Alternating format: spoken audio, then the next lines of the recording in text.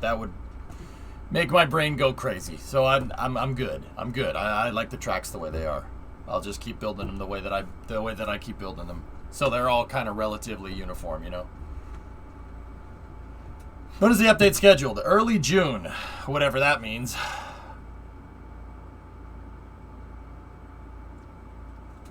So I will see you guys in a little bit.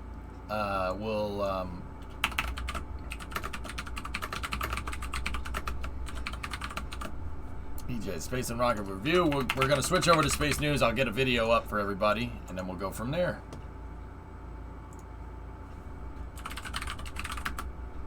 Last, what's up, Cirrus? Also, in the recent dev stream, it's looking like not June for the update. Well, okay, that gives us some time, which is good.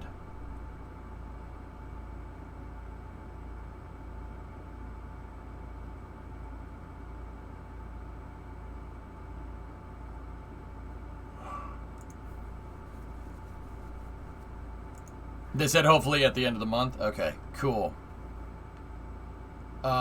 Let me look around here.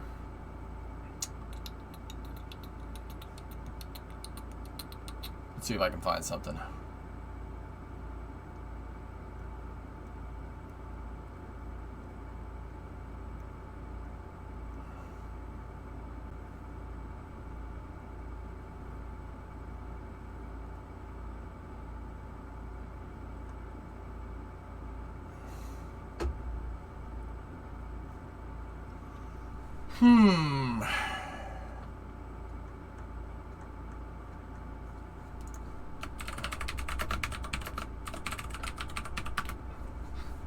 I'll get you opening new frontiers. Let's see.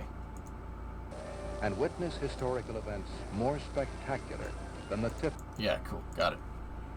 All right. I just wanted to make sure that was the one with the good audio. Okay, fellas, I'll be back in a little bit.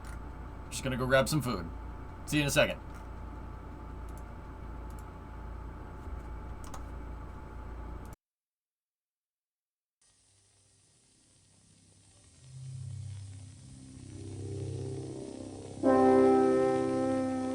In the early days of our republic, Americans watched Yankee clippers glide across the many oceans of the world, manned by proud and energetic individuals,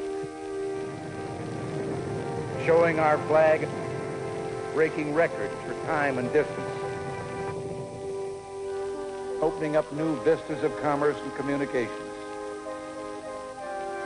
Well, today, I think you have helped recreate the anticipation and excitement felt in those home ports as those gallant ships were spotted on the horizon heading in after a long voyage. The fourth landing of the Columbia is the historical equivalent to the driving of the Golden Spike, which completed the first transcontinental railroad. It marks our entrance into a new era. The test flights are over. The groundwork has been laid. And now we will move forward to capitalize on the tremendous potential offered by the ultimate frontier of space.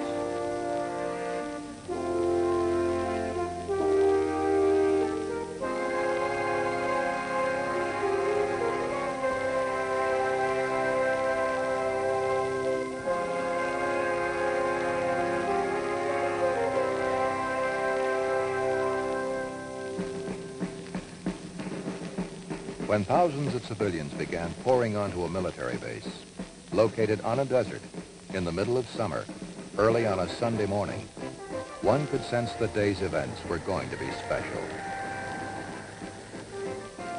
Spectators came to Edwards Air Force Base from all over the nation and all walks of life to celebrate the nation's 206th anniversary of independence and witness historical events more spectacular than the typical 4th of July fireworks display could ever hope to equal.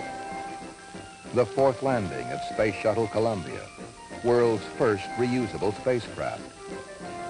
Columbia's first landing on a concrete runway, officially ending the orbital flight test program.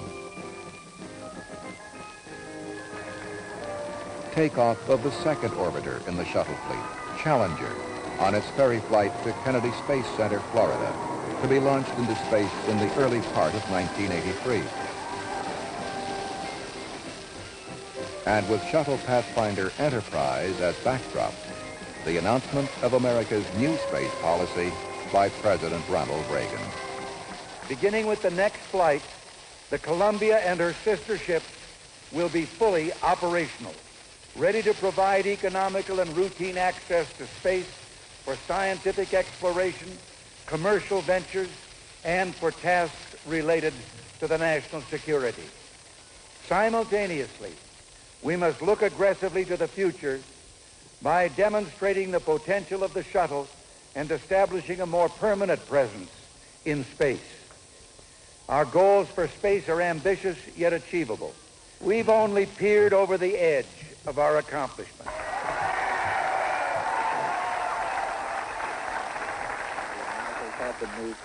Surely, our accomplishments began with Columbia's first launch in April 1981. Engine starts. We have main engine starts.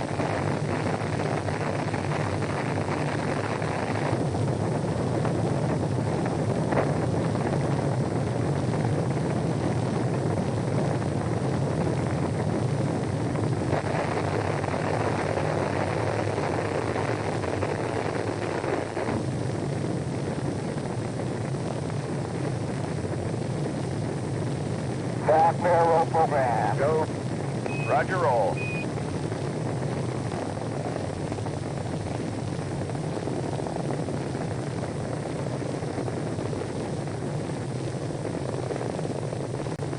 Roll program complete. Roger, roll complete.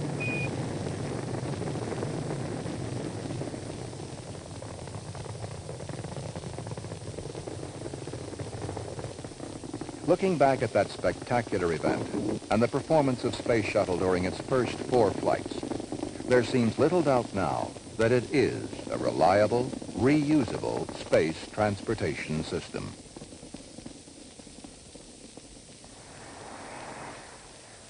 When Columbia first arrived at Kennedy Space Center in March of 1979, there was some skepticism. 2 factors were leading to major delays in the launch schedule. The quest to advance the state-of-the-art in space technology, particularly in engine design and thermal protection, plus budgetary limitations imposed on development and testing of shuttle systems. With 2/3 of Shuttle's tiles already on the vehicle, it was discovered that the bond was not strong enough to keep the tiles from falling off during high-stress phases of flight. The fix, called densification, required that most of the tiles be taken off, coated with a material to increase the bonding strength, then reapplied to the vehicle. The process took over 1 year to complete, but it worked.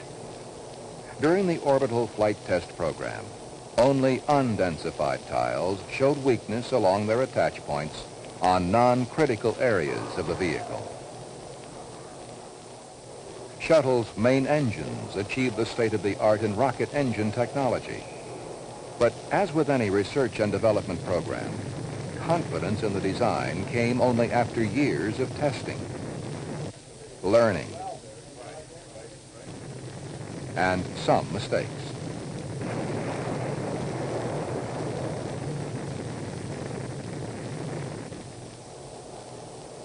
Problems encountered during development of the engines were related to the unique requirements that had to be met. Reusability, up to 55 flights with minimum maintenance. Ability to throttle down to 65%. Lightweight, yet the capability to withstand extremely high chamber pressure. Pressure needed to generate the thrust for liftoff. Many failures that occurred were due to the tremendous pressures and vibration levels created trying to produce the needed thrust.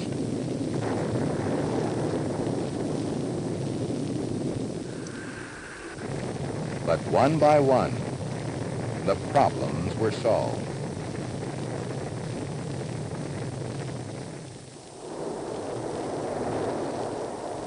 The design was proven long before the first launch. Go for auto sequence start.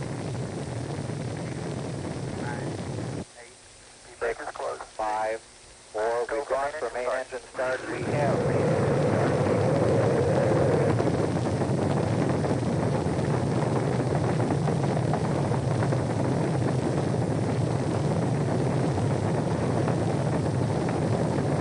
Columbia was launched. Again. And again.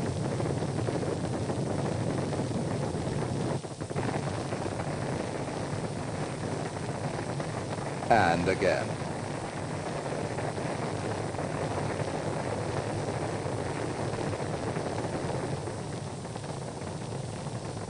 Four times within 15 months, traveling over 8 million miles during the first 4 flights.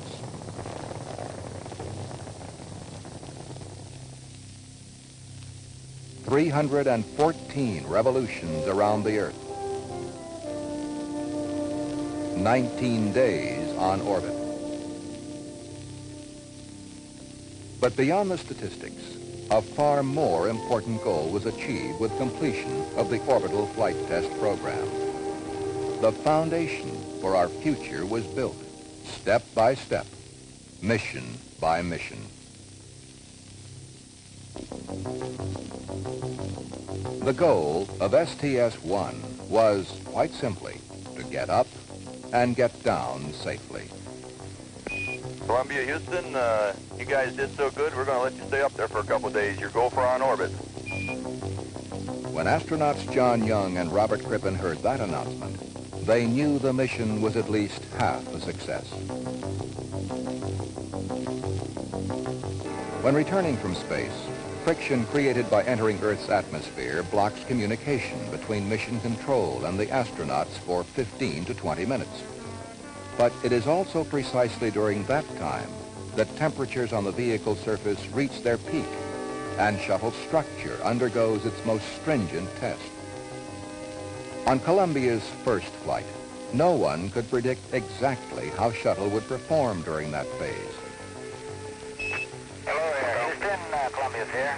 Hello, Columbia. Houston's here. How do you read? Land clear, and we're doing Mach 10.3. With voice contact reestablished, spacecraft and crew had safely passed through the most critical phase of entry. Landing was the final test. Right on right slope. Flown as a glider, Columbia landed without power on the first and only attempt. You're coming. You're down. 50 feet. 40. 30. 20. 10. 5. 3. 2. 1. Touchdown. There's gear. 10 feet. 5. 4. 3. Touchdown. Houston, Columbia's on the roll. Welcome home, Columbia. Beautiful, beautiful.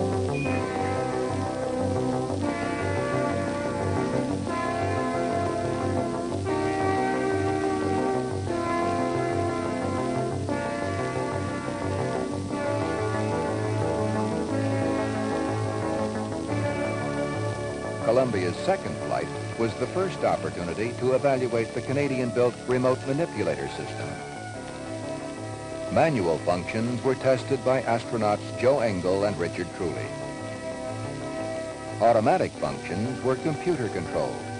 The arm performed successfully in all operating modes.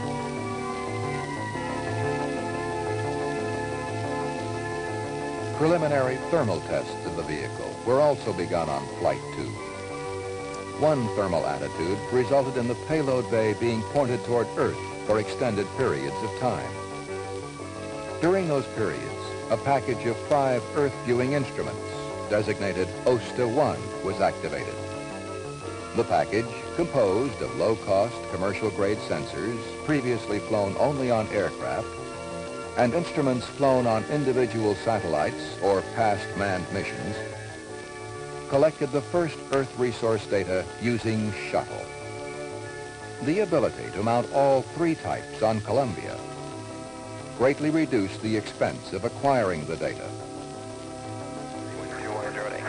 Okay. 100, 50, 30, 20, 10, 5, 3, touchdown. Nose gear 15.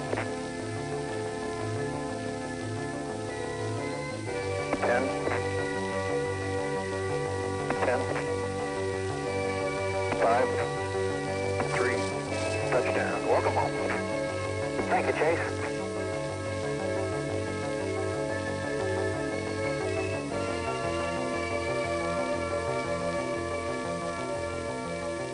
Flight 2 proved Shuttle was truly a reusable space transportation system. Third flight of Columbia was primarily a thermal test of the vehicle, exposing it to the most extreme temperature differentials it could encounter on orbit during upcoming operational flights. No facility on Earth could simulate the same heating conditions Columbia would experience in the vacuum of space, where temperatures could vary greatly from one end of the orbiter to the other, depending on its orientation to the sun. The thermal tests determined precisely what effect different attitudes had on shuttle structure. The vehicle suffered no adverse effects. Evaluation of the remote manipulator system continued on Flight 3. Astronauts Jack Lousma and Gordon Fullerton tested the system's payload handling capability. First order of business was unberthing. Although clearance around the payload was only 2 inches, Fullerton unberthed in just 5 minutes, much quicker than had been predicted pre-flight. Using the plasma diagnostics package, 7 computer-controlled automatic movements of the arm were evaluated to prove scientific instruments could be maneuvered in and around the payload bay. Only some general comments on the arm operation. The operation is smooth. There's definitely a little bit of flex and dynamics, but in the augmented modes, that's very minimized. Really no surprises. If there are any surprises, they're all pleasant. I'm really impressed with that piece of machinery. Hey, that's great news, and we were impressed too. The plasma diagnostic package was one of 10 instruments making up a scientific package on Flight 3 called OSS-1. Shuttle's movement through the ionosphere, electrical buildup on surfaces as it circled Earth, and electromagnetic interference between the ionosphere and electronic equipment on board were evaluated by the OSS-1 instruments to ensure that these phenomena would not adversely affect scientific instruments or sensitive astronomy observations on future shuttle flights. On Flight 4, the Induced Environment Contamination Monitor was used to check for contamination in and around the payload bay, created by thruster firings, outgassings, and water dumps. 11 separate components of Shuttle's induced environment were measured. The desk-sized monitor was the heaviest payload lifted by the remote manipulator system during the orbital flight test program.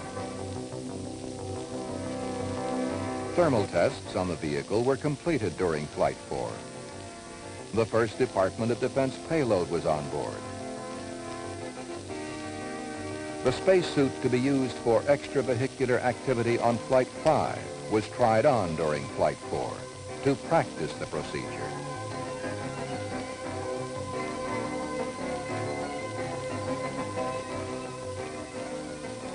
And astronauts T.K. Mattingly and Henry Hartsfield conducted a thorough evaluation of on-orbit procedures for the upcoming operational era of spaceflight, when Columbia will launch into Earth orbit on a routine basis.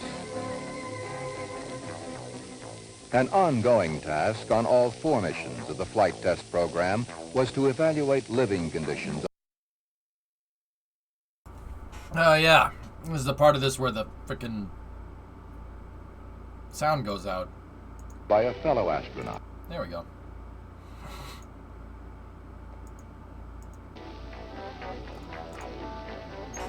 Whoops. Alternate methods of anchoring oneself in weightlessness were also appraised.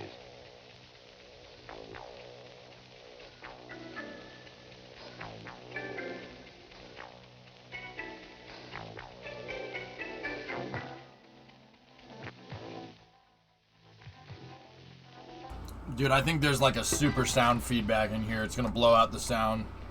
I remember this now. Presently, it takes approximately 30...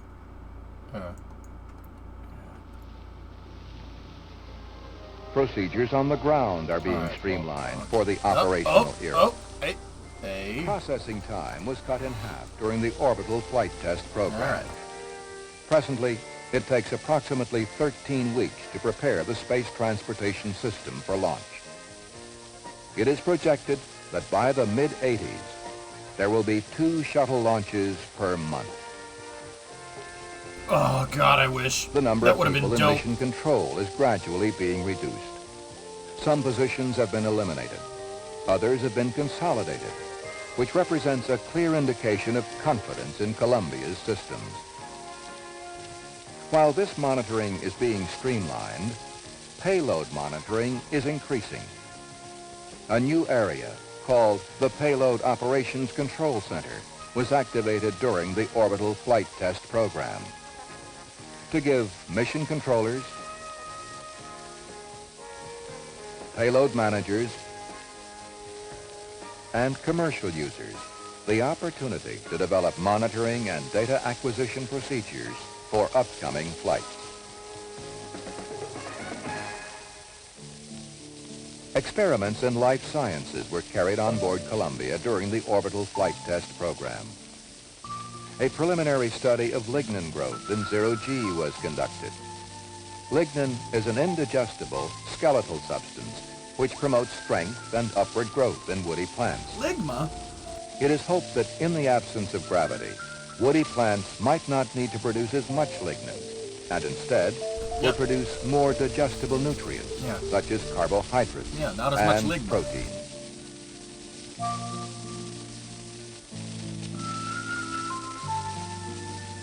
The effect of weightlessness on some flying insects, bees, moths, and flies, was studied. Oh yeah, Jess, The I forgot project, about that. conceived by a high school student, was one of 3 Probably gonna get experiments that. flown on Columbia as part of an annual science competition co-sponsored by NASA and the National Science Teachers Association. Did they do commercial missions? Yeah, with the shuttle. Equipment to process materials in zero gravity on future flights underwent initial testing during the orbital flight test program. Oh, Tess, The I forgot about monodisperse that, latex dude. reactor made I'm almost done polystyrene eating, dude. latex Let's just- microspheres to determine if large... Here, let's see if we can flip it over. Did you re-upload it to the YouTubes? Oh, you did. All right, where are we? 2255. Okay, let's go over here. Thank you for doing that. I appreciate it. Sorry, I forgot about it. Let's go over here. Boop. In the absence of gravity, woody plants Much might better. not need to produce as much lignin, and instead will produce more digestible nutrients, More ligma. such as carbohydrates and protein.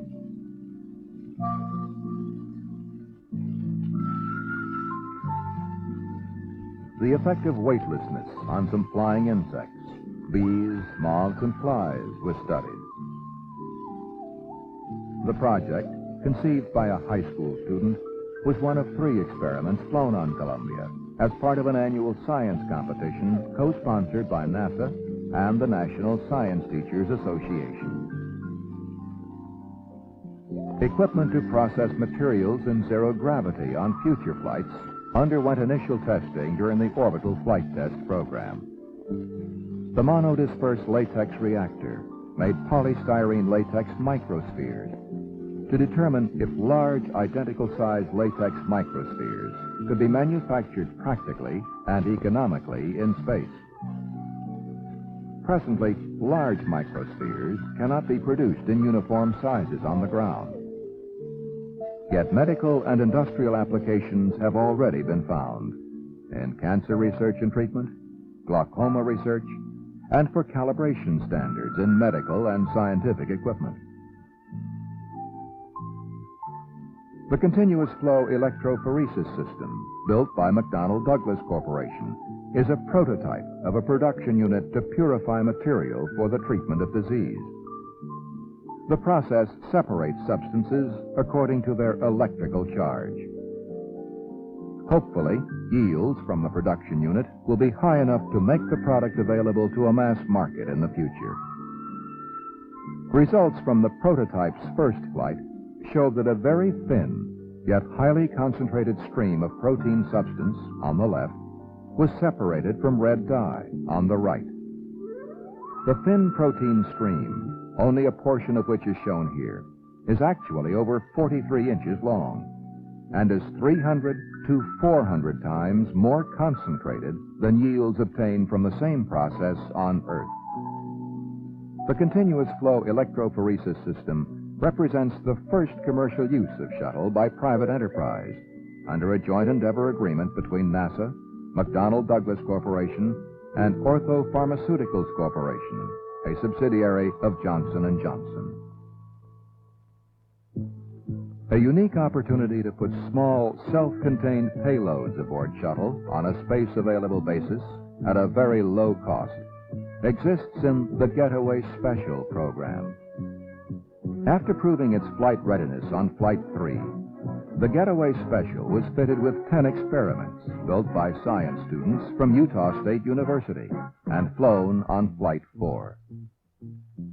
Deposits for Getaway Specials on future flights, private enterprises' interest in flying payloads on board shuttle, missions planned into the next decade, all reflect the confidence this nation has in the space transportation system. All objectives of the flight test program were achieved. Two of the most significant events were not planned. Just prior to the third launch, tons of landing and recovery equipment had to be transported from California to New Mexico, a 1,000-mile journey, because heavy rains in California prevented a landing there. An entire encampment had to be built at the New Mexico landing site, Northrop Strip, and the task had to be completed within 4 days. Just prior to landing on the same mission, only 1.5 hours before touchdown, an unexpected sandstorm blew into the area. As you could probably surmise, the winds have been coming up all day. It was still acceptable until his last pass, but during John's last pass, the visibilities were unacceptable and the turbulence was severe. So it's not a good day, and we're going to wave off for 24 hours. Over. Plans were implemented immediately to stay on orbit an extra 24 hours. We've had a good drill. The flexibility to remain on orbit until weather conditions improve and land at an alternate strip could not have been demonstrated by previous spacecraft. Only the shuttle has that capability. It meets a need, providing access to low Earth orbit on a routine basis. By launching on time, serving as a platform for Earth observation and space observation, deploying payloads, operating in extreme temperature differentials while on orbit, providing ample living accommodations for astronaut crews, landing on lake beds,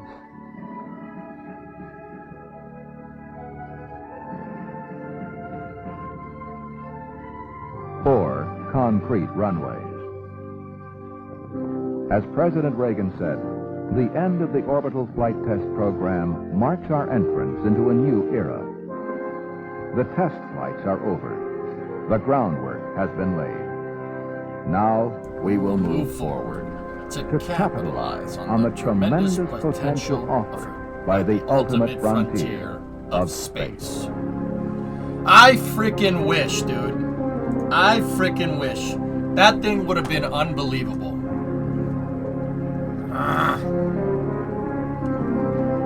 Annoying. Annoying. Anyway, Tessa, thank you for redoing the audio there. All right, let's space news it up. There is a lot of links and a lot of stuff to talk about today, so let's jump in. And then we got stationeers after this. All right. We got videos from ABL today too. That's pretty nice. We got the Starship stuff going on. There's Firefly stuff going on. NASA's working on SLS parts. There's an OIG report where we can sit there and laugh at how the OIG constantly misassesses the situation going on at NASA. Feel like Sean Connery and frickin' in Hunt for Red October. What books have you read? I wrote a book called about Admiral Halsey called The Fighting Sailor. I've read this book. Your conclusions were all wrong. Halsey acted stupidly. I don't understand. What just happened? Did I just shoot somebody in the face?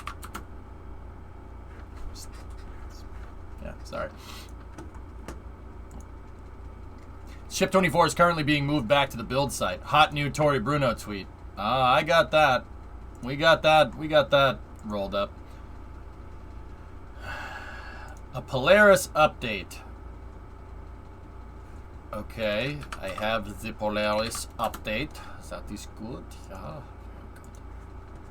Ooh, burn. Sorry. I don't understand what just happened. Did I just... I can't do that. I'm with the CIA. CIA? I mean, wait, Tessa, doesn't he shoot somebody in the... Be careful. Not everything in here reacts well to bullets.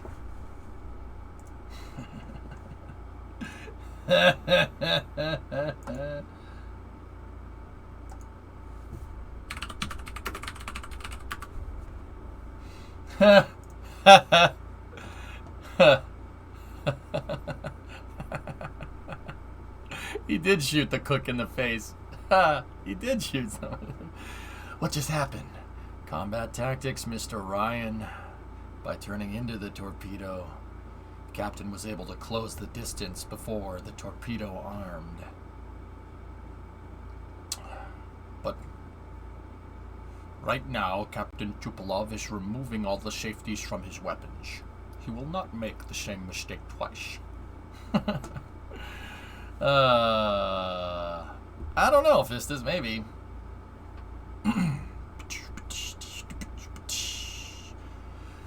So do you know how to set up a dedicated server satisfactorily? I'm looking at running it on a virtual server. Ben, I actually don't. I never played multiplayer Satisfactory. I've never done it. So I actually don't know Discovery, go at throttle. how that works, man. I'm sorry. I wish I could be more helpful.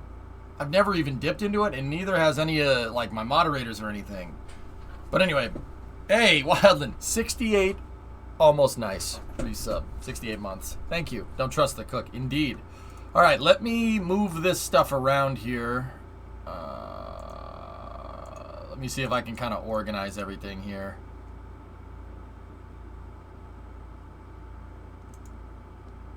Okay, we'll start with that.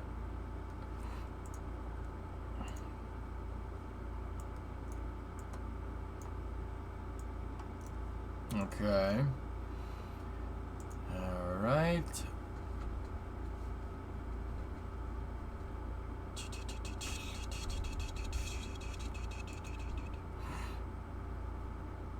There's the OIG stuff. I'm trying to keep that all together. Polaris Dawn update. All right, I'm gonna try to get the quick stuff done first. That can go with that. That can go there.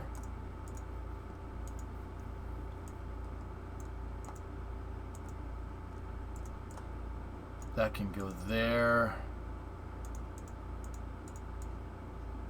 That's OIG stuff. We'll put the Polaris Dawn stuff in there as well. I like to set up the tabs in order, so I kind of try to segue one thing into the other. Something new I've been trying.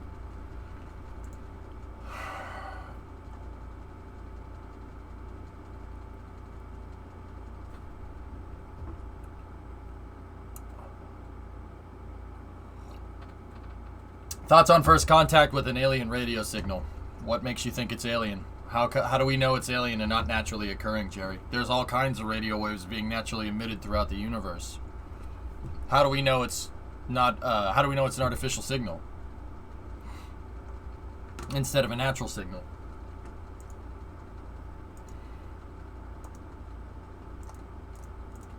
Okay, I think we're good here. Yeah, Jerry, like don't get me wrong, I'm not being skeptic. There's probably life out there. And if we discover it, well, that would be really nice too. But yeah, I mean,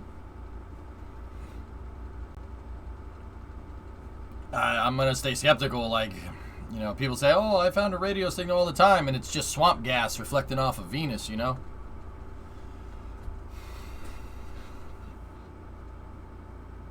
Yeah, there's a lot of stuff that it couldn't be. There's a lot of stuff that it could be, there's a lot of stuff that it couldn't be. That's where I'm at, dude. But yeah, anyway, let me get the newest NSF video up at the tail end of space news. Okay, I think we're good. All right, so you guys want to feel insignificant today? Anybody feel like you're not doing enough to better yourself and people around you? Here's a tweet from Johnny Kim.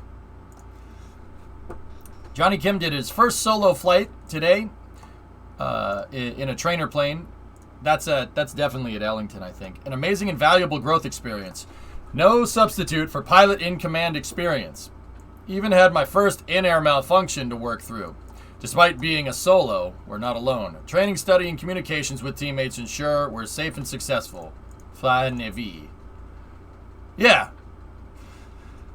So, Johnny Kim's a pretty cool dude. He did a first solo flight today because of course he's learning how to fly planes. Why wouldn't he be? So Johnny Kim is basically a person that when you see his resume, you will feel terrible about yourself. Okay? So, here we go. We'll go through it. So, he joined the Navy, and he made it to the SEAL teams, and he served in combat as a Navy SEAL. So there's that. In Afghanistan, yeah. So, yeah. Seen combat, yeah. Yeah. Then he came home, and then he decided, well, you know, being a Navy SEAL isn't good enough. I'm going to be a doctor as well. So, yeah, then he became a doctor. Yep. He has an MD. He has a medical degree. So he's Johnny Kim, Navy SEAL doctor. And then he just decided he wanted to become an astronaut. And then he did that too. So he's a cowboy, astronaut, millionaire, doctor, Navy SEAL. And now he's learning how to fly planes. Are we sure this guy isn't the T-1000? Oh, yeah, he went to Harvard, might I add. Yeah, Harvard Med. Yeah, not exactly an easy thing to graduate from.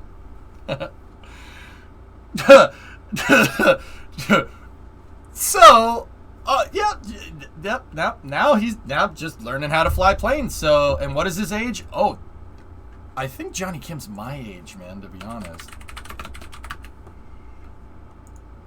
Oh, 84. Okay, he's 38. All right, he's 38. Okay, we're good. We're good. Yeah. He's my vote for the first man on Mars. And man, he needs to be the first one on the moon.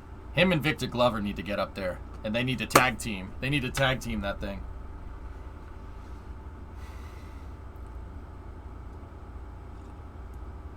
What do you want to be when you grow up, Johnny? Well, that kid said doctor. That guy said Navy SEAL. That guy said astronaut. I just want to do all three of those. I'm just going to do all three of those. And pilot, too. Yeah. Yeah. That's the dream team right there. Man, I'll take Johnny Kim and Victor Glover. And then, you know, it needs to be a 4-person crew. So, how about we get, let's see, let me think. Jessica Meyer up there.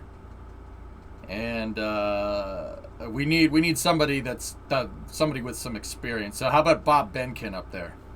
Bob Benkin, Jessica Meyer, Victor Glover, and Johnny Kim. Because frick you. Because how much skills do you want? All of them. Only 2 would land, though? You need to set up a fantasy astronaut league. Victor and Ann McClain? Okay, that would be good, too. Yep.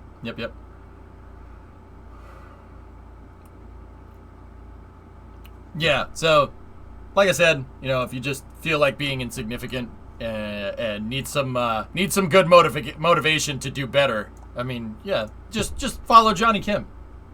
No, seriously, really, really cool dude. I'd love to meet that guy someday. He's like, you know, in Men in Black, you know, Second Lieutenant Jake Jensen, graduate with honors. We're here because you're looking for the best of the best of the best, sir. Like, that's that guy. That's that guy. Boy, Captain America over here.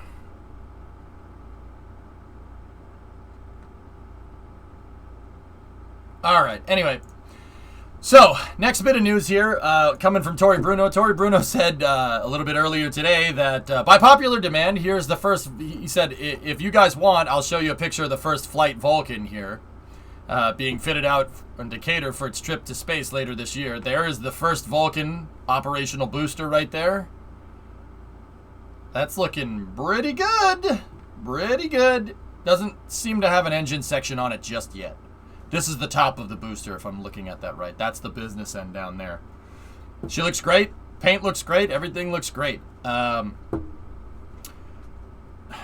would say that they'll get this in by the end of the year, judging by what I'm seeing right here. This looks like they're making some pretty damn good progress. That is definitely flight hardware right there. You can tell it's flight hardware because of the way it is. No, it's intricate enough. That looks like it should. That looks complicated, right? It looks complicated, so it's probably flight hardware. Yeah, if it looks complicated, well, it means it probably is. They wouldn't fit out a dummy booster with all this stuff. You know? That's how I like to look at that. This is a hell of a reminder that our current class of astronauts is the best since Apollo, maybe even Mercury. Yeah. Time will tell. Time will tell, amigo. Obviously, some Italian just spilled some spaghetti on the booster. Yeah. So there's the first flight Vulcan. There's been some criticism around to see it, like if they're gonna get this done by the end of the year, but I think they'll have the test flight off by the end of the year. I mean, judging by what I see here, this thing is pretty kitted out. It looks like it might not have the engine section on, but the jig right there, see that jig with the yellow aesthetic bars on it, the OSHA bars? That looks like it's for installing an engine section, if I'm looking at that correctly. Because why would you need railings up here halfway up the booster? Think about it. And I know people are going to say, oh, it's so they can access this. Well, the booster is on a jig with rollers right there. So if they need to access any part of the booster, they can turn it. See, then why is that platform there? Well, that's the platform for installing or outfitting the engine section. I'm pretty dang sure. What if the jig is up?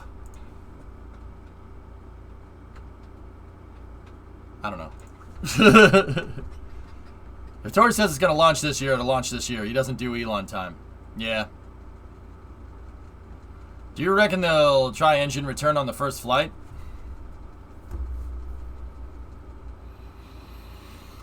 That's actually a really good question. Yeah, maybe, Vasya. Yeah. I think they'll test something. I mean, you might as well. It's just like, I mean, okay, let's think about it. Think about it like SpaceX for a change. Why wouldn't you? It's not, I mean, the first stage, as long as that first stage delivers the payload, right, and the engines don't, like, become detached on the way up, right, I think you're fine. I think it'll give them plenty of time to prototype. They can prototype it, and as long as the second stage, as long as that Centaur 5 with payload gets where it needs to go, yeah, if you have nothing to lose there, right? So if it was me, I would be outfitting this with smart reuse from the start. And it looks like that's what ULA had been doing. If I'm going to be very, very candid, that looks like what they were doing from the start. They just didn't tell anybody about it because the contract wasn't finalized for the 38 freaking Vulcan launches that they have. Have they done drop tests with a mass simulator? Yes. Yes, they have. Tory Bruno teased it about 2 weeks before the $10 billion Amazon contract came around. Yep. Wouldn't it take a lot of time just to develop that system? They've been developing it in secret, Laz. I doubt they'd try smart reuse before like 2024. Why? Why wouldn't you? I think they have said that they won't, but I assume that they will have sensors running or something.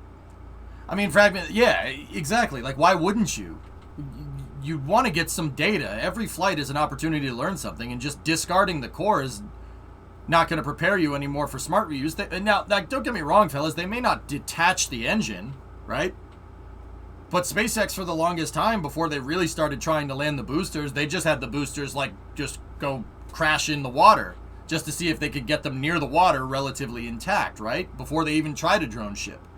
So I'm sure ULA will use that opportunity to get some telemetry. Like, maybe have the decoupler, test the decoupling system first, so you can quick detach the engine section with no, like, and then no heat shield or something. Or, you know, then like in a later test, detach it and then inflate the heat shield with no parachute, right? And then you know, like roll out stuff slowly, which seems to be a lot more like how ULA works. But I don't know, maybe, who knows?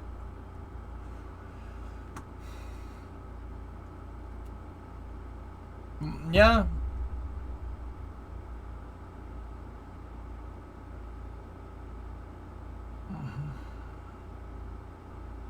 I think personally, Signer, they've been doing this from the start. You wouldn't incorporate that kind of design feature. That wouldn't be retrofitted. Let me put it to you like that. Okay? Yeah,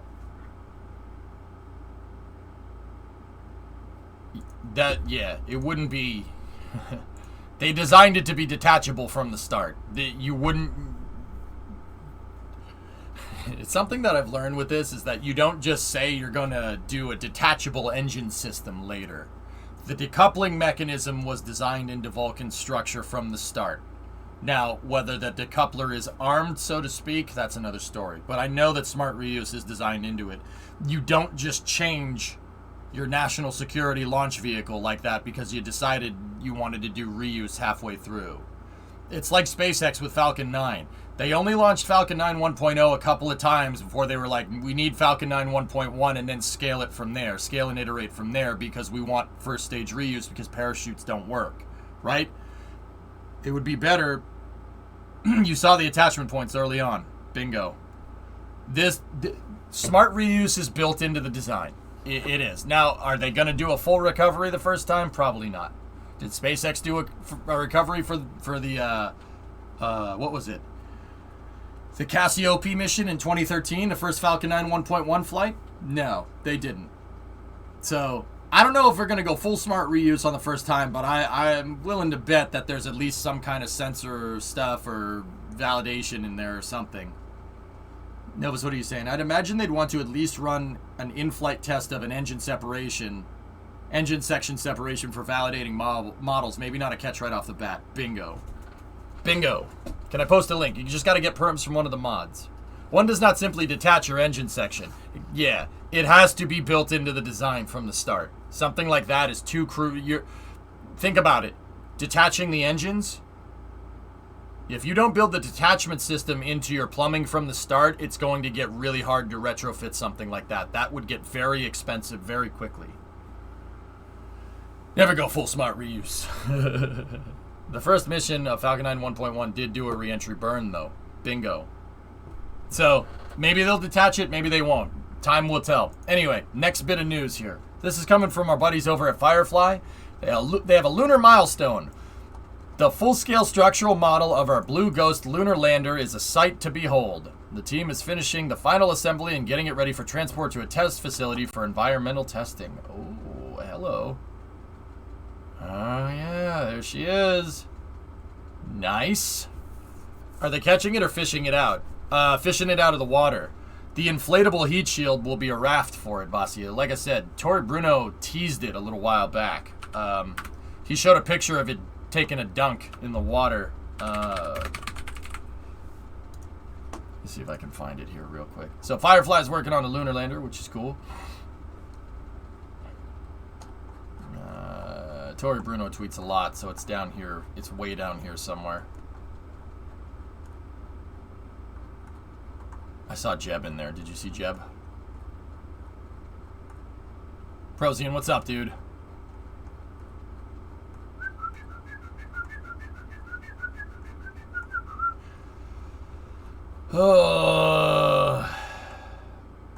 Awesome model right there.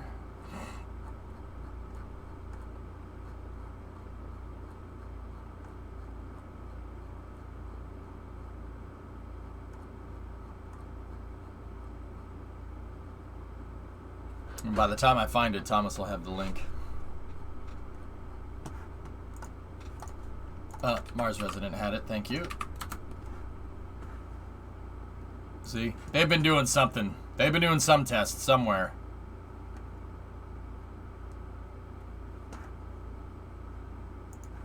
Yeah, see? This was back on the 3rd. See what I mean? There's no way that that's not built into the design. That's definitely an engine section boilerplate.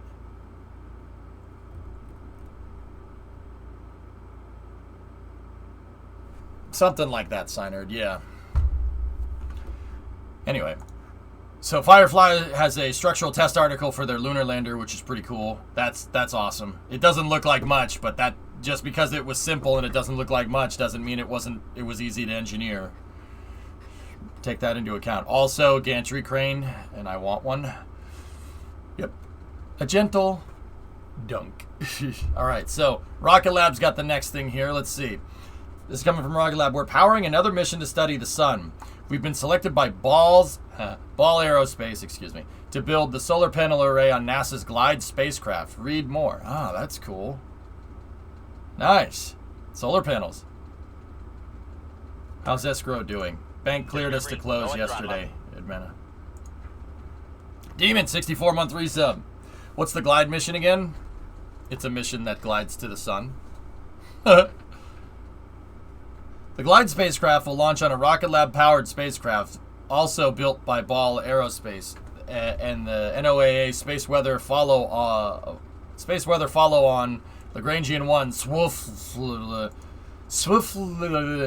is a heliophysics mission that will collect solar and wind data and coronal imagery to meet NOAA's operational requirements to monitor and forecast solar storm activity. Bingo.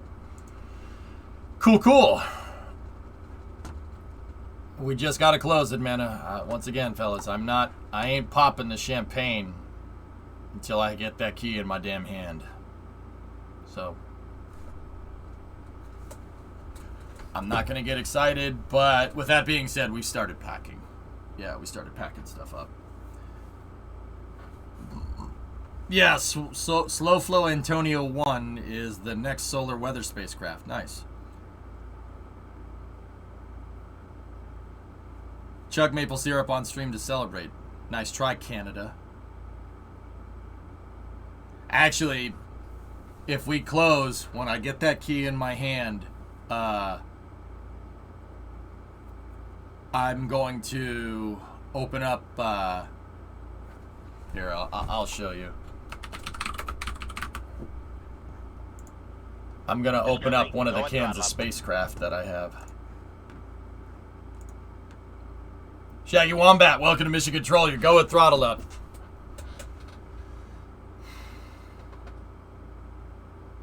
How you doing? I'm good, Queer.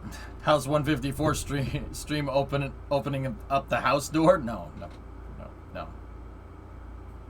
What I'm thinking about though is showing you guys the apartment if you really wanted to see it. I mean, it's not much, but I mean, I'll show it to you because we ain't gonna live here no more.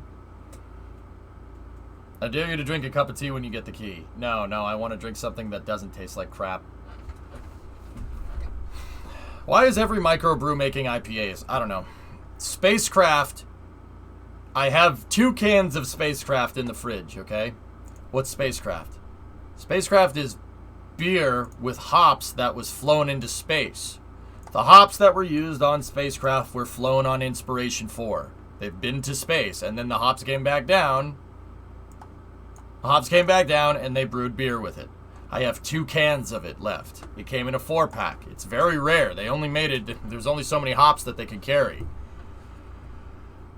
So, I have 2 cans of it left. I already drank 1. I drank 1 right off the bat, and then I forget what the second one was for.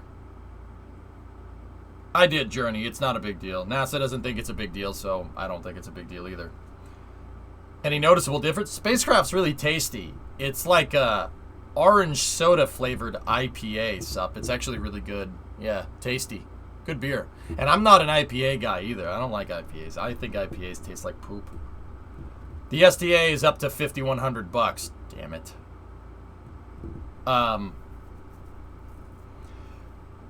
So I have 2 cans of spacecraft. I was saving this one for the Starship orbital test, which might already happen. It might happen sooner rather than later. And then the 4th can, the last one, which I'm probably not going to be opening for a little while, I will open that up and drink it when we set foot on the moon. That's going to be in my fridge for a little while. But that's what it's there for.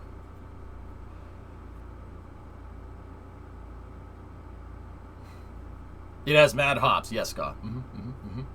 It's got to be long skunked by then. Whatever. But I will crack open. That's my champagne. I will crack open some spacecraft for when I get that key in my hand. That's what I'm waiting for. I ain't celebrating until that. I ain't heard no fat lady. What is it with the fat lady? You're obsessed with the fat lady. Does beer last a long time? It depends on the conditions in which you store it.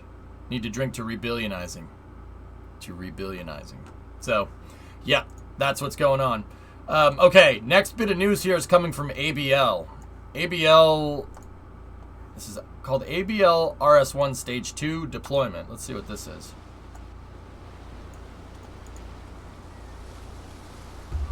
Maybe Winterside.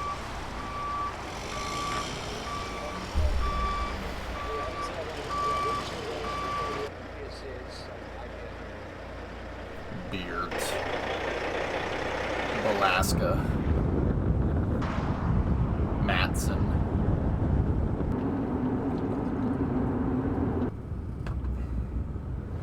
No, ABL is another small sat company.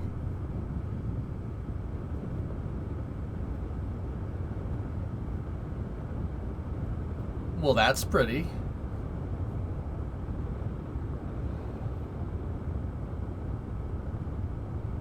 Discovery, go and throttle up. Ren, gifted a sub to Storm Cloud.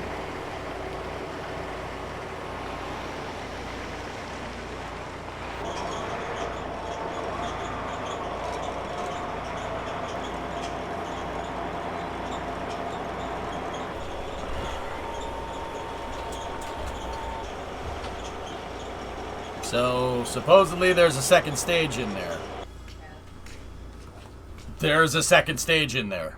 In that shipping crate. Huh.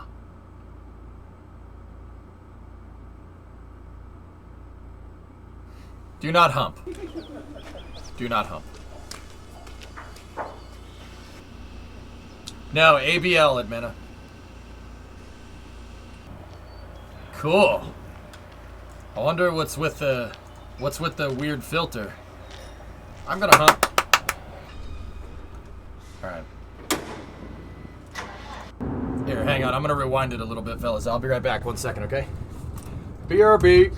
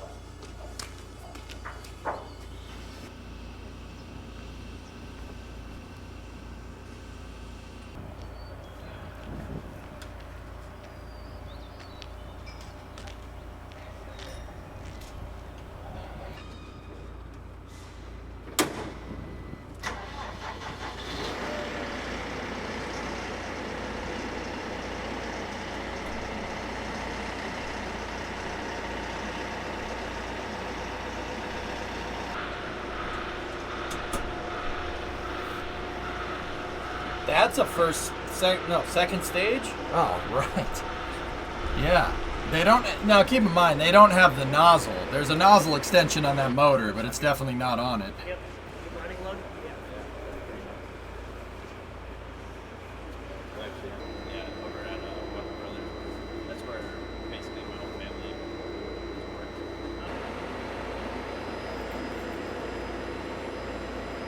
That's a stage. Yeah, Tesla, I got it. Oh, don't drop it. Please don't drop that. Oh, man. Parts of the first stage over there on the left.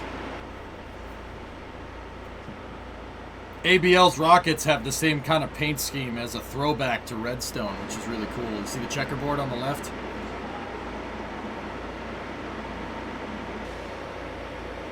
Look at it, a little baby second stage. This is a little baby. See what I mean, fellas, about flight hardware? It looks complicated, right? It looks complicated. So it's flight hardware.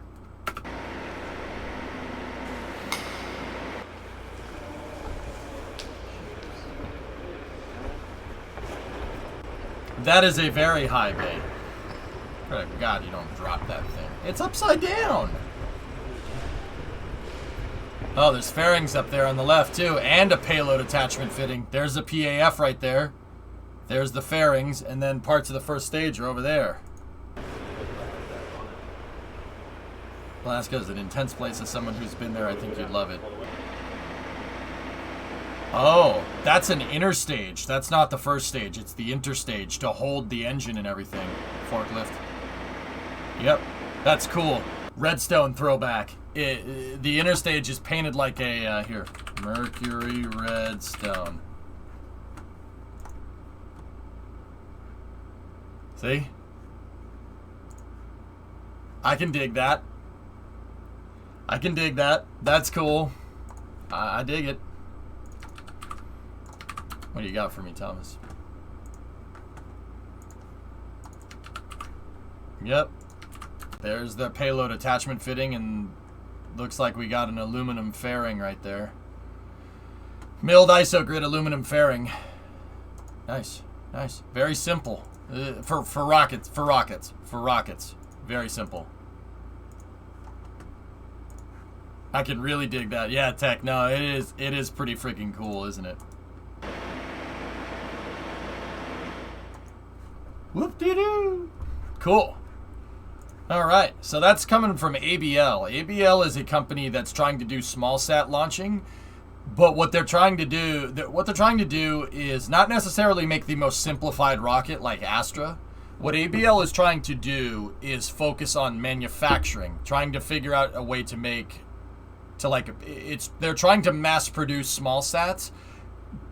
The design is not as simple as Astra's rocket, but they're basically trying to figure out how to make a kind of a run-of-the-mill rocket. So like a very typical rocket with like an aluminum fairing or something. No like carbon fiber or anything like that. Very, very like kind of run-of-the-mill rocket, I guess. They're trying to figure out ways to mass produce like regular rockets. It's not like Astra where their rocket is about as simple as you can get for an orbital launch vehicle. And it's made out of like off-the-shelf parts, because that's what Astra's rocket is. Astra's rocket is made with off-the-shelf parts. ABL is still using specially manufactured parts. That what ABL is trying to do is make find ways to optimize the manufacturing, which is pretty neat. Final integration hypu. Okay. I have this tweet already. Cool. So let's go to the next thing on Twitter here. This is just a quick kind of side note. Planet Demos, a guy named Sean on Twitter, who's a NASA intern and a spaceflight photographer, check this out. He walked out of OSB-2 and saw this driving by. So if you're wondering, shuttle transporter, first of all, this is booster 1069. Booster 1069 was the booster that Octograbber kind of drove into and broke all the engines, and because the booster was too low. Also furred. And yeah, everybody thought it got scrapped after the Octograbber ran into it and damaged 3 out of 4 of the legs and like I think 5 out of the 9 engines. But this is the first time we've seen it since it basically crash landed onto the drone ship. But yeah, it's still in one piece, which is pretty neat. Sean's a great guy. Oh, very nice. Very nice. So, this is a quick kind of detour for space news, but it is more space news. Check this out. So we know that Stuff.Space is gone, right? Like we know that Stuff.Space is out. I don't know where that site went, but Stuff.Space was kind of an approximation of all the tracked debris around Earth. Now, Stuff.Space is not back, but we do have something that I thought you guys might find pretty cool. This is satellite-map.space. Check this out. So it's something very similar to Stuff.Space, and actually it's pretty much showing all the different Starlink satellites that are going on. Well, not Starlink. This is just all... Well, this has Starlink highlighted from what I can tell. But, yeah, there's all different types of satellites here. Yeah, I think this is all Starlink satellites, yeah. Yeah. And then I think they got OneWeb as well. Yep, there's OneWeb. That's the OneWeb constellation. Now, keep in mind, this is approximations, I'm pretty dang sure. What about global positioning? Yep, that's GPS. That's right. What about this? What the hell is that? Oh, that's Baidu. Oh, they have all the different GPS out here. So, that's a Galileo satellite. Another Galileo. There's Navstar. Navstar is U.S. global positioning satellites. Beidou is China. GLONASS is Russia. And then Galileo is the Europeans. Cool. So, this is actually pretty freaking neat. Let's just go... Yeah, this is back to Starlink. You can see there's a couple of Starlink trains going around. What's up with the hexagons? My guess is the hexagon is... The hexagon is Starlink coverage, I think. I think that's Starlink coverage. I'm not sure.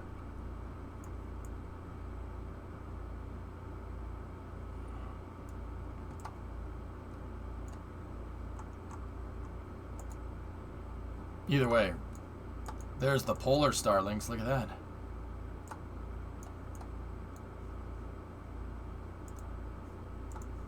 that.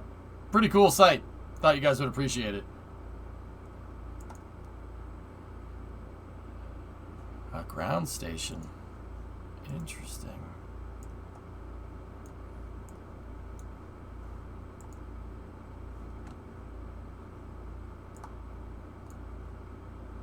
Yeah, the primary identifier is NORAD. Yeah, that's cool. So, yeah, pretty freaking neat. Thought you guys would appreciate that. What's the homepage? Let's see.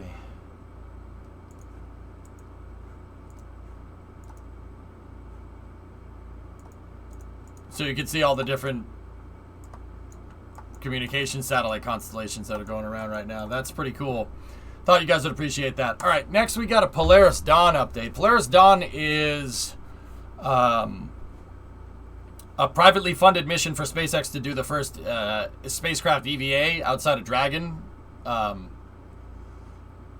it has a 4-person crew to do, like, they're going to go outside of the capsule and stuff. So it's Jared Isaacman, the same guy that did Inspiration 4. That's Scott Poteet right there. Sarah Gillis and Anna Menon. And Sarah and Anna are two SpaceX operations response engineers. They're the people that talk to the NASA astronauts on console during the NASA like Crew 1, Crew 2, Crew 3, Crew 4, which is actually really freaking cool. Let's see what their update is. Check out last. Similar, but more detailed. Oh. Neat. Yeah, I'll check it out. Over the past 3 months, SpaceX and Polaris teams have been hard at work in preparation for Polaris Dawn's targeted launch, scheduled no earlier than the 4th quarter of 2022. Development is underway on multiple fronts as teams continue to identify scientific research and experiments, design, build, and test the spacesuit required for the first commercial spacewalk, develop technological firsts for Starlink, fundraise with the Polaris program partners to raise awareness of the mission's purpose with St. Jude, and more. Below is a quick overview of some of the recent mission updates. Highest altitude. The first Polaris Dawn mission is targeting an apogee of 1,400 kilometers. This Dragon mission will take advantage of Falcon 9 and Dragon's maximum performance, endeavoring to fly higher than any Dragon mission to date and further than humans have traveled since the end of the Apollo program in 1972. Falcon 9 will launch Dragon and the crew from Launch Complex 39A at KSC in Florida to an elliptical orbit with an apogee of about 1,200 kilometers and a perigee of 190 kilometers. After verification of a healthy vehicle, Dragon's Draco thrusters will fire to raise the spacecraft's apogee to an altitude of 1,400 kilometers, where Dragon will remain for several orbits before lowering to a coasting elliptical orbit of 700 by 190 for the remainder of the mission. That's a long way up.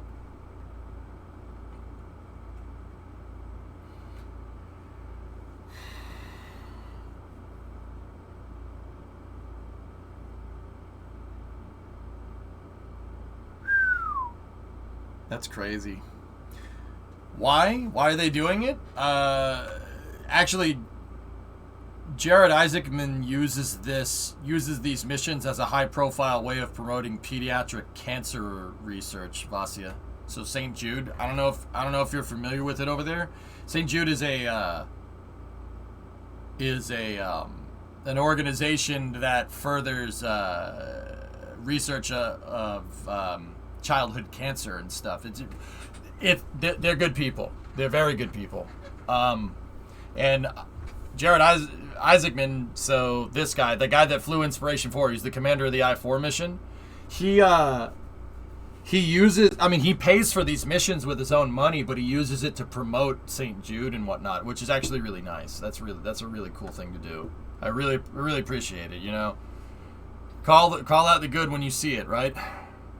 No, I was referring to a message above about expending the booster. Oh, okay. All right, cool. The Polaris crew began training in May in California, kicking off the start of their mission with 2 days of basic medical and scuba training to learn skills that will help the crew communicate during the first commercial spacewalk. Nonverbal communication and buddy support skills used in scuba are comparable to communication skills used during extravehicular activities. Buzz Aldrin was the guy that came up with that, by the way.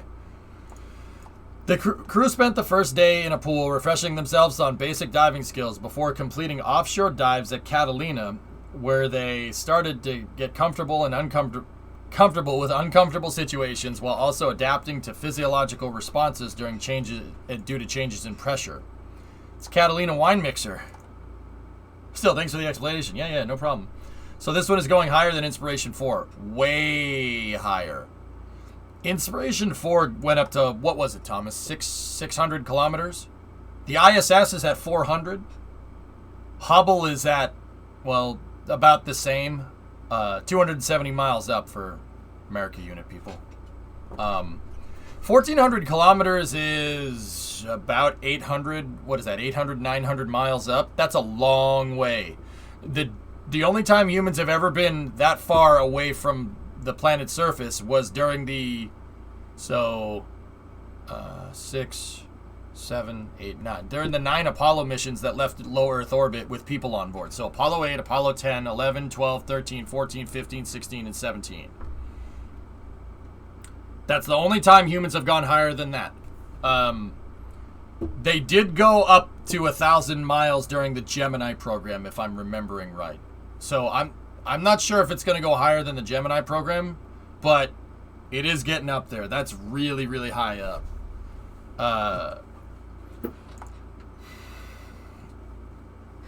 The Polaris Dawn crew completes scuba training to aid in preparation for the mission's extravehicular activity. Scuba is only one element of SpaceX's training program planned for the Polaris Dawn crew. To continue to build team dynamics and trust, the crew completed multiple high-altitude climbs in Ecuador, including Cotopaxi. I think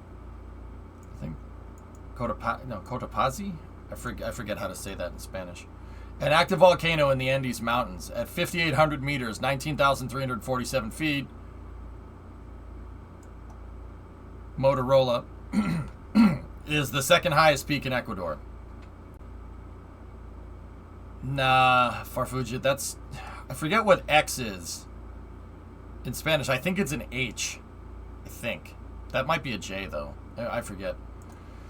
It's the second highest peak in Ecuador. The expedition return crew required the crew to not only acclimate to different altitudes throughout the climbs, but rely upon basic technical mountaineering and glacier crossing skills. Stay tuned to this site for more details to come for the team's exciting trip to Ecuador. Oh, very nice. Very nice. First Dawn mission coin. Whoop.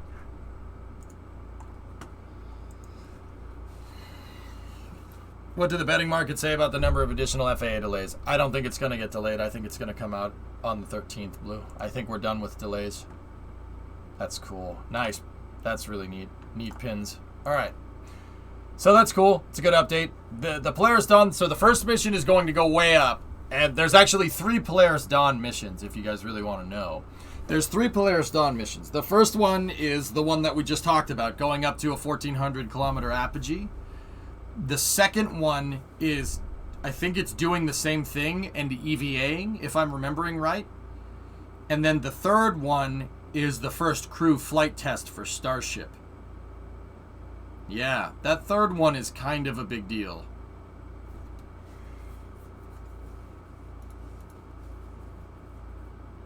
Video from one of the climbs. That's pretty cool. Said it before and I'll say it again. Scuba diving feels like being in space. I know you have a phobia of the water, but damn, it's worth it. I don't have a phobia of water in real life at Mena. It's just in video games. I go swimming all the time in the ocean. A lot. It doesn't bother me. Not in real life, no. It's just in video games, dude. I can't explain that one. It's very weird. The EVA is planned for Polaris Dawn, which is the first mission. The other 2 missions are just known as Polaris 2 and 3 right now. I thought the EVA was on the second mission, Thomas, but it doesn't matter. We'll figure it out. So more Subnautica streams to overcome your fears. Sweet. I also believe in putting effort where effort is required. Overcoming a fear in a video game league is not high on my priorities list. So, no, that's not happening. I have bigger fish to fry. I'd rather learn how to actually scuba dive than do that.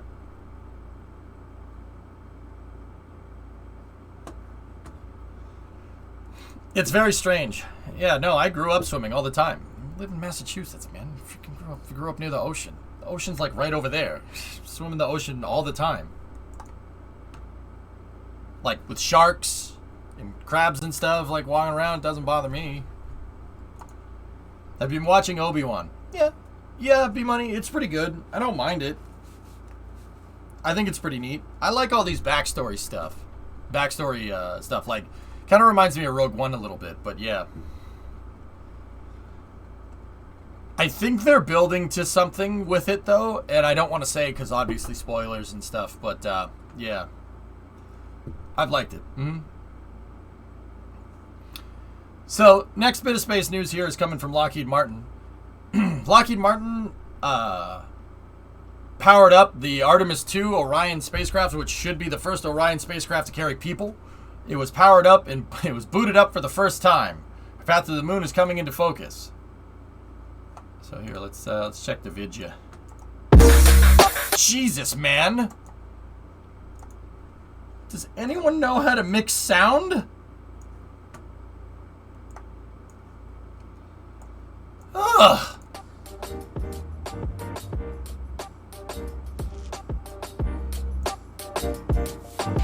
Sorry about that. I'm awake!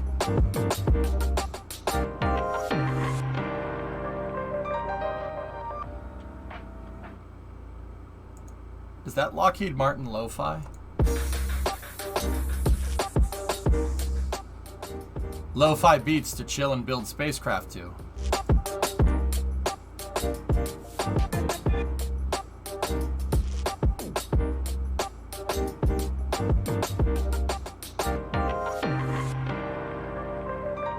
What? What? Warn us next time.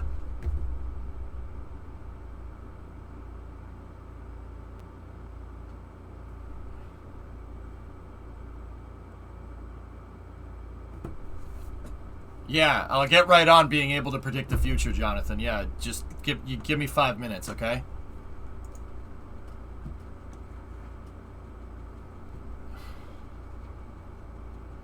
You don't smell burnt toast, do you?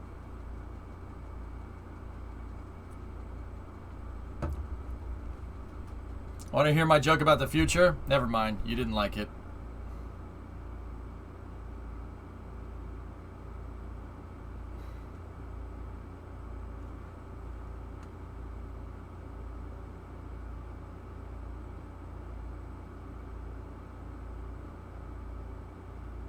You guys all right?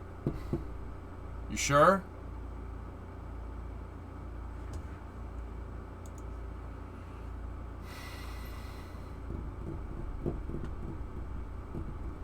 You sure?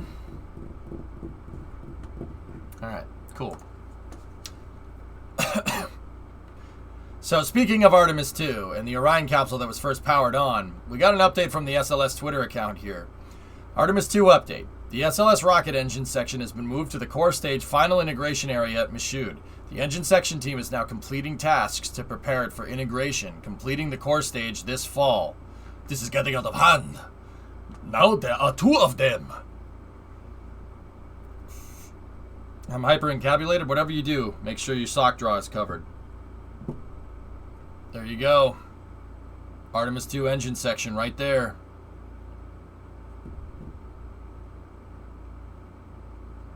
Very nice. Very nice. Very nice. Excellent.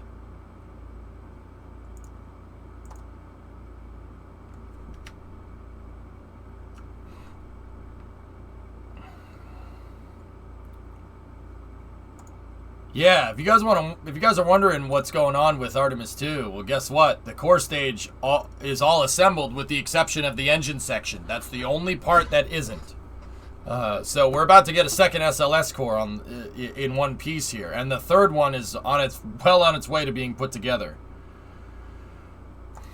which is really neat. I'm going to take this picture and I'm going to put it in my SLS folder.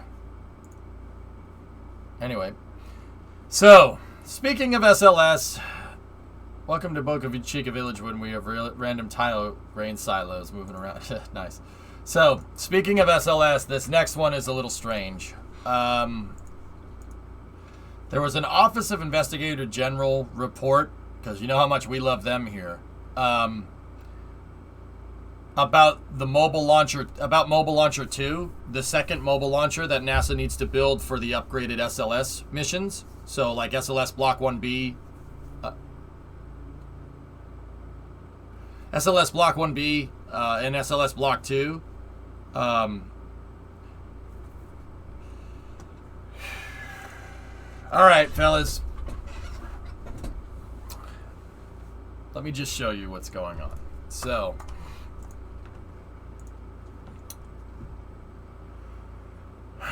all right. So, this is for the second mobile launcher for SLS here.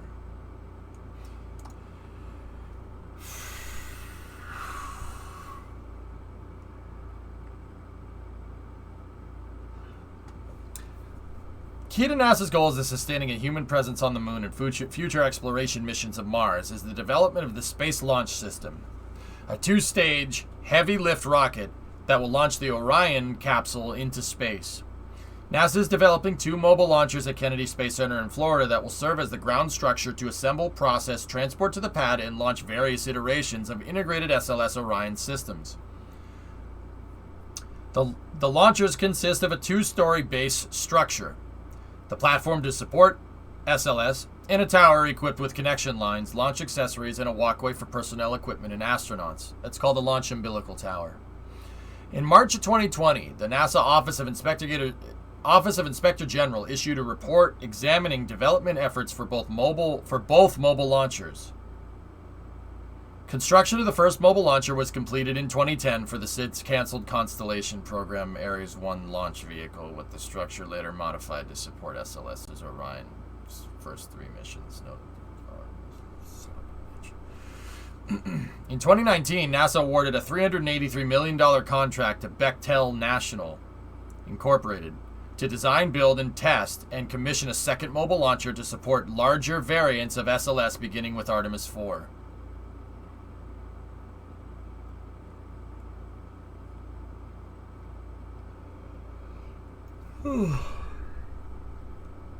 Don't worry this, but it's important. In this audit, we examined the extent to which NASA is meeting cost, schedule, and performance goals for the ML2 contract. To complete this work, we reviewed budget, contract acquisition planning, schedule, program status, risk management, and award fee documentation and data from NASA and Bechtel. We also reviewed earned value management system documentation provided by the Defense Contract Management Agency, DCMA, different, and conducted interviews with NASA, Bechtel, and DCMA officials. Oh dear. What we found: NASA is estimated to spend approximately $1 billion, or at least 2.5 times more than initially planned for the Mobile Launcher 2 contract, with final delivery of the launcher to NASA expected to take at least 2.5 years longer than initially planned. As of March 2022, NASA has obligated $435.6 million of Bechtel's current $460 million contract value and extended the contract's performance period 10 months. However, as of May 2022, design work on the ML2 structure was still incomplete, and Bechtel officials do not expect construction to begin until the first quarter of fiscal year 2023 at the earliest. To complete contract requirements and deliver an operational ML2, Bechtel estimates that it will need an additional $577.1 million, bringing the structure's total projected cost to $960.1 million, coupled with an October 2025 rather than March 2023 delivery date. We expect further cost increases as inevitable tech challenges arise when ML2 construction begins. Given the time NASA requires for additional testing once the structure is delivered, the earliest the mobile launcher will be available for Artemis 4 is November of 2026. Compounding Bechtel's projected cost increases and scheduled delays, a Mobile Launcher 2 project analysis provided only a 3.9% confidence level that the nearly $1 billion cost in October 2025 delivery estimates were accurate. NASA requires projects to develop budgets and schedule consistent with a 70% joint NASA requires projects to develop budgets and schedules consistent with a 70% joint cost and schedule confidence level, meaning a 70% likelihood the project will finish equal to or less than the planned cost and schedule. In fact, an independent review team analysis determined the project would require an additional $447 million and 27 months for a total contract value of $1.5 billion and a launcher delivery date of December 2027. A schedule that would enable Artemis 4 launch no earlier than the end of 2028. Further, while the Exploration Ground Systems Program, which manages the ML2 project, estimated a formal agency baseline commitment for the overall EGS program, the cost and schedule baseline against which a project is measured, NASA has not separated ABC for the ML2, a recommendation we made in our March 2020 report. Hey, Envy, what's going on? Phil, 60-month resub. ML2's substantial cost increases and scheduled delays can be attributed primarily to Bechtel's poor performance on the contract, with more than 70% of the contract's costs and over 1.5 years of delays related to its performance. For example, Bechtel underestimated the ML2's project scope and complexity, experienced ML2 weight management challenges, and experienced staff turnover and retention issues. Additionally, Bechtel's lack of a certified EVMS since inception of the ML2 contract, a contractually required tool for measuring and assessing project performance, has limited NASA's insight into the project's cost and schedule issues. Bechtel's performance notwithstanding, NASA's management practices contribute to the project's cost increases and scheduled delays. NASA awarded the ML2 contract while the exploration upper stage, the primary reason NASA needed a second mobile launcher, lacked final requirements, impacting the ML2 design. With respect to contract management, while NASA withheld award fees for a 6-month performance period in spring 2021 due to Bechtel's poor performance, the agency did not continue this practice despite the contractor's continued poor performance in the subsequent award period. Therefore, we question nearly $3 million in award fees for NASA awarded to Bechtel for this period.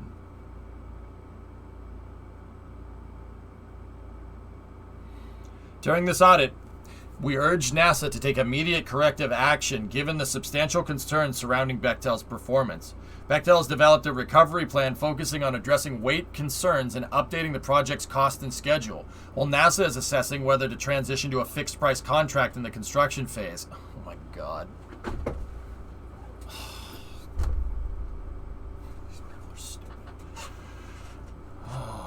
It is too early to tell what impact, if any, of these efforts will have on improving the trajectory of the project. Subsequent to the completion of our audit work, we learned the agency rated Bechtel's performance for the award fee period ending in March 2022 as unsatisfactory. Ooh, we were just playing satisfactory, resulting in no award fee for this period. Additionally, Bechtel developed a revised interim cost and schedule estimate that projected even higher contract costs and delivery of ML2 to NASA in late 2026, more than 3.5 years later than originally promised.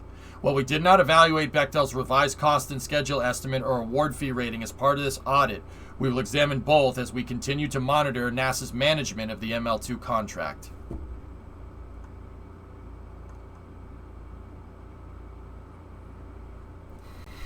To improve NASA's management of the ML2 contract and Bechtel's... Get out of here, Epic. You are drunk. To improve NASA's management of the ML2 contract and Bechtel's performance, we recommend the Associate Administrator for Exploration Systems Development Mission Directorate 1. Evaluate Bechtel's support for the updated estimate of cost and schedule at a project completion and finalize negotiations for Bechtel's currently proposed cost increases and NASA's government-driven changes. 2. Before completing and finalizing the ML2 project level, ABC, nice, 1, 2, 3. Update the JCL analysis to reflect realistic life cycle cost and schedule estimates to ensure effective budgeting and management of the project. 3. To the extent that some or all of Bechtel contract is converted to a fixed price contract, ensure the critical design review has been completed in accordance with NASA's life cycle policies prior to conversion, and an independent government cost estimatus is established before entering into any new contractual agreements. And 4, ensure acquisition officials minimize the availability of award fees when contract modifications and value increases are the result of shortcomings in contractor performance and require documentation of the rationale for any award fees granted. To increase accountability and improve future selection and management of contracts, we recommend the Assistant Administrator for Procurement issue space policy guidance to reinforce current federal acquisition and regulation, and NASA FAR supplement regulatory guidance for stopping or withholding payments to a contractor for significant deficiencies in business systems, such as the EVMS.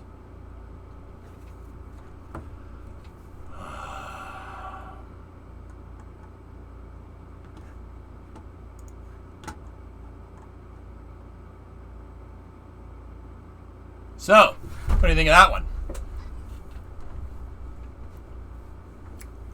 Where do we start? Oh boy. It's actually a pretty good recommendation. Nah.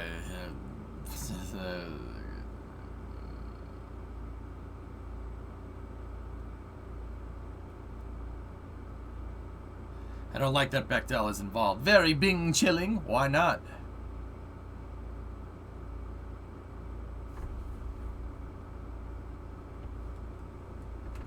Bechtel has a long history of cutting corners in industries where cutting corners can be extremely dangerous.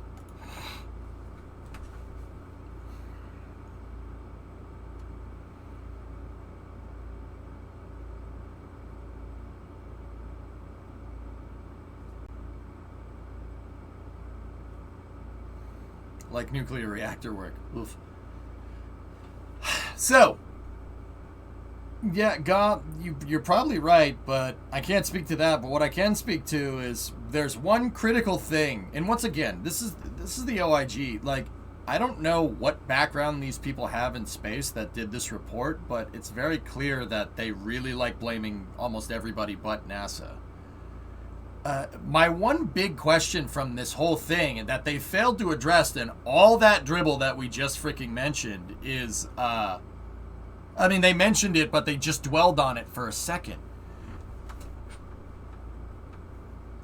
How are you going to design a mobile launcher for a rocket that doesn't exist? Honest question.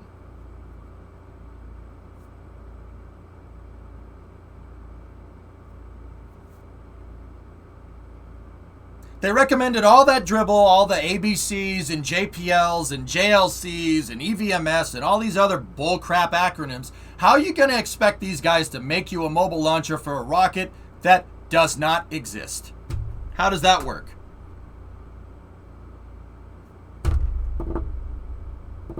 By using nothing more than specifications and calculations. Oh, specifications and calculations. Those specifications and calculations have not even been set yet. It is amazing to me that the OIG does all this work and all this research and all this interviewing and everything, and they miss the point completely. Like, you missed the point entirely. Like, the goal is over there, and you kick the ball that way. You kick the ball into the stands. How can you miss the point this hard? There's a huge underlying problem here. The underlying problem is not contractor underperformance. I mean, don't get me wrong. There is accountability there for sure. But you're missing the fact that the CDR for SLS Block 1B isn't even done. Selfish, there's no blueprints. There's no blueprints for SLS Block 1B. That rocket does not exist. Not even on paper yet.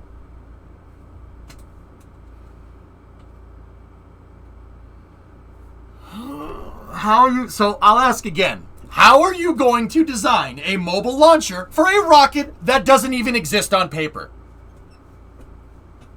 Anyone? Hello?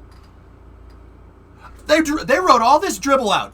They wrote all this crap out, and it could have been subbed up in one sentence. All these acronyms, all this fancy bull crap. How you going to design a launcher for a rocket that doesn't exist? Is that Bechtel's fault? Honestly, is it their fault? Do you think it's their fault? NASA goes out and they solicit a contract. We want you to build us Mobile Launcher 2 for SLS Block 1B. Oh, I think we can do that. All right, here's the contract. Okay, where are the plans for the rocket so we can build the mobile launcher around it? Oh, they don't exist. They don't exist. So you want us to build you a mobile launcher for a rocket that doesn't exist? And then the OIG comes in and says that Bechtel's being an idiot.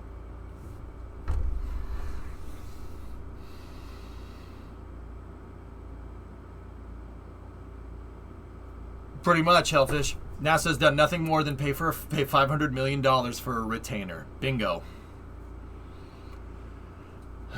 It's handled via ICDs, or interface control documents. Basically, they establish the baseline interface definition to work, and it's updated as design matures. Also, the EUS for Block 1B passed the CDR a while ago. Well, that was last year, Novus. This contract was awarded in 2019. How you gonna expect them to build this thing out with a 2023 delivery when your blueprints aren't even finished until last year? Oh. Now, don't get me wrong. I'm not saying that it's only Bechtel's fault. To be fair, NASA did finalize Block 1B's. You're right. That's a good point. They did finalize Block 1B's design basically last year. The EUS passed CDR, and they're working on fabricating it up right now. However, this contract was awarded in 2019. The rocket didn't even get on paper until 2021. I blame Canada. Good call. These photos, and actually, yeah, Lavi, that's a good point too. The mobile launcher is being worked on. Construction has started. I don't know how the OIG missed that.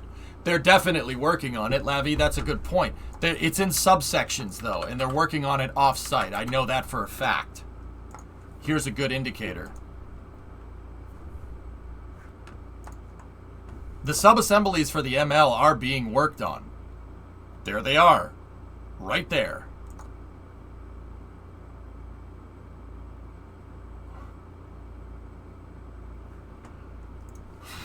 Surely they could have completed the parts of SLS ML2 that it shares in common with ML1. You don't want to copy ML1's design, Synerd. You know why? ML1 is bending. It's bending. It's not heavy enough. It's not strong enough to be able to hold up 18 million pounds of rocket. True story. Do you know why? Anyone?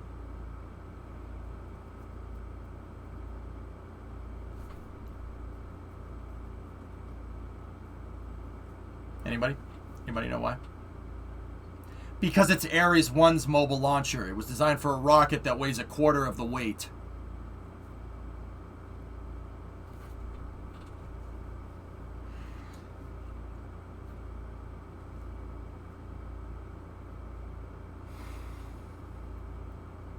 You don't want to copy ML1's design. ML2 has to be clean sheet because you're designing it for a rocket that's heavier than anything has ever rolled out of the VAB. Heck, SLS Block 1 is heavier than a Saturn V. It's way heavier than a space shuttle.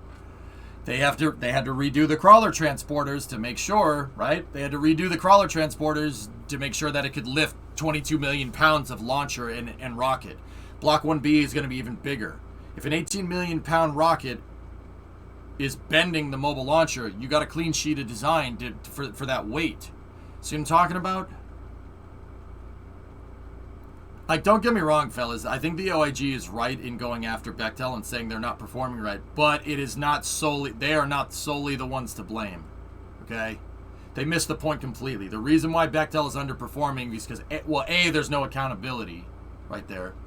There's no accountability. Somebody just said, oh, they're not performing, man, it's fine. And frick those people. And that's the kind of stuff the OIG should be pointing out. And two, you can't really fault Bechtel for underperforming if you don't give them the blueprints to perform at all. You're setting them up to fail. And then you're wondering why they failed. That's not cool. As crappy as any particular contractor can be, or as good or bad as any particular contractor can be, if you set them up to fail from the start and then they fail, you can't be mad when they failed. Time for a mobile VAB. Soil's too big to do that, Blue. The soil's too wet to do that. The VAB is way too big. Right, but some of the info carries over, like the locations of the core stage TMMs and TSMs and things like that, right? Yeah, but that's all built on a foundation, Synerd. It's all built on a foundation, man. This is freaking clown shoes, dude. Page 11 shows the differences. Okay, let's go see.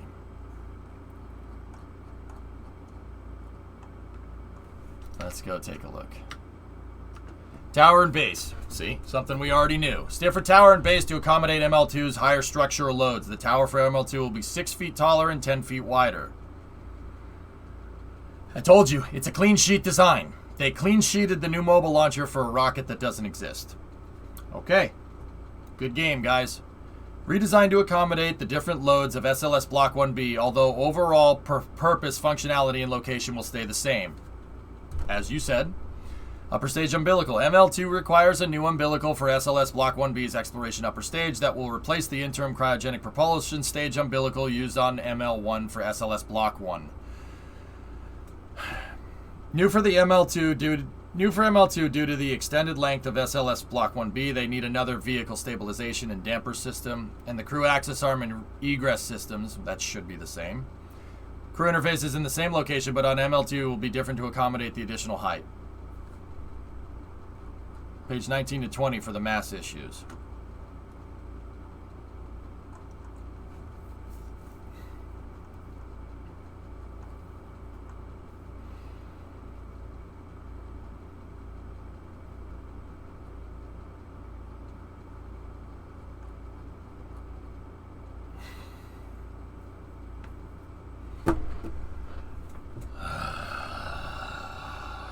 This is a cluster, man.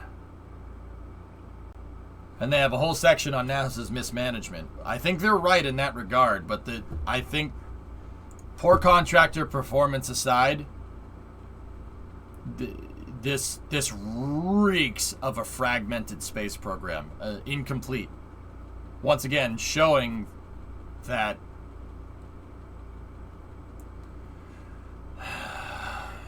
say the line, EJ, say the line. Canceling Constellation and replacing it with a fragmented SLS architecture that as like a consolation prize to Constellation, funny enough, was a huge mistake. That will end up costing us billions of extra dollars than what it would have took to just make the stupid thing.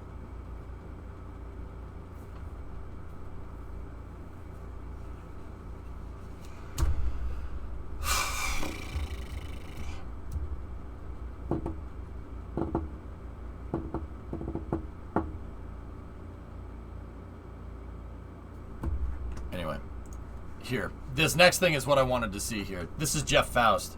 Jeff Faust was reporting on it.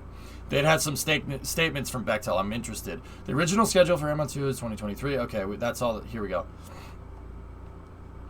The OIG says Bechtel's poor performance is the main reason for the significant projected cost increases and scheduled delays. And has to give Bechtel nearly half of $16.8 million in award fees it was eligible for through September 2021 despite problems.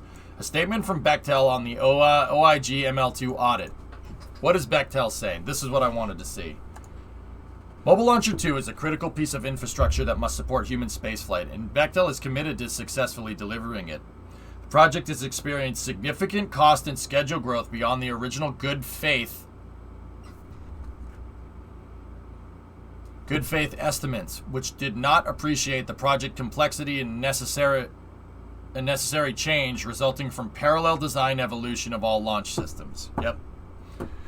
Unfortunately, the Inspector General's report does not provide a complete picture of what led to the current situation. Bingo. That's exactly what I'm saying. They missed the point completely. Now, don't get me wrong. Bechtel isn't completely not at fault there. They just sat quietly and said, all right, well, I can't build anything until you have a design for me, but you also need to pay me.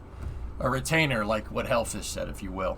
And we strongly disagree with the report's overarching conclusions on the primary causes of the cost increases. The report does not appreciate the significance of the impacts of necessary design changes in the support of the Artemis 4 mission, nor does it address the significant and ongoing impacts of the global pandemic.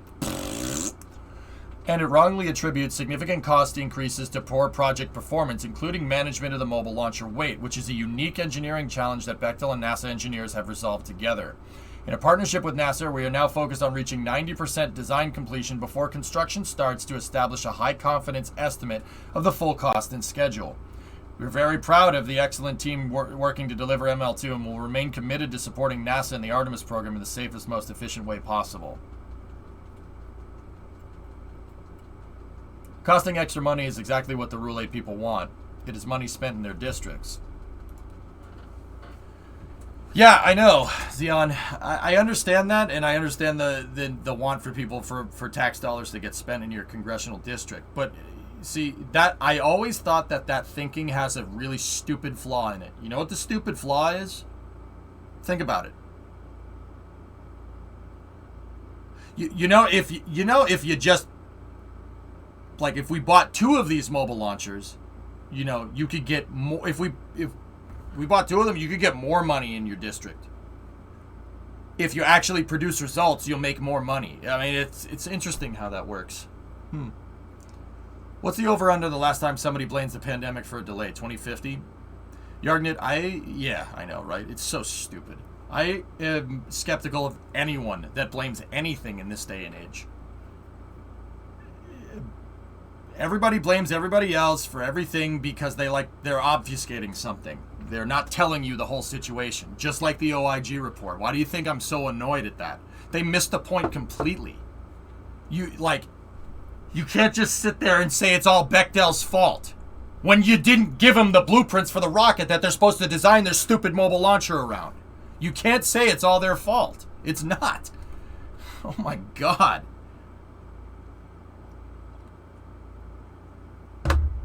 It's freaking clown shoes, dude. It's freaking clown shoes. This is ridiculous. Now, don't get me wrong. The OIG report did get into detail, and they eventually, down halfway down the books, freaking said that NASA is not at fault either. But in the synopsis at the top, the only thing that anyone is going to freaking read, they say it's all Bechtel's fault. Great. Oh, that's so frustrating, dude.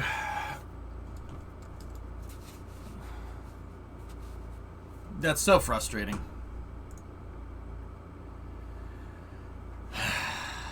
SpaceX tweet. It's all in the pudding. Yeah, I know. All right, why is EJ pissed?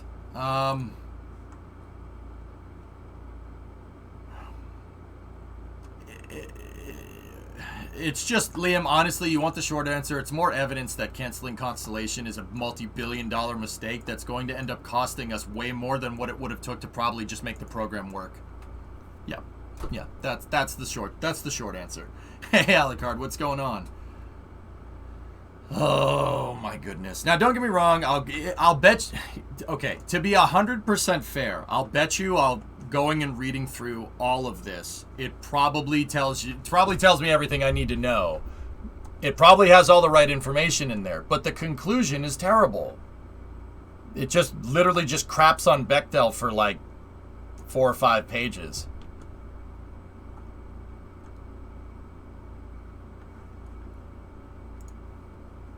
Hey FX, how's my day going, Alucard? Everything is good. This is ridiculous, man.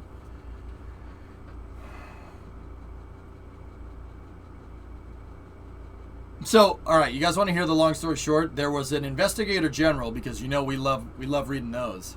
There was an NASA Office of Investigator General who basically is supposed to figure out why stuff is the way that it is, like how stuff works with NASA and if stuff is underperforming or not, right? They basically did a report on the second mobile launcher for SLS, the one that's going to launch with the bigger upper stage, right? No, B-Money, I'm not, I haven't heard that, dude. So now with this NASA OIG report, they did all this, all this research, research and investigation into what's going on, and concluded that it's just the contractor's fault for not producing the mobile launcher on time. And they said that the contractor is underperforming, which is right. That's right. I don't think that's the whole reason, though. That's why this is annoying. They basically said the contractor sucks and they're milking the government for money, which is hilarious to me. The conclusion that they really missed completely, is that they gave this company a contract to build the second mobile launcher in 2019, when the blueprints for SLS Block 1B, the whole reason for building the mobile launcher, didn't exist. So they awarded Bechtel like a $500 million contract and said, build us a launcher for this vehicle. And Bechtel turned back and said, all right, cool. Do you have the vehicle design? And NASA said, no, we don't.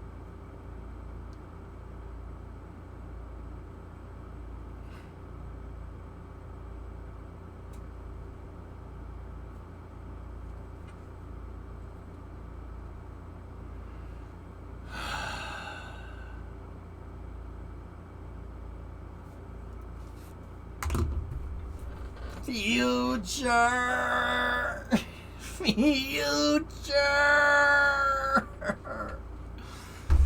Oh dear. So stupid. What a cluster. Honk honk. It's freaking clown shoes, son. Clown shoes. Roulade investigated Roulade and found Roulade innocent. How do you fix this? Oh, what a cluster.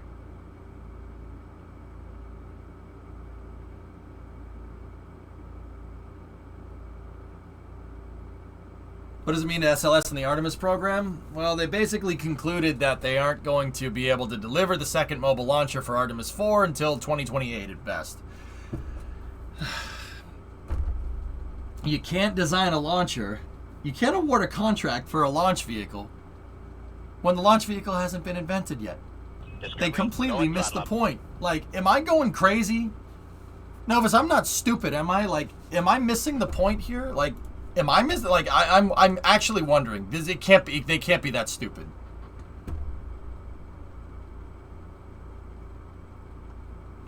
Here, hold on. They mentioned it here. They mentioned it here for a second. Let me look. Yeah, see? Here, look. Bechtel's performance notwithstanding, NASA's management practices contribute to the project's cost increases and scheduled delays.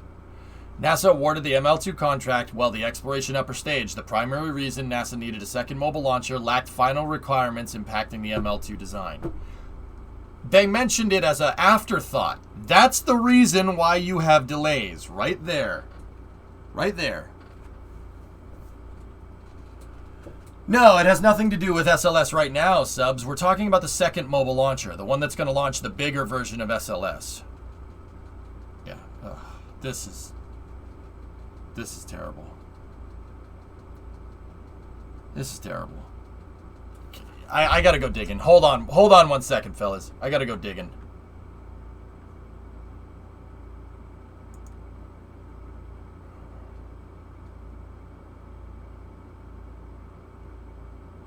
I think you should read through more of the report. Point me in the right direction, bud.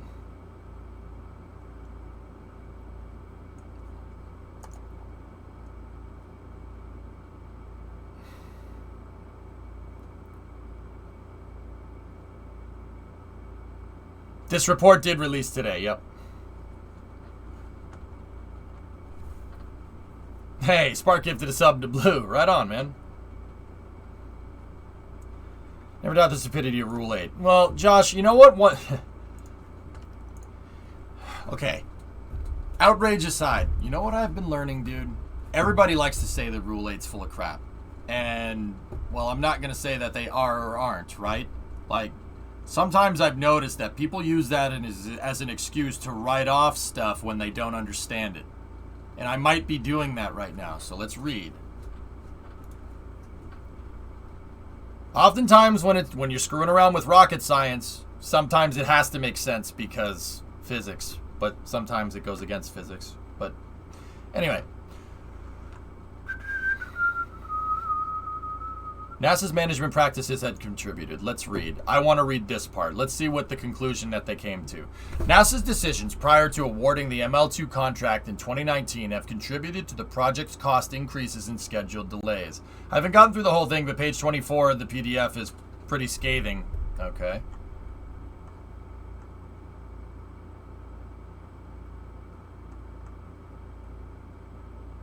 All right, let's start there then.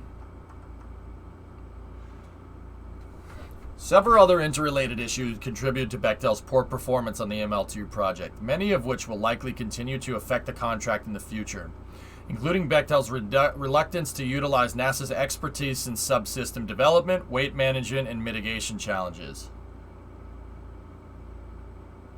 Lack of risk management and staff turnover and retention. Oh. Yep. Remember? Yeah. Oh. Okay. Your boy may have been wrong on this one. Additionally, Bechtel's lack of a certified EVMS since inception of the ML2 contract has limited the agency's insight into the project cost and schedule issues. The reluctance to utilize NASA's expertise in subsystem development. Why didn't they mention this up there? Oh, for frick's sake. This is a fricking train wreck. Ugh. God. Jesus Christ.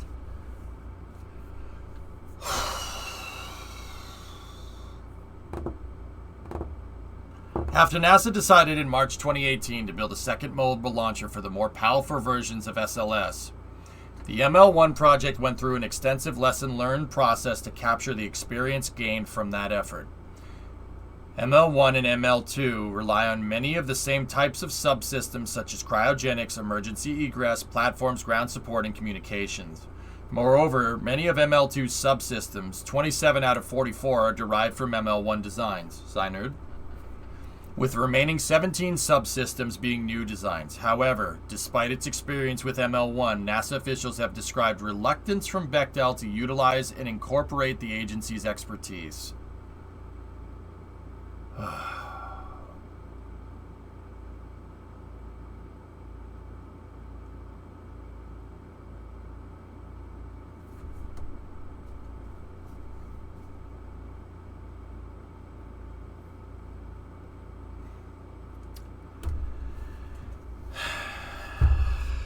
Okay, I'm gonna read through this. I'm interested. NASA has expressed concern over Bechtel's practice of relying on vendors to produce ML2 design. They outsourced the oh, for frick's sake. Oh my god. Oh my god. Oh my god. Oh my god. My migraine's coming back, fellas. Oh my god.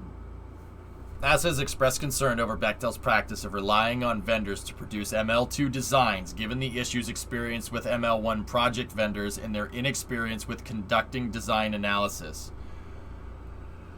Oh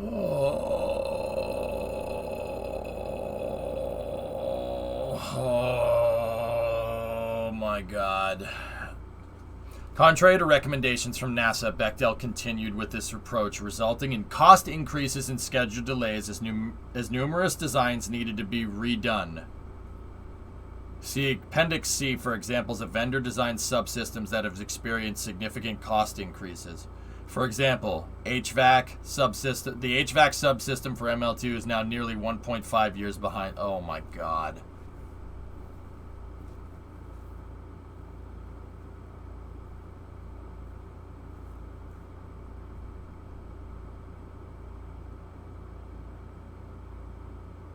And you guys gotta remember, they outsourced all the designs for ML2 for a rocket that doesn't exist.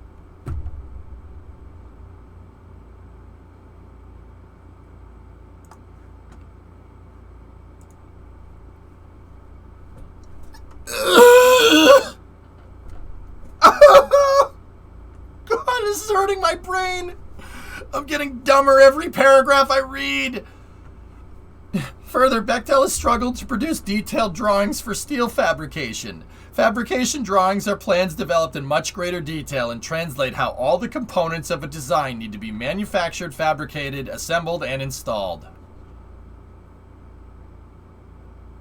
While NASA expected Bechtel to produce ML2 designs in-house, agency officials suggested Bechtel outsource the fabrication drawings to its prime fabricator. A common practice within NASA and industry. According to ML2 project officials, Bechtel did not have the requisite expertise in this area. However, the company insisted on utilizing in-house resources to produce the drawings, claiming that this approach would save cost and schedule.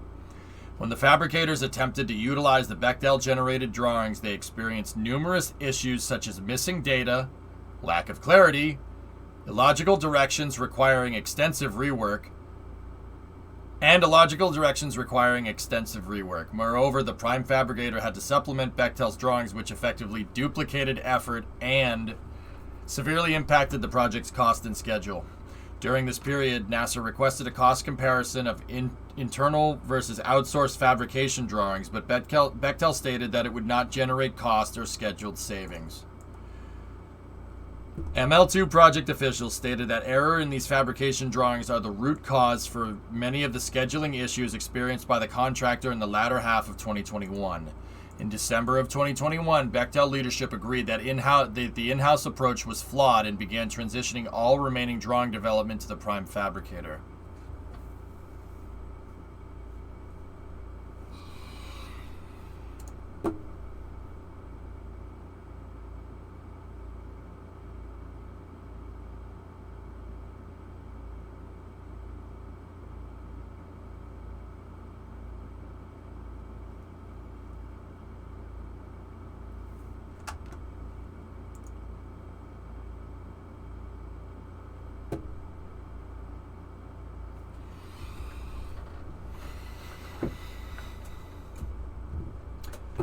Novus, throughout all this, my question still stands. Why the frick did you award a contract for a mobile launcher for a rocket that doesn't exist? That is the overarching problem here. Bechtel clearly has their head up their culo, but all of that goes back to that. Block 1B didn't exist in 2019, yet contracts were being awarded for a mobile launcher for a rocket that doesn't exist. That is inviting all this other garbage to happen. Because we had to go to the moon by 2024.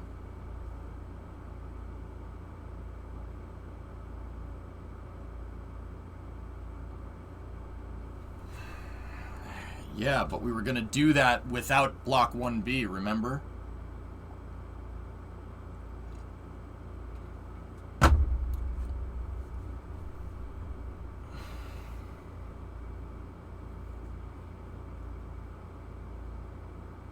Buck, this shouldn't have been... Was this on Jim's watch? Yeah. Yes, it was.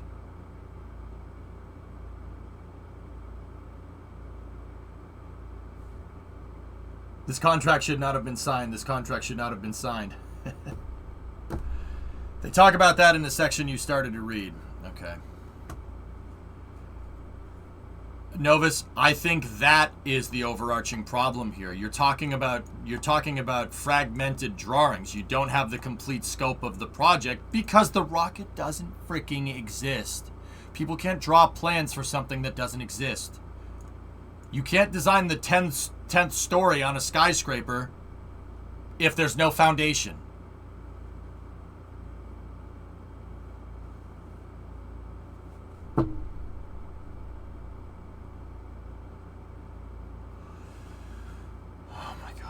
Okay.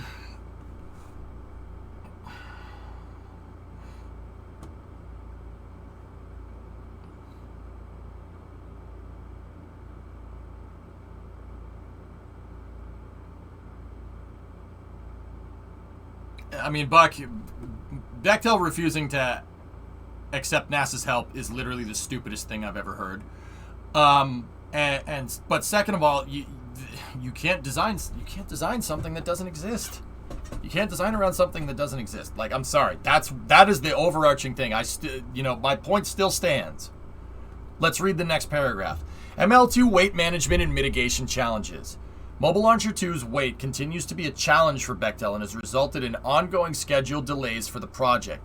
Crawler Transporter, a large tracked vehicle and platform that will pick up and move ML2 to and from the VAB and the launch pad, can carry a maximum of 18 million pounds, which needs to include both the mobile launcher and integrated SLS Orion system. As such, weight management is a critical component of the ML2 project. At the beginning of the ML2 contract, NASA established a firm weight limit for an empty mobile launcher 2. That is, the weight of the launcher without the integrated SLS Orion system, to be no greater than roughly 12.37 million pounds. According to ML2 project officials, to provide a margin for unexpected weight increases due to the lengthy design and construction processes, NASA and Bechtel agreed to a target empty weight of 11.9 million pounds. This resulted in an approximately 417,000 pound weight margin between the contracted weight limit and the launcher's target weight.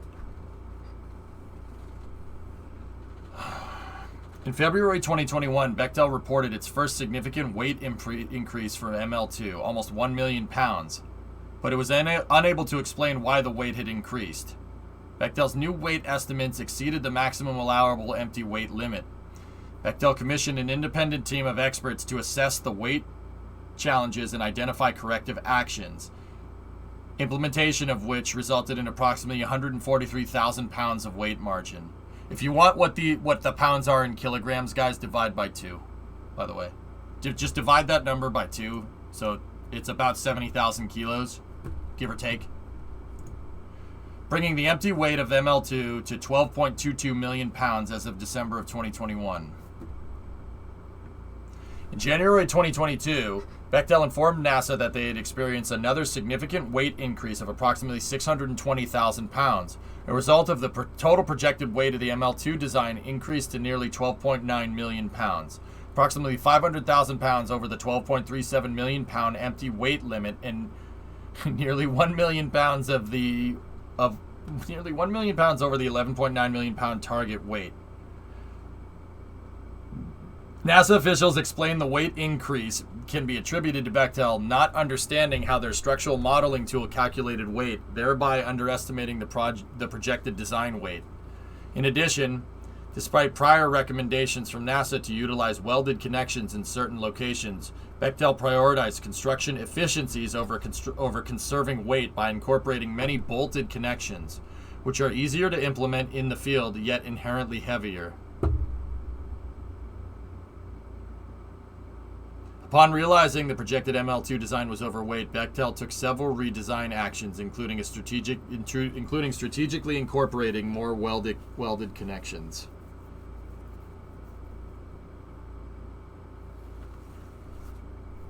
Yeah, NASA says we want you to build us a mobile launcher.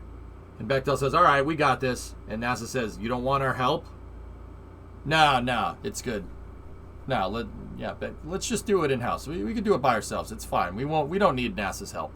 You know. The only other people that have experience with building these exact same things. Oh, boy.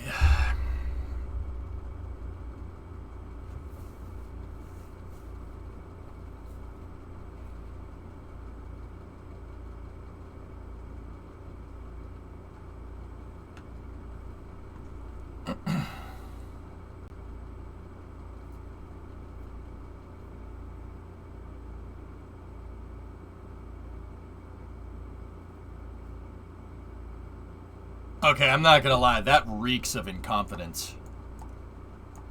This reeks of incompetence and inexperience. But they refused NASA's help, so what do you expect? Given the significance of this issue, in January 2022, Bechtel paused structural design efforts to focus on weight mitigation actions and engaged with experts from both industry and NASA to develop ideas to address ML2's weight challenges. As a result, approximately 639,000 pounds of weight reduction to the ML2 design were identified. In addition, Bechtel indefinitely halted all steel fabrication. In February 2022, NASA officials re-examined the crawler transporter's weight capacity and identified an additional 500,000 pounds in weight margin, helping Bechtel's projected weight exceedances and mitigating some cost and scheduling impacts to the project. In doing so, NASA raised the ML2 weight limit from 12.37 million to 12.87 million pounds. While these efforts will help the project's weight challenges, understanding the full impact on ML2's cost and schedule is ongoing, as incorporating these effects will require significant redesign. As of March 2022, Bechtel was incorporating these weight-saving measures into their designs, potentially resulting in a several-month impact to the project's schedule.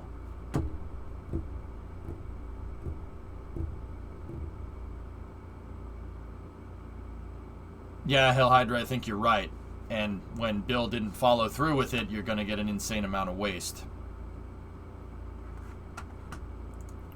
See what I mean about moving deadlines? There's a reason I got really pissed off when Bill threw Jim under the bus and called it unsustainable.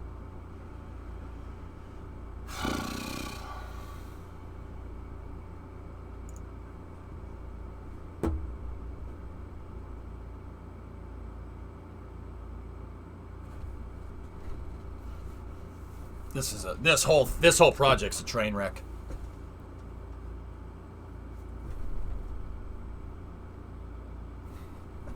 Lack of risk management. During 2021, Bechtel stopped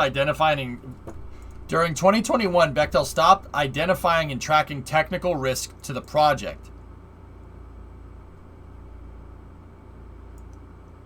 According to ML2 project officials, Bechtel project management was focused instead on developing new cost and schedule estimates rather than identifying risks that could impact cost, schedule, and performance later in the project. Although NASA requested updated cost and schedule estimates in December of 2020 to better inform its ABC development efforts, the agency did not direct Bechtel to pause other efforts such as risk management. Specifically, the ML2 contract requires and the project relies upon Bechtel to identify, assess, and track the cost, schedule, and performance impacts of technical risk.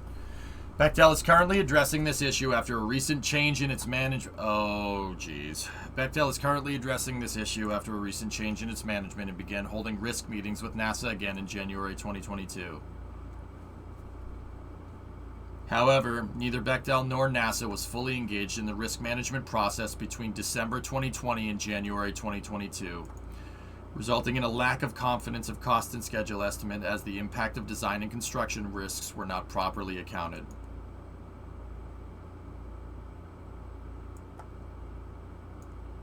Curious, December of 2020 is right when Jim left. Actually, January 2020 is when Jim left. Gee, I wonder how that happened. Oh.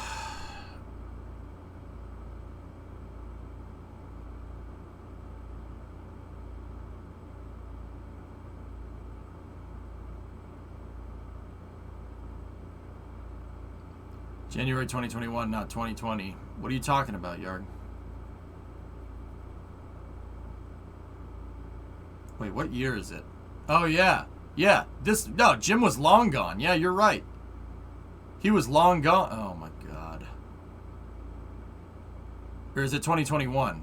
January 2021 is when Jim left, and they stopped in late December 2020. Good times.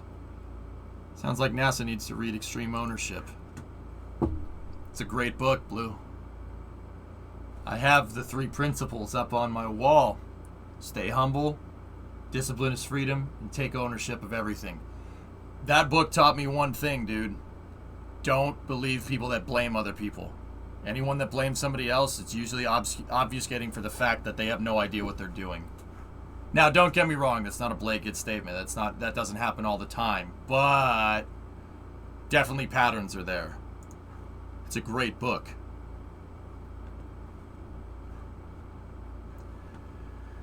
Sounds like NASA needs to not have the administrator job tied to the current administration.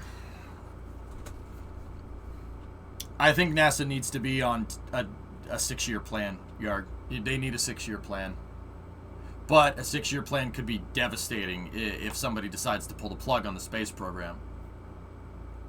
Guys, I'm telling you, all of this crap, all this stuff with SLS, all the stuff with it being over budget, all the stuff with the launcher, all the incompetency, literally can directly trace its roots back to the 2010 NASA Transitional Authorization, or the NASA Authorization Act of 2010. All of it.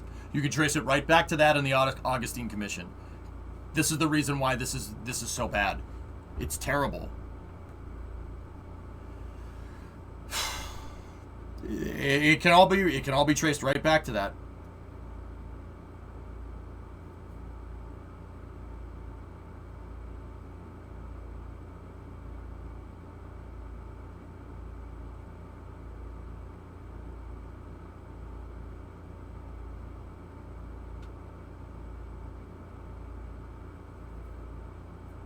It's terrible. This is terrible. All right. Anyway.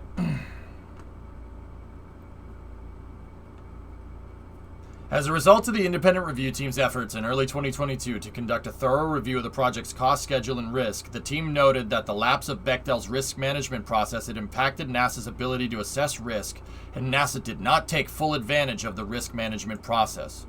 The independent review team identified 11 project-specific risks and recommended ML2 Project Office break down its high-level risks into smaller, more focused risks. As of March 2022, the project has identified approximately 20 project-specific risks that will assist NASA in developing better cost and schedule estimates. Oh my goodness.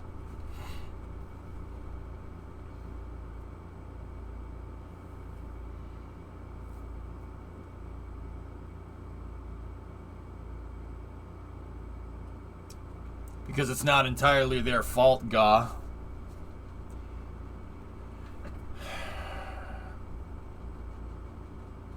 Staffing has continued to be a challenge for Bechtel, with the company on its third leadership team for the ML2 project within roughly the first 2 years of the contract. Oh my God.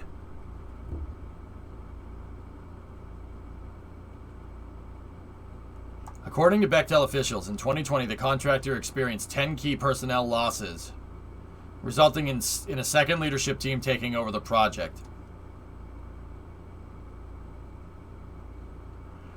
During this turnover, Bechtel was without a chief engineer for a year, the same time period when NASA realized the scope of Bechtel's cost and schedule problems.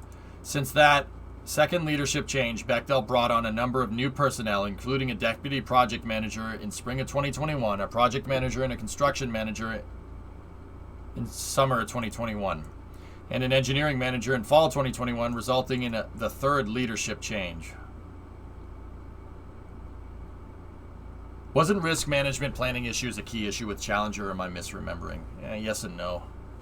Beyond its leadership changes, Bechtel also has struggled with staffing across the project. For example, Bechtel noted that in September 2021, that the September 2021 COVID-19 vaccine mandate for NASA contractors resulted in a greater rate of attrition and retirements among its staff than normal. Okay. Furthermore, the contractor has been challenged to find and keep workers local to Kennedy, a challenge the contractor has not anticipated. As a result, Bechtel has to relocate staff from around the country, resulting in increased travel expenses to NASA. As the project transitions from the design to the construction phase, whether the contractor continues to experience increases in travel expenses will depend on Bechtel's ability to staff the project with local workforce. Fellas, you remember last week when I was saying how after the space shuttle program ended, they laid off 5,000 people, 5,000 experts, like shuttle program technicians? They laid them all off, and how the Space Coast hasn't recovered, and how doing stuff like that is brain draining NASA?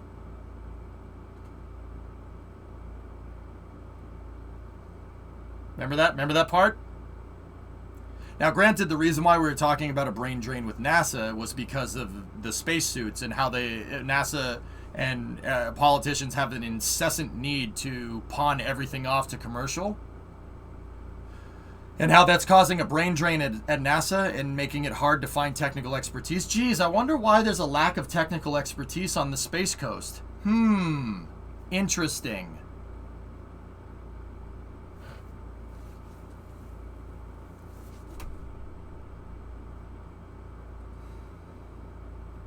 And once again, that's not even going into the vaccine stuff. That's not my area. I don't want to talk about that crap. But, yeah, brain drain. Funny how that works. Don't they have the blueprints and stuff for how they made it? How they made what? You weren't here for the part where we figure out that ML2 is a clean sheet design because ML1 is not good. ML1 bends. It's bending. Yeah. Yeah, that thing's going to break after a certain amount of launches. You know why? Because it's Ares 1's mobile launcher. Last time I checked, Ares 1's a little bit lighter than SLS Block 1. They literally built a skyscraper on a residential house foundation. I'm dead serious about that. Yeah, another idiotic thing to do from canceling constellations. Stupidest thing I've ever heard.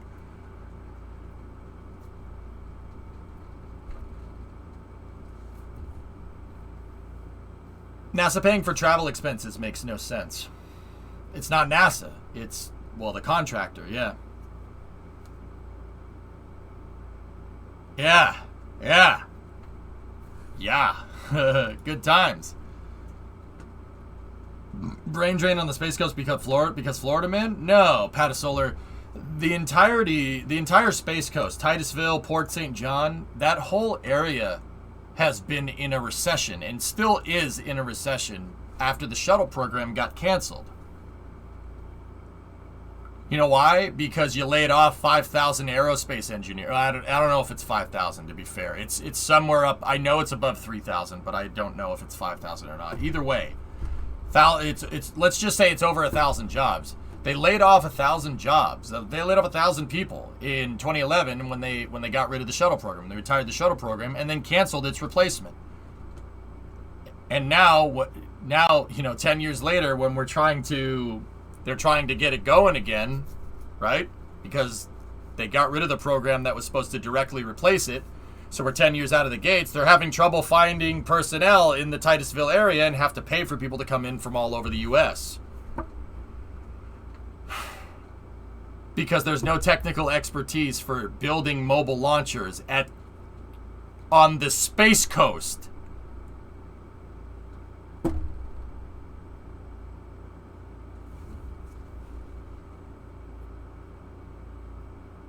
I like Florida Dev Random. They launch rockets from there.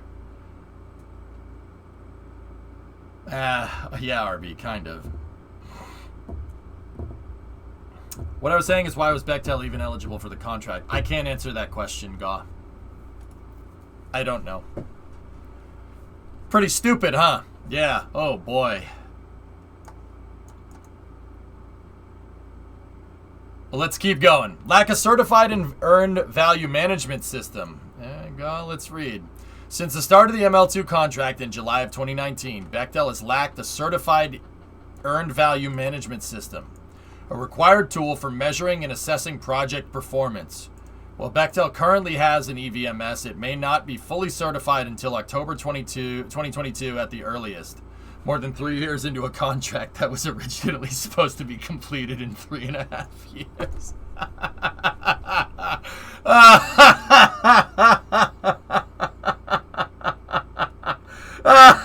Okay. All right. Okay. During the acquisition process in 2019, NASA officials inferred Bechtel's EVMS was essentially a plug-and-play application, easily utilized for ML2 contract, and considered Bechtel's proposed EVMS as a strength.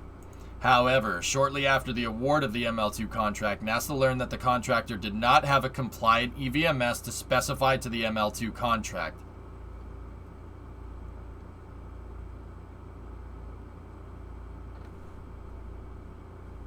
Am I having a stroke?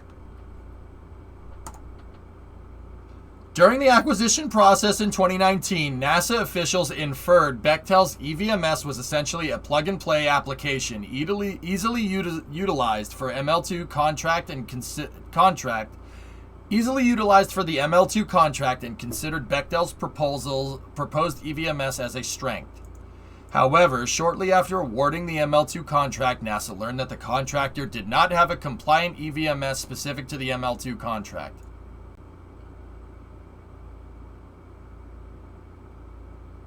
Jacobs, I think, Phil, or Jacobs and JP Donovan. Why wouldn't you just go with the same contractor? Why would we do this? I don't. Oh my goodness! Oh my goodness! Oh my goodness! Oh my goodness! Oh my goodness!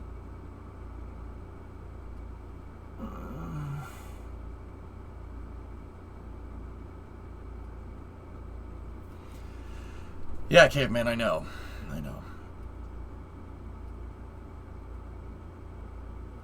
Because they charged more. Lowest bidder doesn't always end up. The lowest bidder doesn't always end up with the best deal. That's extremely sketch right there. That's terrible. Why didn't they go with the same contractor that brought us to the moon 50 years ago? I don't know, Alucard. I don't even know if that contractor exists anymore.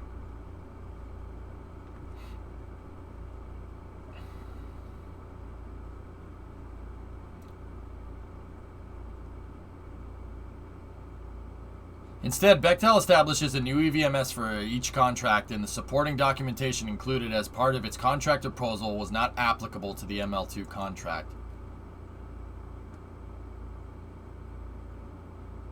Bechtel delayed Defense Contract Management Agency review twice. NASA requested assistance from the Defense Contract Management Agency to leverage their expertise and determine the adequacy of the contract's EVMS. As noted in Figure 10, NASA contracted with DCMA in August 2019 to review Bechtel's EVMS plans, provided an assessment of their adequacy, and verify initial and continuing contractor compliance with EVMS guidelines. While DCMA conducted its integrated baseline review and initial visit in 2020 due to scheduling constraints, DCMA was not able to schedule Bechtel's compliance review until January 2021.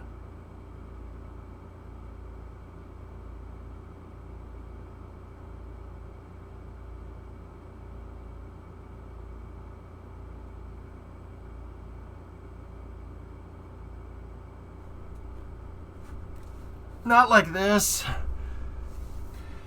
However, two requests from Bechtel, which NASA approved, further delayed DCMA's review until June of 2021. For both delay requests, Bechtel cited its need to focus on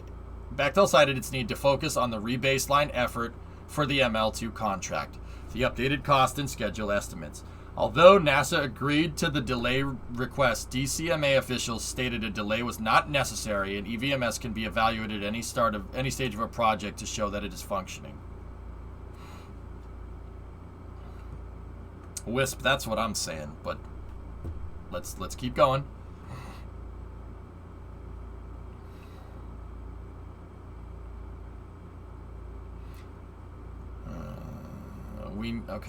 Let's go down here. We know the EVMS is terrible. Okay, we got that. I want to skip that far. I want to read this. This is what I'm interested in, Wisp. Because once again, a contractor, per the contract, is subservient to NASA because NASA is the customer. NASA is paying for said contract, okay? If a contractor is doing all this crap, somebody at NASA has to have the balls to be able to say, this is stupid, what are you guys doing? Okay? No accountability. That's not good. But I want to hear what these guys have to say about NASA. Now, we've heard that Bechtel is not completely above fault here, right? They've definitely done some stupid stuff. I want to hear the NASA side of things. Let's see. Yeah, Dead Crew. There is some very strange and sketchy stuff going on here. Yeah, could you? This is ridiculous. It's ridiculous.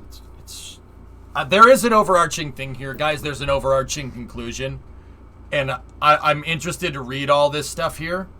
I'm interested to read all this stuff here to see if I'm right. Because I thought I might be wrong in my conclusion, but we'll see. NASA decisions prior to awarding the ML contract in June 2019 have contributed to the project's cost increases and schedule delays. Specifically, due to schedule pressures, NASA decided to award the ML2 contract while the exploration upper stage. The main driver requiring a second mobile launcher was early in its design cycle and lacked finalized requirements. Oh, God. Impacting the contract approach and independent government cost estimate. Moreover, despite withholding all award fees in the spring of 2021 due to Bechtel's poor performance, 6 months later, during the following performance evaluation period, the agency awarded Bechtel with over $2.9 million in award fees, even though cost, schedule, and technical performance continued to decline.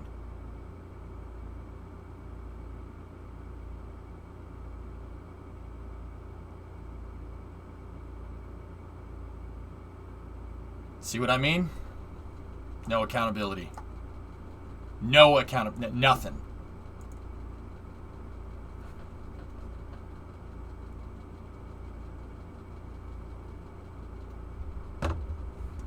This is participation trophy on a freaking $1 million scale. It's terrible. I haven't watched Stranger Things 4 yet, Grandpa. As much as NASA tries to put blame on here, like I said, Iron Spark, if NASA didn't have their head up their culo, up their tail end, if you have accountability and you have dates and stuff, I'll get into my conclusions later. I'll get into it later. I'll show you. I'll show you exactly what the problem is here. I know what the problem is here. I don't like pointing out problems unless it's absolutely necessary. Just solve the stupid problem. But I can't solve this stupid problem, so I'll weigh in and I'll give my 2 cents here. But we should read the whole thing. I just want to see if I was right.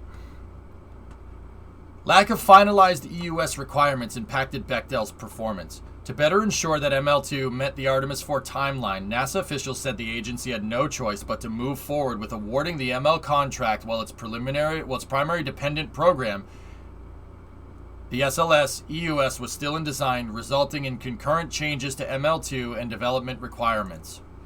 As of March 2022, NASA added approximately $77.2 million in 10 months of additional schedule to the contract due to the government-driven changes.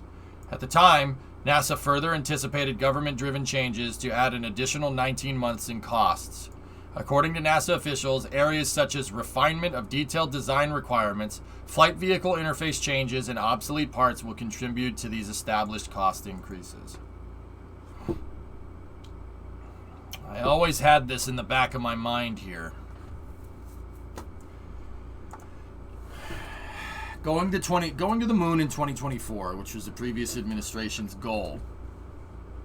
Well, a bold goal could have repercussions. The reason why it could have repercussions is because once you decide to move the deadlines forward on a program that already has deadlines that are further down the road,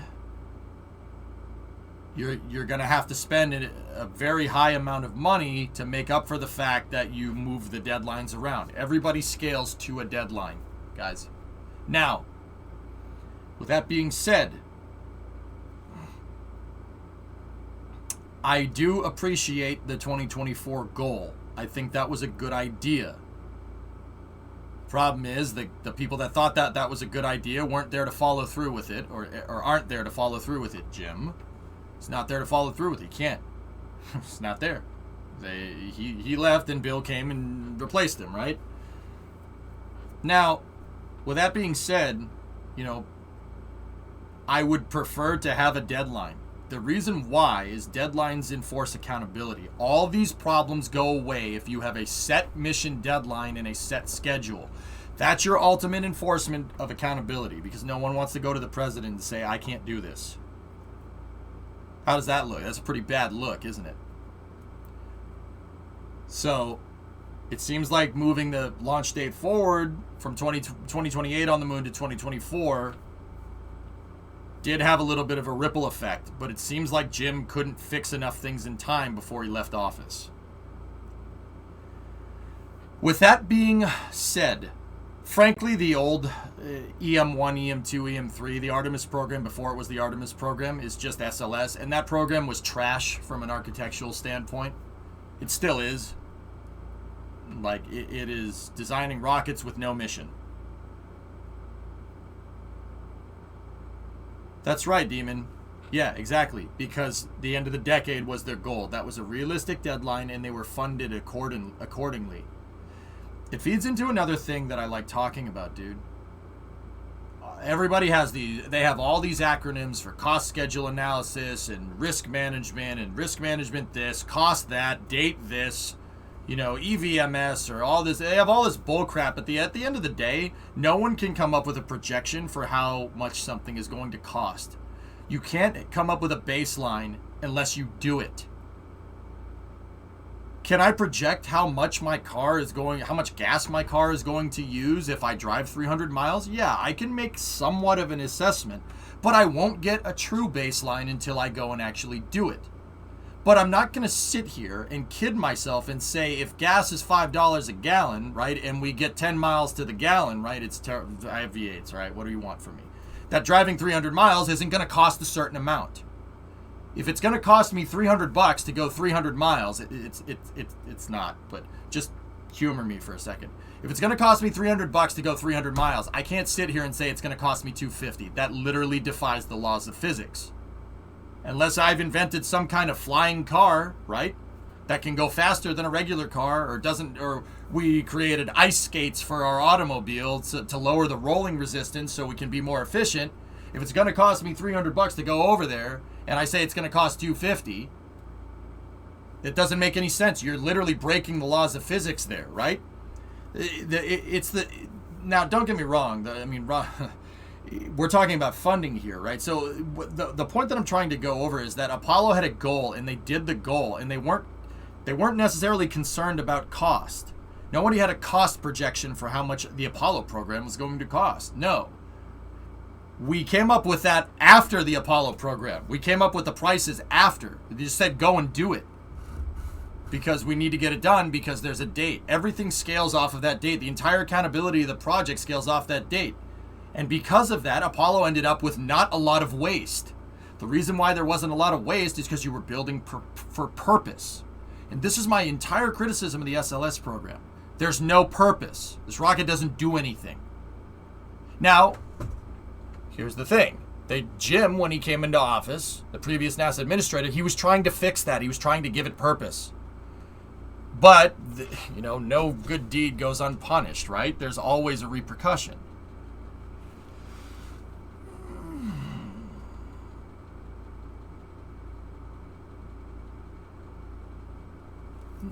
Like, you can't just sit here and say, oh, it's all Jim's fault, or it's all the 2024 deadline is the reason why this is all screwed up. As if it would have been fine if they just if they just kept the landing going in 2028. If we just stuck to our 2028 landing goal, costs would be spiraling out of control right now. Because 2028 wasn't firm. It never was. The honest to God truth, guys, is that, look, you want to build a rocket that goes to the moon, it's going to cost you a certain amount of money. You can't sit here and pretend like you can do it for cheaper. It's always going to cost a lot of money.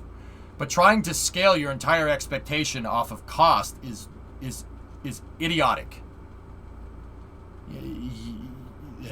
I think that's ridiculous. You have to, at some point, you have to just say, look, just build the stupid thing, and we'll figure out ways to bring the price down later.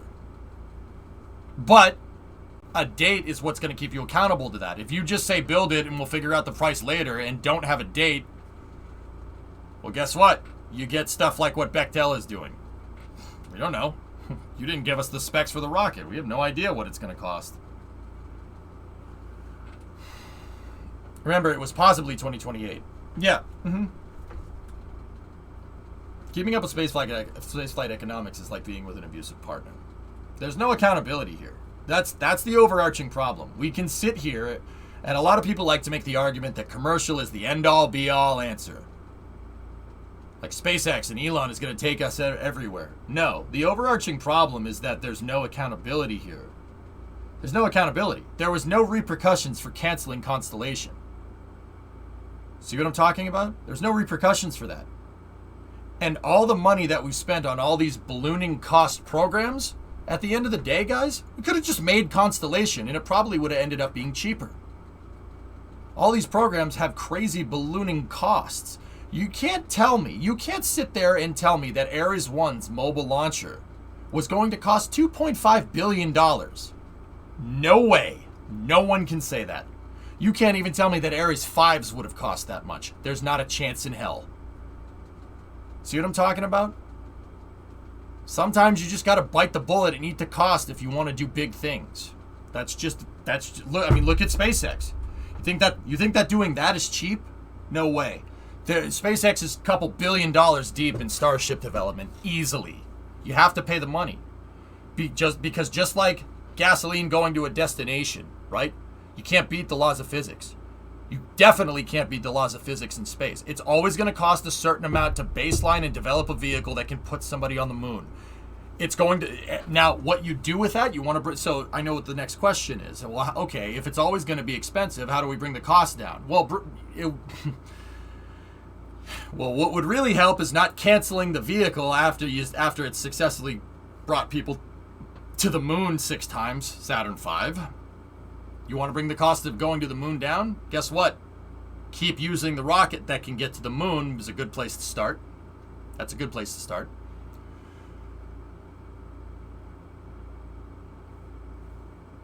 But yeah, I mean that's a good place to start, and we somehow think that we can regulate and underfund our way to the surface of the moon. Well, guess what? They've been doing that since 2011, and look at the right fine pickle that we're in right now. That's great. Bring the cost down. Leave the people on the moon. Nice. Oh, boy. Let's go. Let's keep reading. We're already knee-deep in cringe. Let's keep going. In May of 2020, NASA increased the contract value by $17.6 million and extended the period of performance by 3 months to accommodate updates to NASA's coupled load analysis, a critical process to ensure events such as liftoff, wind gust, and engine startup and shutdown do not compromise the structural integrity of the SLS vehicle and launcher. In May of 2020, NASA increased the contract value by $17.6 million and extended the period of performance by 3 months to accommodate updates to NASA's coupled load analysis.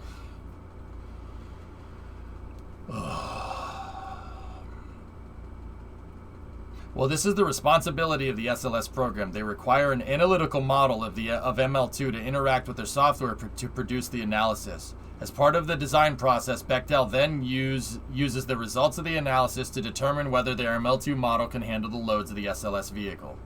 However, due to the maturing EUS and ML2 requirements, the coupled vehicle and launcher load analysis provided by the SLS program was delayed, ultimately delaying Bechtel's design work and steel purchases by 3 months.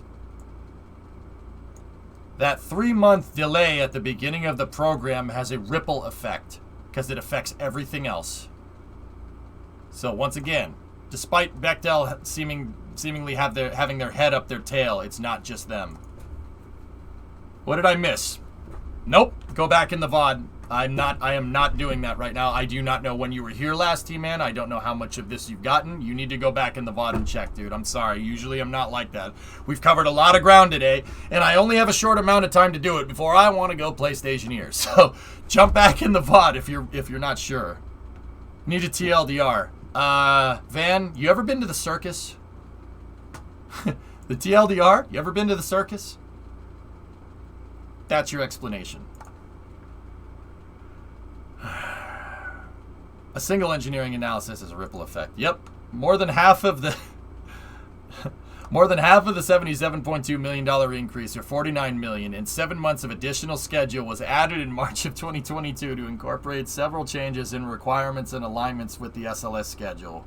Specifically, the ML2 tower and vehicle stabilizer stiffness requirements needed to keep SLS more stable during movement were revised, which required an update to Bechtel's tower design. Additional changes included, but were not limited to, the following: reassessing structural configuration to include revising the wind load requirements for the crew access arm, updating the VAB mount mechanism to provide additional relief on weight limitations, and adding crew emergency egress platforms.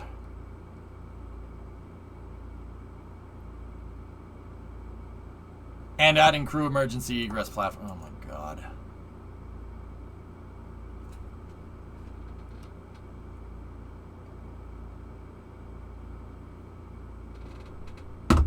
Hellfish, overarching thing. Can't design a launcher for a rocket that doesn't exist. That's still, despite reading everything that we've read so far, that's the first thing I said when we opened this OIG report up. You cannot design a mobile launcher for a rocket that does not exist. Not even on paper. Now, I love Jim. I love him. I see what he was trying to do. He's the best NASA administrator that we've had in 50 years. And I think had he have been here, he would have followed through with it, but he left and the project became an extreme crapshoot. Yeah, yet there's stuff in there that's borderline fraud. Correct, but the argument here is that if you have a design for it, there's your accountability. Because if you have a design to give them, and they said, oh yeah, we can build this, and then they come back later and say, nope, we can't build this, then you have a way to prove that it's fraudulent. So if Bechtel's yanking their chain, right? If Bechtel is yanking their chain and saying, oh yeah, we just really wanted the money, we don't care about making this, right? They won't say that, but say that's what's going on, and I'm not saying that is. NASA has no recourse. There's no recourse there because they told them to build a mobile launcher for a vehicle that doesn't exist. So Bechtel can always just go back to that. Well, the reason why it's taken so long is because you didn't give us the stuff in a timely manner. You didn't give us the stuff in a timely manner. Wait, Hellfish. Uh-oh.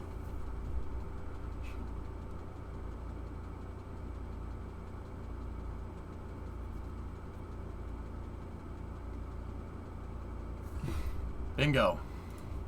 They're above suspicion. NASA can't prove it. No accountability. That's really not cool. That is really not cool. You should be a little annoyed about that, man. I'll tell you what. Okay, design build contracting approach not well suited for ML2 procure. Oh yeah? Oh, you think? Could have told you that before I even opened up this stupid report. NASA's use of a design-build contracting approach for ML2, utilizing a single contract and contractor, deviates from the traditional design-bid-build approach under which separate contractors are hired for design and construction. When implemented correctly, the design-build approach can save time and money by encouraging innovation and collaboration. As such, yeah, Hellfish, yeah, I know. The situation is exactly why people want to defund NASA. The funny part about that is, dude, I'm going to pause for a second. The funny part about that is the people that say that crap are the people that also were very excited about canceling Constellation. We canceled Constellation. Oh, nice. And they're so blind and they're so sanctimonious in saying that canceling Constellation, I don't know if sanctimonious is the right word. They were so excited about canceling Constellation and replacing it with commercial, and look at how much better commercial is. They didn't realize that the ripple effects of doing that is causing more waste. The irony is unfounded to me. And it always goes back to my overarching thesis. At what cost? Great, we have this healthy commercial. We have this healthy, great commercial environment. And that's awesome. I love it. That's a great idea. We should do that. But we sacrificed NASA, our National Spaceflight Program, on the altar to commercial. So at what cost? Was it worth it? I don't know. Time will tell. As such, NASA selected this management for ML2 for the ML2 contractor due to contractor cost and scheduling issues experienced with the ML1 project and Artemis 4's mission time constraints. Because this was the first design, build, construction contract of this magnitude awarded at Kennedy, NASA officials responsible for the contract award were not experienced in this approach. According to federal guidance, one of the factors to consider when determining if the design-build approach is appropriate is the extent to which project requirements have been adequately defined. At the time the ML2 contract was awarded to Bechtel, numerous EUS requirements remained unknown, such as umbilical connections between the EUS and ML2. Commercial was supposed to grow with Constellation. Yeah, been saying that for years. Thanks, Newt. I'm glad you're getting something out of it, because this is like having a pine cone jammed up my rear end, dude. I hate reading this. It really pisses me off, man. Hopefully it's entertaining, dude. Hopefully it's entertaining, man. Jesus Christ. Hopefully you're getting something out of it, dude. Well, that's colorful. It's true. I hate reading this. I hate it so much. Further, according to industry best practices, to ensure success using this approach, NASA should have focused on the following issues. Develop realistic project budgets.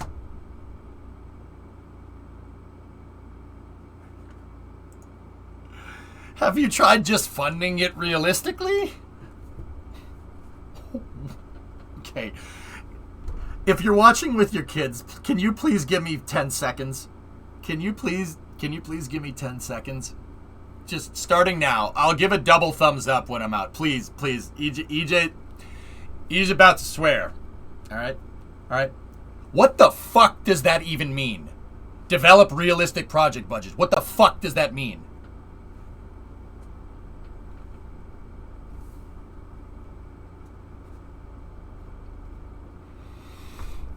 Okay, we're good. What does that even mean? Oh, have you just tried being realistic about the budget? And that's goes back to what I was saying. How can you be realistic about a budget when you don't know how much something's cost because you haven't done it? Jackie Chan meme. Ugh. Stop, RV. Stop.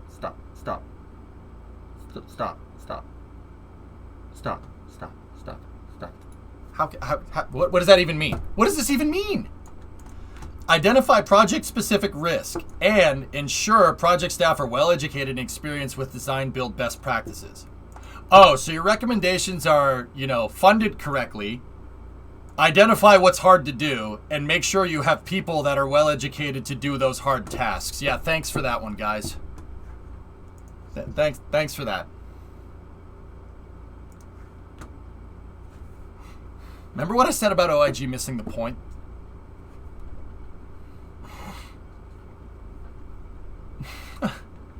We found that NASA struggled in each of these areas, which contributed to significant cost increases and scheduled delays on the project. Jesus fucking Christ, I can't keep reading this.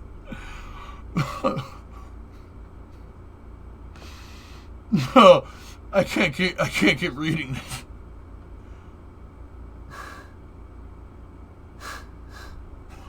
I can't keep reading this, dude. I'm gonna freaking lose it. I'm gonna freaking lose. I hope this is entertaining, man. This is like putting my hand in a vice.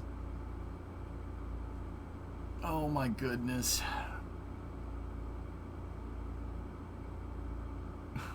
All right, I'm gonna keep going. I'll keep going. I'm gonna power through. I'm gonna power through for you guys.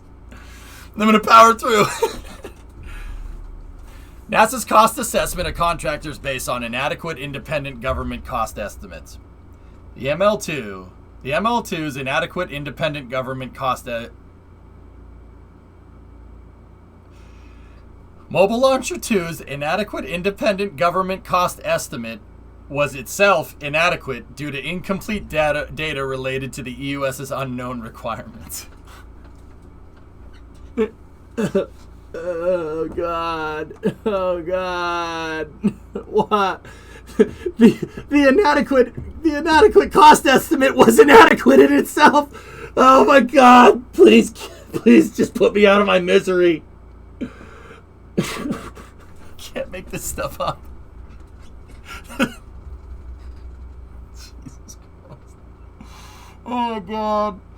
The IGCE is an estimate of the resources needed and projected costs that a contractor will incur in the performance of a contract. That one's your fault for misreading it. Oh, independent government cost estimates. Oh, okay. All right. I read it wrong. That's your boy being an idiot. I'm sorry. I read it wrong. I was like, there's no way that's a thing, man.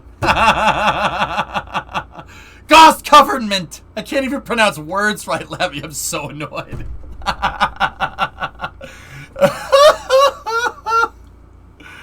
Oh my God. I can't, dude, I'm getting so livid here. I can't even say words right. This is getting difficult, man. This is bad. This is a bad one.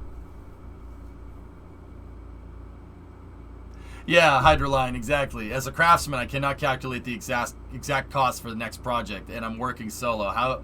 How should they do it with space projects? Cost government. There's your new one. The IGCE is an estimate of the resources needed and projected costs that a contractor will incur in the performance of a contract. These costs include direct costs such as labor, supplies, equipment, or transportation, indirect costs such as labor overhead, material overhead, general administrative expenses, and profits or fees. Federal guidance requires this detailed independent cost estimate be prepared for construction costs to assess contract proposals prior to awarding the contract. However, the ML2's IGCE was based on the ML1 project.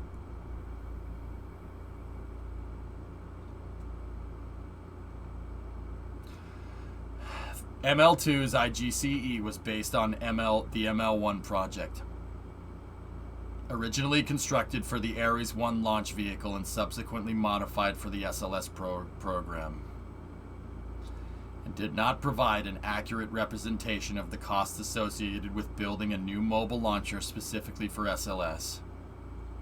Holy fook.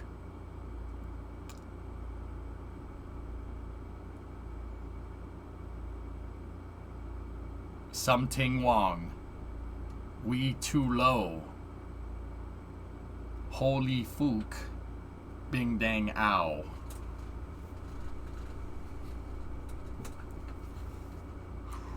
Okay, why am I freaking out? Why am I freaking out now amongst all the other times that I freaked out in the space news segment? I'm freaking out now because they base the independent government cost estimate off of ML1. Now that seems like a good idea, right? All right, ML1, ML2, you should use the first one as a baseline, right? Well, no, you shouldn't. The first one was built for a different rocket, modified for this rocket, and then sent to the pad. ML1 is Ares 1's mobile launcher that's been heavily modified. Heavily modified to the point so much that if you were going to build an ML2 right now, you would clean sheet the design. You would start over. The reason why is because Ares 1's mobile launcher was designed for a rocket that is a quarter of the weight of SLS. SLS is a much heavier rocket. Subsequently, NASA has had weight problems with the mobile launcher, meaning that the entire mobile launcher is bending because it was not designed to carry a rocket this heavy. They modified it to save money.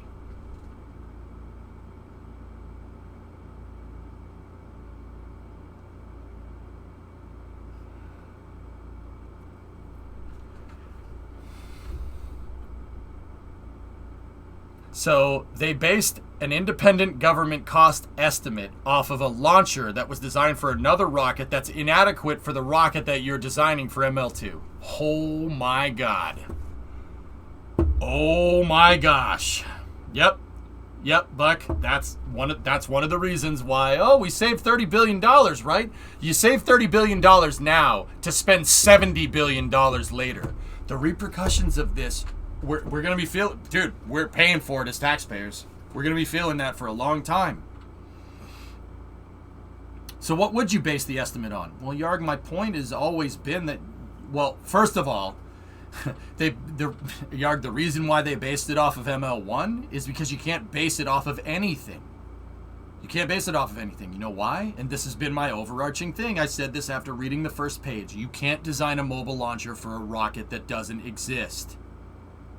That is the problem. Yarg, I don't know if you were here for the beginning. The contract was awarded to build this mobile launcher in July of 2019. SLS Block 1B's design was finalized more or less in 2021. So what have they been doing for 2 years? Absolutely nothing. And they've been just getting money. And then they blame COVID. And then they were awarded a contract to build the stupid thing and then said, yeah, we'll just take the plans and have all of our partners build it. Oh, dude, it's a mess. This is a mess. It's a mess. So if we cancel SLS now, we'll save $60 billion. Yes? Yeah, we'll save $60 billion only to spend $120 billion later. Oh, who's more clown shoes, Ferrari or the report? Sawyer, this makes Ferrari look like Mercedes. Yeah. Dude, this is bad. This is bad. It's not good. This is not good. This reeks of incompetence. But on the upside, it makes for a great talking point TV and radio blowhards and politicians that want to be noticed. Caveman, I have a rule. Anybody that plays political football with NASA, I don't like. Anyone that tries that garbage, I don't like. It doesn't matter if it's a science mission, climate science, earth science, STEM science, whatever. Human exploration operations, exploration ground systems, I don't care. They all need to be funded and they all need to work together and they all need to be funded. Well, they all need to be funded correctly. That's kind of the first thing that I said. Anybody that says, so first of all, this is what Jim said when he left. Anybody that proposes it as this versus that, like we go to the moon or we try to fix the climate, is an idiot and doesn't understand how the space program works or is trying to get you to think a certain way to get a program canceled. Who ends up losing at the end of the day if NASA programs get canceled? The taxpayers do. We get screwed. Right? That's less money. That's less of our tax dollars going towards NASA, and more of our tax dollars going to God knows what. I don't even want to know. You know, this is. I hate people. I don't trust people that play political football with NASA. I don't trust them. I'm sorry. Anybody that tries that garbage. Now, don't get me wrong, right? NASA's goals have to be chosen by the executive branch of the United States. That's just how it works. I'm not sure if that's a good way to do things, but I also really can't think of a better way to do it. Do you want Congress coming up? Do you want Congress coming up with ways to fly into space? Because if you think that's a good idea, well, SLS exists because Congress wanted it to exist. So SLS is designed by committee. Yeah, that doesn't really end well. I don't know a better way to do it. You know? We all lose. That's right, Wayne. Yeah, you got it, man. It's not good. It's not a good thing. Anyway, let's keep going. Contract award fees do not consistently reflect Bechtel's performance. While oh, this is going to piss some people off, man. NASA should be governed by scientists. For the most part, it is, Bedhead. It is. The person that runs NASA's Science Mission Directorate is a scientist. The person that runs NASA's Human Exploration Operations Mission Directorate is an engineer. You need engineers and scientists, but at the top of NASA, inherently, you need a politician. Or at least a project manager, somebody that's good at project management. That's why I like Jim so much. He was pretty dang good at it, but this doesn't bode too well for him. I'm not going to lie to you. Yeah, Caveman, pretty much. Already covered it, Pop. You don't want scientists in charge of dealing with politicians. Bingo. You need an intermediary that understands both fields. Bill does do that, but then again, this whole program happened on him and Jim's watch. You know what I mean? Like, so all agencies are creations of Congress, but it's the executive branch that's the job to run these agencies. Yeah, Hayes. There you go. I don't know of a better way. You know, like. Anyway. While contract award fees are intended to incentivize positive contractor performance, NASA has struggled to motivate and improve Bechtel's performance using the award fee structure. As of February 2022, NASA has awarded Bechtel nearly 50% of the total available award fees, $8.2 million out of an available $16.8 million over the span of 5 award fee periods. For the first 3 award fee periods, NASA assessed Bechtel's performance as very good. While NASA expressed concerns about Bechtel's performance during the 3rd award fee period, the agency decided these concerns did not warrant a lower rating. However, during the 4th award fee period, NASA assigned Bechtel a score of 45, which resulted in an unsatisfactory rating and no award fees, a rare outcome in NASA's dealings with its contractors. Well, that's good.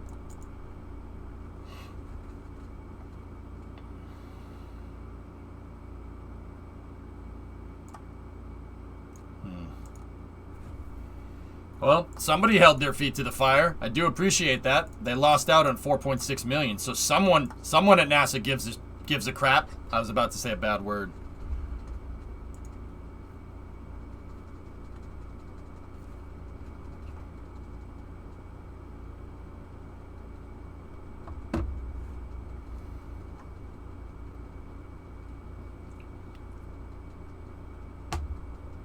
Bechtel does all different types of stuff, Sun Temple. I still maintain to this day that it's not their fault.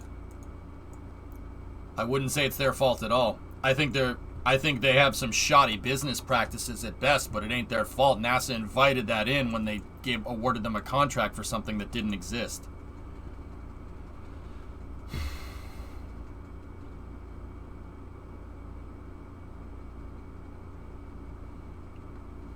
Alright, that's the evaluating a path forward.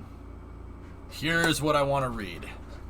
During the course of our audit, we urged NASA to take immediate corrective action to address the significant performance and management issues related to the ML2 contract to potentially include partial or fully terminating the contract, negotiating a fixed price contract for the construction phase, and reevaluating current award fee structure.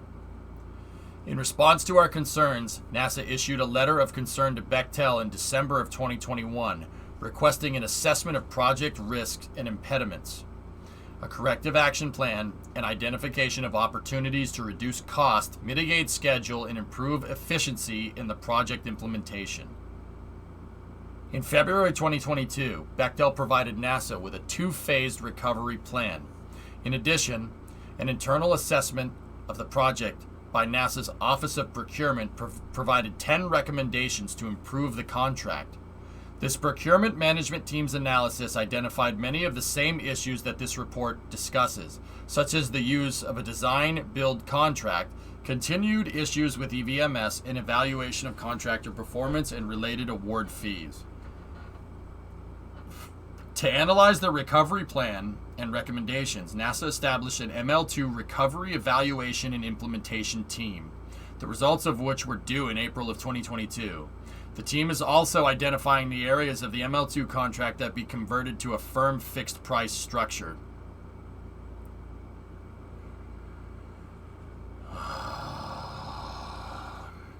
At this stage, it is too early to tell what impact these efforts will have on ML2's project cost and schedule.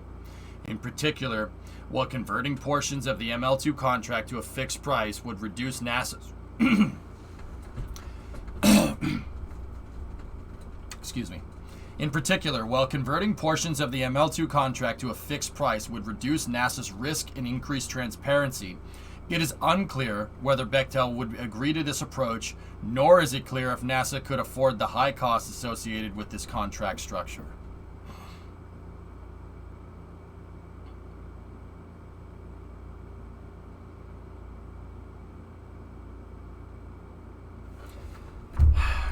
Addendum. Subsequent to the completion of our audit work, NASA rated Bechtel's performance as unsatisfactory with a score of 28 out of 10 for the 6th award fee period from October 1st, 2021 through March 3rd, 2022. As a result of this rating, Bechtel received no award fee for this 6-month period. Additionally, on May 31st, 2022, the agency received from Bechtel an interim updated cost and schedule estimate to complete the project that shows even higher contract costs and delivery of ML2 to NASA in late 2026.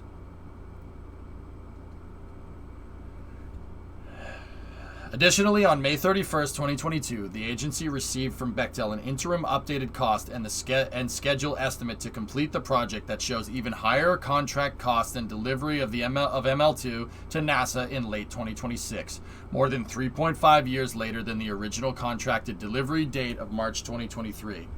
As of June 2022, NASA is evaluating the revised interim cost and schedule estimate while continuing to work with Bechtel to address their performance issues on the ML2 contract. As noted earlier in the report, Bechtel is expected to provide a fully updated cost and schedule estimate in September of 2022.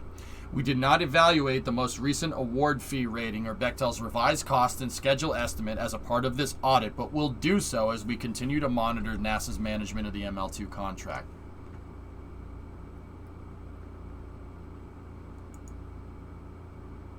Discovery, go at throttle up.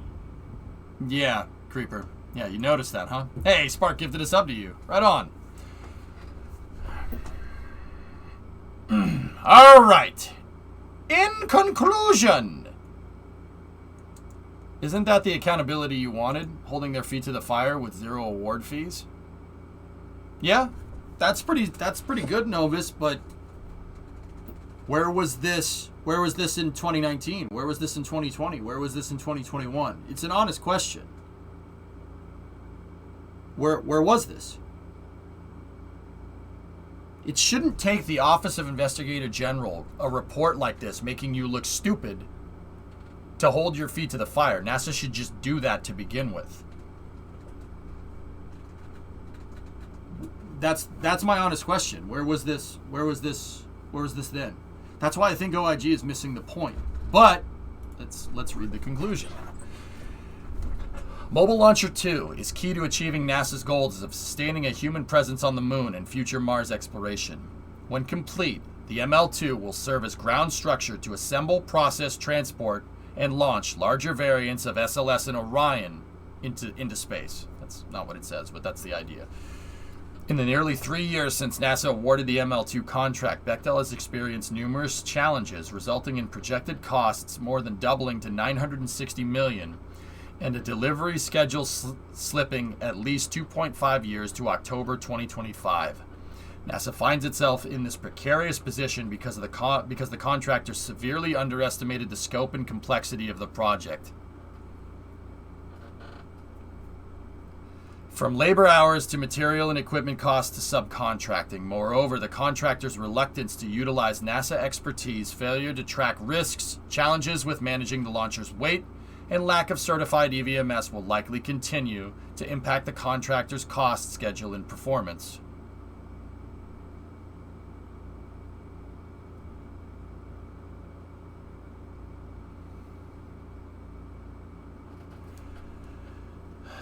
While the majority of the problems experienced by ML2 can be attributed to Bechtel's poor performance, NASA is not without fault.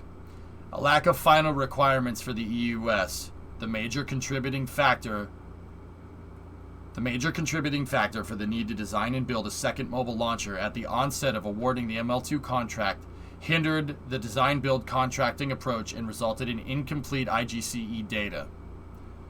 Furthermore, although NASA took the unprecedented step of rating Bechtel's performance as unsatisfactory and awarding the contractor $0 in award fees during the 4th award fee period, the agency did not continue this practice despite Bechtel's poor performance during the subsequent 5th period. As a result, we are questioning the nearly $3 million in award fees that NASA awarded to Bechtel for this performance period, as you should. During the course of the audit, we urged NASA to take immediate corrective action to address the significant challenges facing the ML2 contract given the substantial concerns surrounding Bechtel's performance. Our suggestions included, among other options, partially or fully terminating the contract, negotiating a fixed price contract for the construction phase, and reevaluating the current award fee structure. Bechtel and NASA have developed a recovery plan and procurement-focused recommendations, respectively. Well, Bechtel's recovery plan focused on addressing weight concerns and updating the cost and schedule.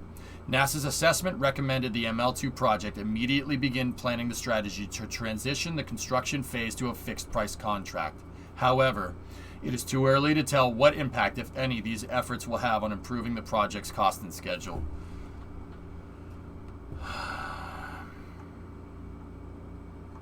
All right, let's go. Recommendation, management's response, and our evaluation. To improve NASA's management of the ML2 contract and Bechtel's performance, we recommend the Associate Administrator for Exploration Systems Development Mission Directorate do the following. Evaluate Bechtel's support for the updated estimate of cost and schedule at project completion, and finalize negotiations for Bechtel's currently proposed cost increases and NASA's government-driven changes. Before completing and finalizing the ML2 project level ABC, update the JCL, sounds like turbo encabulator, update the JCL analysis to reflect realistic life cycle cost and schedule estimates to ensure effective budgeting and management of the project. To the extent that some or all of the Bechtel contract is converted to a fixed price contract, ensure that the CDR has been completed in accordance with NASA's life cycle policies prior to conversion, and an IGCE, an independent government cost estimate, is established before entering into any new contractual agreements. Ensure the acquisition officials minimize the availability of award fees when contract modifications and value increases are the result of shortcomings in contractor performance, and require documentation of the rationale for any award fees granted. But I regress.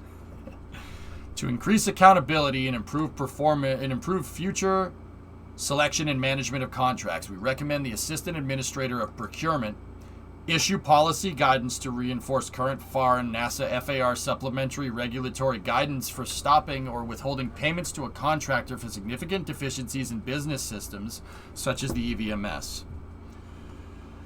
It seriously sounds like turbo encabulator. We provided a draft of this report to NASA management, who concurred with our recommendations and described planned actions. We considered the proposed actions responsive and will close recommendations upon completion and verification.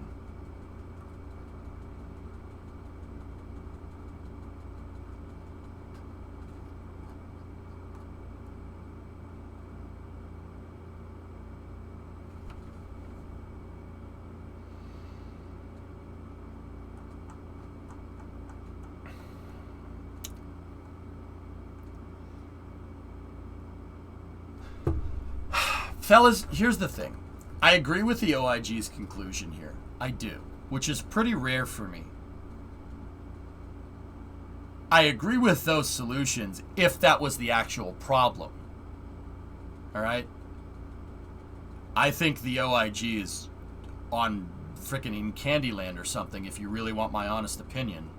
And forgive me for being candid this time around. Their conclusions are entirely wrong. You can't say that Bechtel is the overarching problem for this when NASA invited this type of behavior. Okay? NASA awarded the contract. NASA's the one that said they could do this. NASA's the one that gave them money when they didn't do anything. You can't say that they're the problem.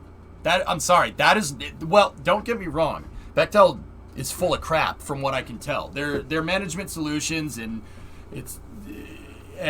turnover rate, etc., definitely contributed to this problem and definitely made it a lot worse than it needed to be. But once again, all that behavior goes back to who awarded the contract. NASA can't be the customer for this, right? You can't go, like, okay, if you go to McDonald's and you order a large fry and a hamburger, right? You order a Big Mac, okay? And you get chicken nuggets, you can't be like, oh, it's... Well, no, that actually proves their point. No, let me think of a better analogy. You can't, okay, Here's what this is more like. You go and order a Big Mac, right? And they give you a Big Mac, and you say, I didn't want a Big Mac, I wanted chicken nuggets. And they'll be like, that's what you ordered. What do you want from me? Well, I want chicken nuggets now. That's what's going on here. And I also am hungry, so that's why the food analogies are here. Still no pickles. And once again, this goes back to one big overarching thing. And this is what I mean. NASA the OIG has this as a stupid footnote here. They have it as a stupid footnote that, while the majority of problems experienced by ML2 can be attributed to Bechtel's poor performance, NASA is not without fault. How can you say that NASA isn't the problem here when NASA awarded this contract in 2019 to Bechtel to build a mobile launcher for a rocket that doesn't exist? How can you say that Bechtel's at fault for that? How can you say that that's the overarching reason? That's the stupidest thing I've ever heard. Now, I want a Big Mac, but I regress. Yeah, like actually, it'd be more like you go to McDonald's and you want a Big Mac, but you merely order a burger and leave it up to the employee to guess which one you actually wanted. Yeah, there you go. That's a better food analogy. Sorry, I'm hungry. What percentage blame would you give NASA and Bechtel? Creeper, I would honestly, it would be reversed from what the OIG report is. Look, at the end of the day, Bechtel seems like they've definitely done some stupid stuff. Stupid stuff. Saying that they should do all the plans. Saying, we should do all the plans. Saying that they can get it done. Over promising, under delivering. Saying they're going to do all the plans and then issuing incomplete plans to their contractors. And that's borderline fraudulent. But at the end of the day, all of that behavior was invited because NASA left it open. NASA left it open because they didn't have the plans. You can't build something that you don't have the blueprints for. And I'm not talking about the mobile launcher. I'm talking about SLS. Block 1B's design was not a thing in 2019. It was a drawing. And what I mean is like a drawing, like a 3D render, and that's it. The technical drawings were not finished until 2021. So how can you design a mobile launcher for a rocket that doesn't exist? That's NASA's problem. That is NASA's problem. And as crappy as Bechtel is as a contractor, their moral compass is so screwed up, I'll be amazed if they find their way back to the Cape to build the stupid thing. Like, that, as much as you want to blame them, it's not that you invited this behavior. They did. NASA invited this behavior by doing that in the first place. The fact that the OIG considers that an afterthought to Bechtel being very responsible for this is ridiculous to me. That is ridiculous.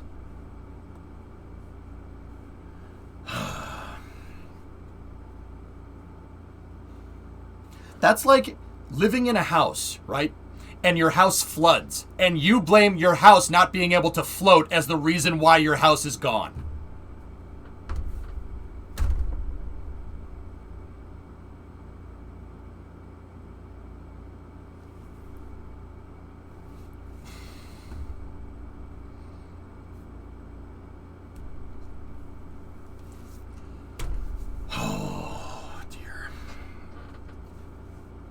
Seems like NASA should have waited until the U.S. plans were more concrete, so why did they award it in 2019? I don't know, Spaceman. They were trying... I bet you they probably assumed that some of ML1's designs would carry over. But assuming in spaceflight don't jive very well. Wasn't the EUS delayed?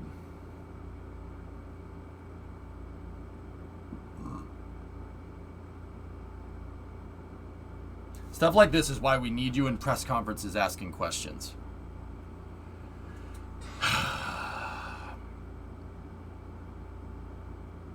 You know what, Hellfish? You know how we always say that people that, they canceled Constellation and they went with commercial, blah, blah, blah, blah, blah, blah, blah, right? Like, I'm not particularly a fan of that, right? Of sacking our space program on the altar of commercialization, right? But here's the thing. I simultaneously can absolutely see why people are so freaking annoyed with NASA. This is ridiculous. This is ridiculous. That's ridiculous. When the Office of Investigator General can't even blame NASA for a problem, they have to blame a contractor for not meeting NASA's demands when NASA didn't even know what its demands were, is not Bechtel's fault. As crappy as they are, it's just not their fault. You awarded the contract. You have to enforce accountability of the contract, and you didn't do that. You rewarded them for not completing deadlines. You gave them money on an incentive for completing contract deadlines when they didn't complete contract deadlines. How can you say that's Bechtel's fault? How is that even possible? That is the dumbest conclusion I've ever heard. This is... Oh, man.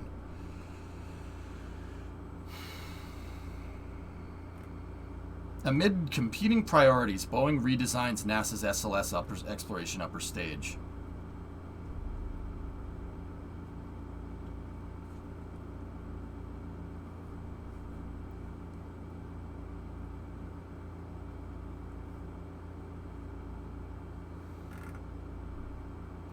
Upper stage redesigned to optimize payload for translunar. The U.S. budget was cut in fiscal year 2019 from $300 million to $150 million as NASA pivoted to additional Block 1 launches using United Launch Alliance's ICPS, a derivative of the Delta IV upper stage.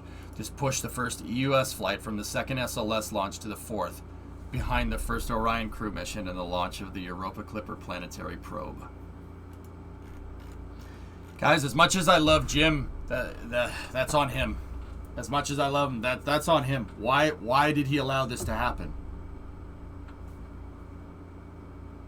This is outrageous. It's unfair. How can you award a contract and not have a design? Night, Sun Temple.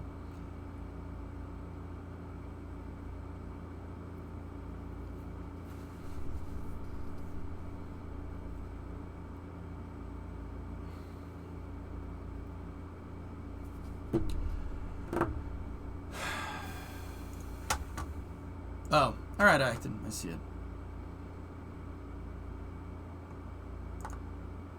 Oh, I don't know if somebody owns the IP to that, dude. Hey, I just tuned in. What I missed? Nope. Know what I missed, garbage, dude. I've covered way too much information for that. Shadowman, I have no idea when the last time you were here is, dude. All I can say is go back and look at the VOD. I'm sorry, man. I usually like to bring people up to speed like that, but we covered so much ground in the last 3 hours. I can't. I'll boil it down into one sentence for you, dude, but if you want more detail, long story short, NASA awarded a contract to a contractor to build the second mobile launcher for SLS Block 1B, when SLS Block 1B didn't exist. They said, we want you to build us a mobile launcher. The contractor says, okay, we'll build you a mobile launcher. For what rocket? NASA goes, I don't know.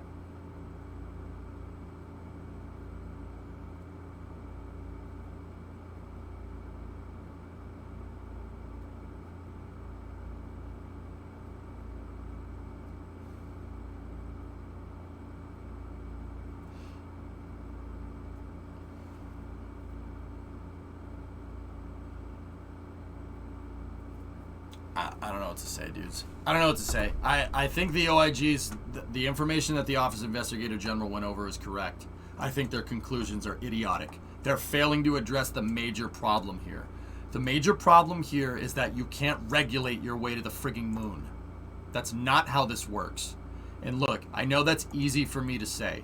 It's easy for me to say. I don't have skin in the game. I mean, technically I do as a U.S. taxpayer. But also at the same time, they're failing to address the big problem here. The big problem here is that if you want to develop a new rocket and a nice, sustainable, there's that funny word, architecture for going to the moon, you aren't going to do it with half of a rocket and some hopes and dreams. You have to develop end-to-end architecture from the start, like the Apollo program, and that's going to cost billions of dollars. There's no getting around it. It's either gonna cost you billions of dollars up front, or a lot of billions of dollars over a long period of time, which is what we have with SLS. In which case, nothing ever gets done. See what I'm talking about? There's no getting around it. If we want to go back to the moon and we're serious about doing it, you need to pay up front for it. If you don't, You're not going anywhere. Space Shuttle and SLS, ironically, because it's Space Shuttle derived, are two very good examples of this. That's what I mean about this OIG report. They're failing to address the big problem here. The big problem here is that SLS has no integrated master schedule. All right? There's no overall thing. And you know what the funny thing is that that's what they talked about in the last report when they said SLS was unsustainable. But the reason why they said SLS was unsustainable is because they looked at a $4 billion price tag and said, no, we can't do that. Once again, thinking that you can regulate your way to the surface of the moon. That's stupid. Oh my God. Congress has too much money. You know what the thing is, App State? It's not. It's not too much money. You telling me that Congress doesn't want to spend more money in their congressional districts? That's bullcrap. No way. That's not how that works. Don't be fooled into that. Don't be fooled to say that, oh, it's Congress's fault. No.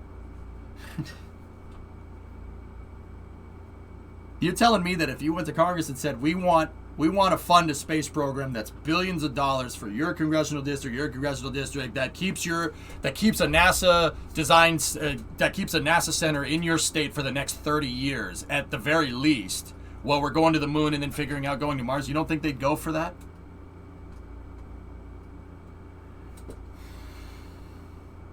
You don't even need to do that. Big fat, but anyway. All right, Novus, what do you got? I disagree with you on the extent of the fault that lies with NASA. The U.S. finished CDR just 6 months after this was awarded. I can't imagine there wasn't definition enough for them to do the major structure for the ML. I think what really irritates me is that they had trouble with just doing the design for the frame and outsourced everything. When their subcontractor got the drawings, they were so bad they couldn't even fabricate it, so the subcontractor had to redo it. Like I said, Noah, I'm not saying that Bechtel isn't completely at fault. My argument is that this is NASA's fault. That NASA. Okay, 6 months. That's fine. Why did they give them an extra $6 million when the EUS was ready to go? Look, Bechtel is crappy. They have no idea. It's very clear that they have no idea what they're doing when it comes to building something like this. So I would honestly question the contract award, to be 100% honest with you. I'd question why the contract was awarded to them, who were the other participants and why. B, why didn't you go with the people that built ML1? C, why didn't you accept NASA's help for building a mobile launcher that you have no experience in building? Why did NASA say, all right, that's fine. You don't want our help? That's cool. Well, how does that help? Look, Bechtel is a crappy contractor. It's very clear, and they were rewarded for being incompetent. No doubt, dude. But whose fault is that at the end of the day?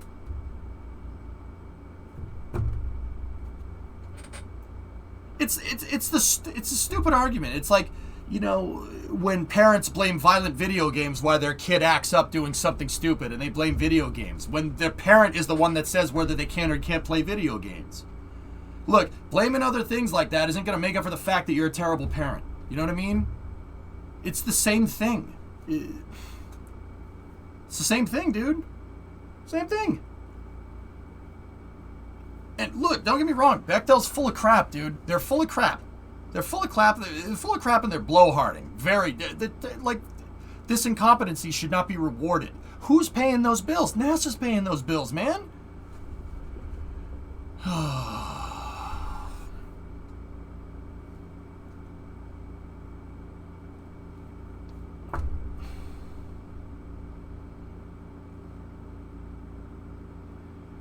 Oh dear. They haven't even started building it yet, and they've already gobbled up $500 million. Look, like I said, that's no good. Oh, I don't like a lot of the decisions NASA made throughout it, especially the rewards and contracting elements, but I just can't believe they couldn't do any of it, so they had to outsource this. That's so bad. Oh yeah, no, I'm with you. Guys, it's not one particular entity.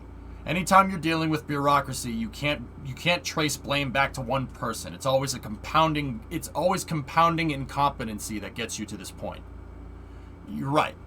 I think the OIG is wrong for stating that Bechtel is at fault first, when NASA is the one that awarded the contract and rewarded them for being stupid in the first place. I like the OIG's conclusions. I think they're backwards, though. NASA is at fault first and foremost, because they're the customer in this. They're paying people for a service, and when they didn't provide the service, they're still paying for it. It's ridiculous. That invites all of Bechtel's incompetency in this. You know what I mean? I think their conclusions are right. They're just backwards. Yeah, we're paying for those bills. Unbelievable. And then Bechtel just not doing technical risk, not doing risk mitigation, nothing. So if I understand it right, the contractor was given 3 years ago and Bechtel didn't even start work yet. Forge, it's worse than that. I think that you have to look at the scope the OIG is operating under, specifically the ML2 contract, taking what was awarded. Bechtel is generally at fault for the poor performance in executing the contract. I think you're right, Buck. I think that's what we're getting at. That's what we're dancing around. This is just in the scope of ML2.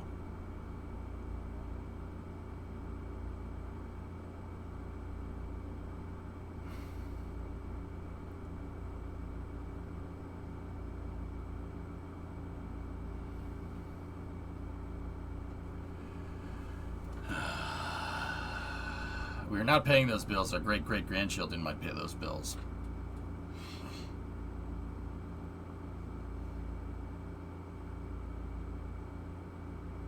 Sad. That sucks, man. And you know what? The last OIG report that we read talking about SLS sustainability, well, I think also maybe that's why I misinterpreted the last one. Because that probably is what they meant by saying it was unsustainable. But still, citing your opinion as unsustainable is stupid.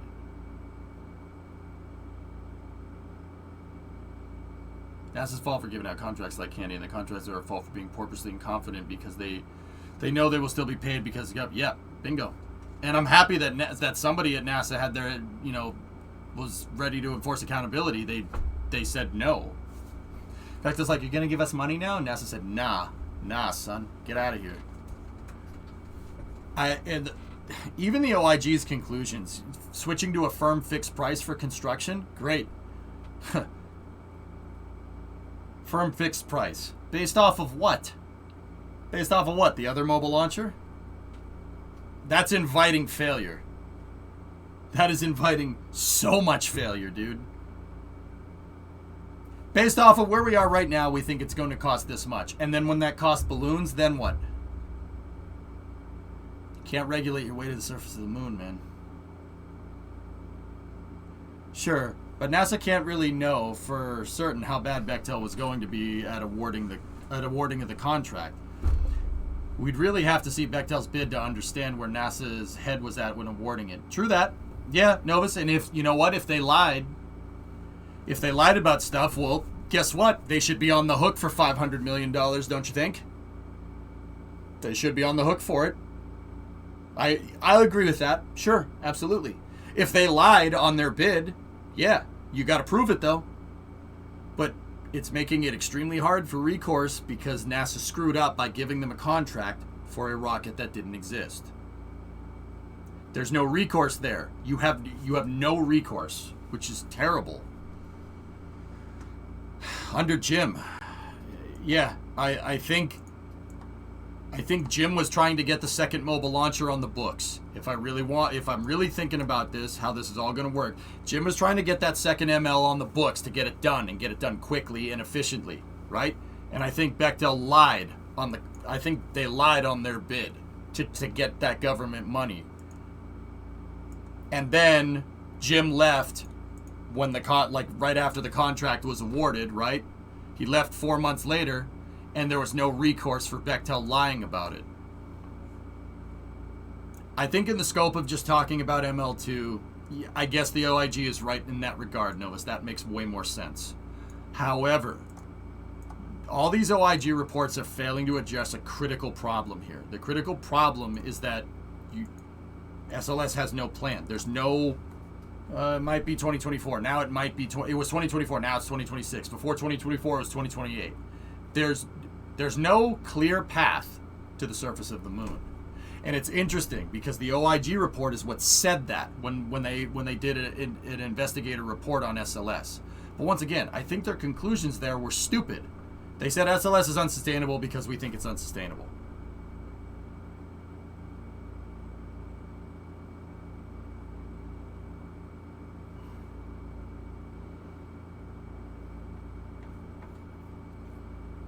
So was Doug Lavero leaking HLS stuff to Boeing during... That was during Jim, Loopy. I don't think it's entirely Jim's fault, but this did happen on his watch. I can't say anything different. I think what Jim was trying to do is kick everybody in the butt and get everything going again, and I think people took advantage of that.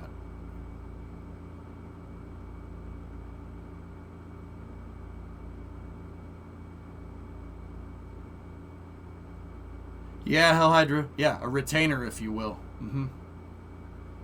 So now they will spend millions on a different contractor?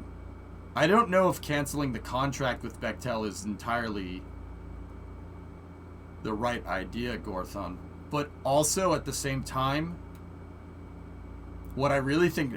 here's my conclusion. What NASA really needs to do is design the entire mobile launcher.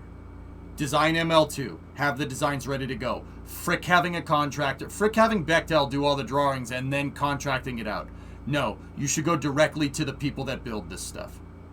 NASA should have all the blueprints, all the plans ready, and frick the middleman. Go right to Bechtel's contractors and award them a contract directly. Look, here's the plans for the mobile launcher. Build it. If you don't build it, you don't get money. Simple as that.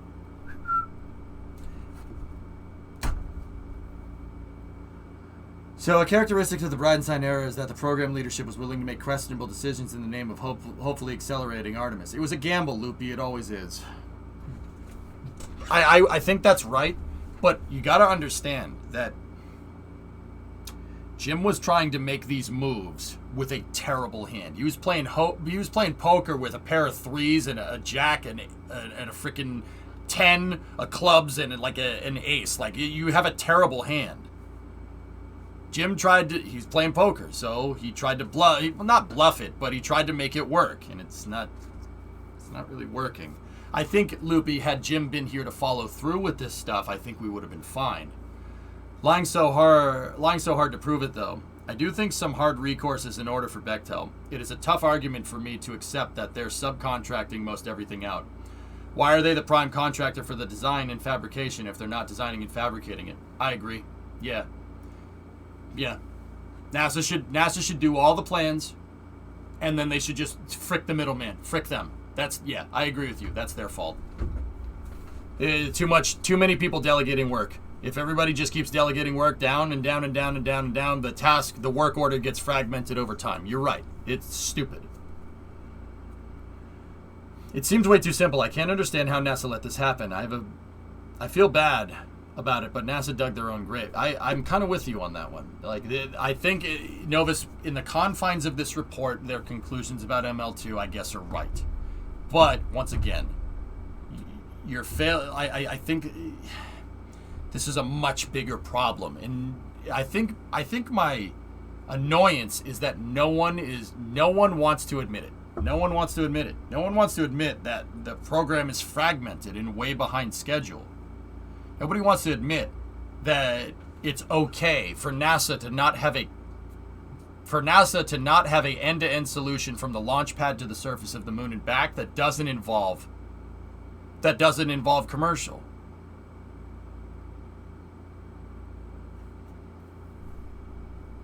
You hire them to coordinate the subcontractors, basically, but that's how contractors work. You hire them to coordinate the subcontractor. Why not just go right to the subcontractors, Demon?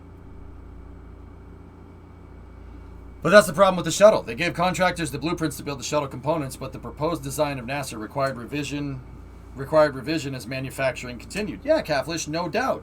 That's where a cost-plus contract comes into play. But cost-plus contracts only really come into play when you have a deadline.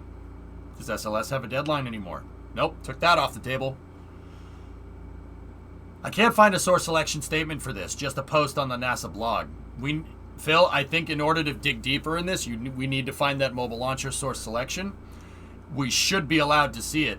If we can't find it, then someone should freedom of information that source selection, because clearly something ain't stirring the Kool-Aid here. This is not good.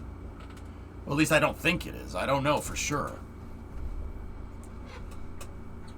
Especially since they've already done this, right? We have been to the moon and back already. It's hard to say, oh, we've already been there when that was 50 years ago, VB. Most of the technical expertise involved with the Apollo program is retired or gone. Heck, even most of the guys that went to the moon, we don't have many left.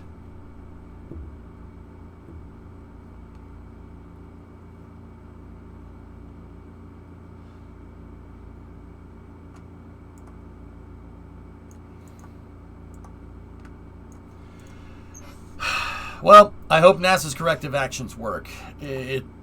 Guys, I wouldn't be surprised if more reports come out that say stuff like this. This is, like I said, it's indicative of a much bigger problem. The much bigger problem is that SLS's architecture is so fragmented. It's so fragmented because for some reason in 2011, the Augustine Commission thought that this was a cheaper way to do things, which... How could you have thought that? How could you think that this is an easier way to do things? Do those people not know anything about engineering? I'm serious. I'd personally like to see more scrutiny for proposals and release of reward funds, preferably an independent review from NASA. There's got to be a higher bar.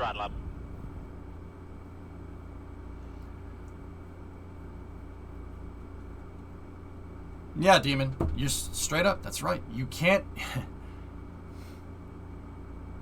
We can't cost cut our way into space. Every time we try to do that, it doesn't end well.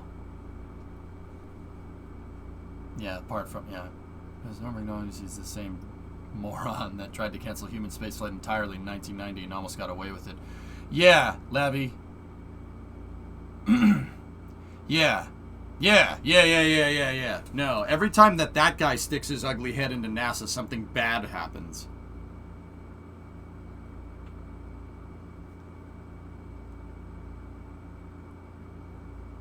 It's almost like this whole system was designed to work. This whole system is designed to work for you, right? Apollo is a good example of that. And people keep throwing monkey wrenches in it on purpose. I don't get it. But that's maybe because I only care about going further in space, you know? It's like... I don't only care about going further in space, but you get the idea, right?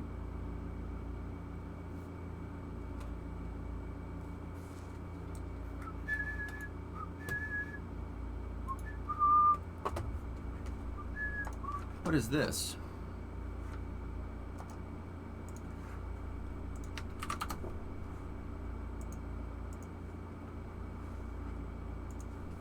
Wow, where'd you get this? Check DMs. This is the source selection statement. Oh boy. Let's see what we got. Yeah, still firm. I don't get it.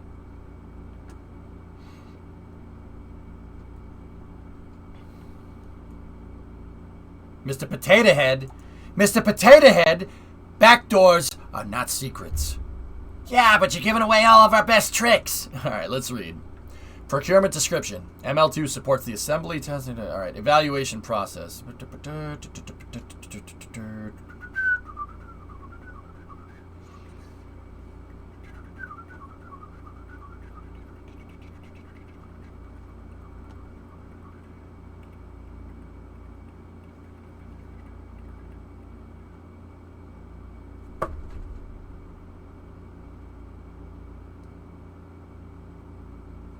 What the hell? Have we not learned from the British and their trains privatization is no bueno? Well, Loopy, it has to be... Loopy, my thing is that, you know, people throw around sustainability left and right. They throw around sustainability. They throw around, this isn't sustainable, this is sustainable. All right? My annoyance is that when people have access to grind in this, right, that don't have spaceflight's best interest at heart. Okay? That's really annoying. And it's really easy to spot. What do I mean by that? Well, I don't think that anybody that says that in commercializing everything is a good idea, I don't think that's correct. I don't think that that is right. And if somebody tries to tell me that that's more sustainable, well, that's pretty damn funny, actually, because I'm pretty sure commercializing everything leads to a monopoly unless regulated. Right? Right? That's a good idea. Not. That's not a good idea when it comes to something as essential as spaceflight, right? And spaceflight is essential. Earth is our cradle. We got to leave the cradle eventually. It's just a good hedge against an extinction event. Right? I think that's fair. I think that's a very fair and very real threat. And if something else doesn't destroy it, we'll destroy ourselves, right? Am I right? not to be morbid, right? It's morbid time. Wait. Now, I said operative word is regulation. What do you think regulation is? Regulation is having a national space program in redundancy to your commercial program. That is the most sustainable way forward. Because the Apollo program showed that if the government is the only way they can get to the moon, well, that leads to stagnation. But we clearly know from economics that complete privatization from the ground up also leads to stagnation. The only way to keep it going is to hybridize the system. You want spaceflight more sustainable? You need a healthy government space program and a really healthy commercial space program to go along with it. If you get one or the other, you're gonna if you go one way or you go the other way, well, like I said, history in the past has showed what happens when the government is the only way to get to the moon. They can just pull the plug on it and have no recourse. No one can say that's dumb, even though we did, and they didn't listen. And I'm worried that privatization of every single thing and the incessant need for people to beat the drum of commercialization, right, in the name of doing it for cheaper is going to end very well. Prices aren't fixed. They're subject to change. And they will change if NASA's space program is completely pawned off to commercial entities. And I'm not saying that I'm not saying like Elon wouldn't, like with SpaceX, I'm not saying that SpaceX is bad. Either way, you need both of these things. I want Starship and the Space Shuttle flying next to each other.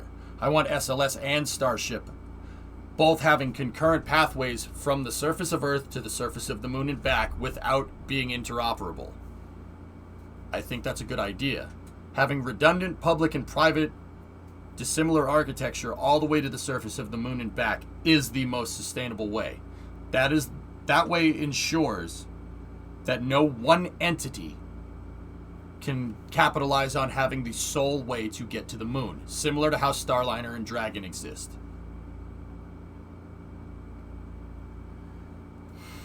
It's morbid time, right? How did JP Donovan and Jacobs get passed over? They were working on ML1 and even on the Omega. Yeah, I don't understand that one, dude. What if we had 3 or so SpaceX equivalent capability public launch companies?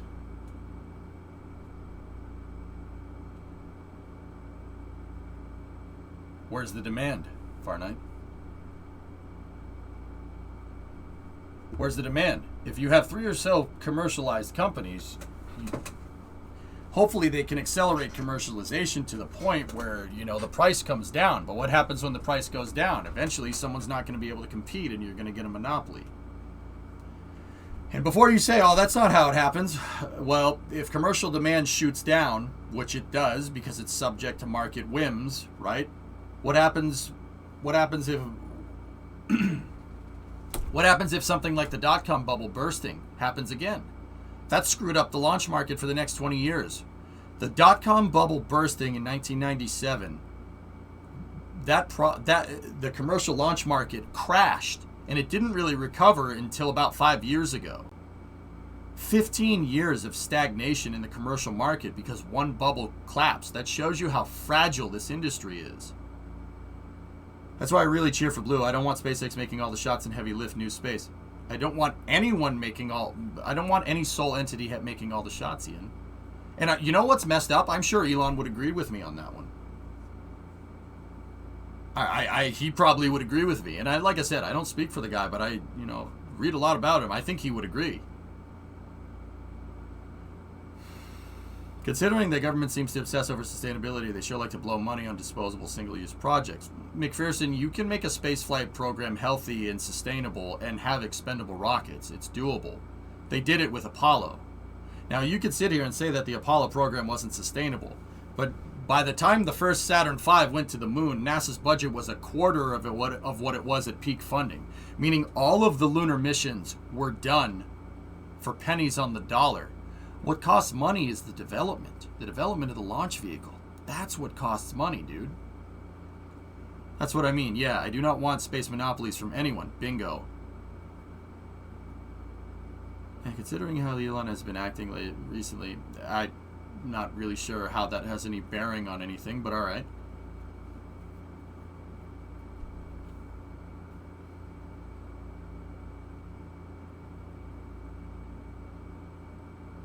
Yeah, fellas, that's the thing here, man. We can't. NASA needs its own way to get to the moon, and they need their own way to get to the moon that is redundant, dissimilar to SpaceX. All we're doing is kicking the can down the road if we don't think that both of those ways are the right way forward.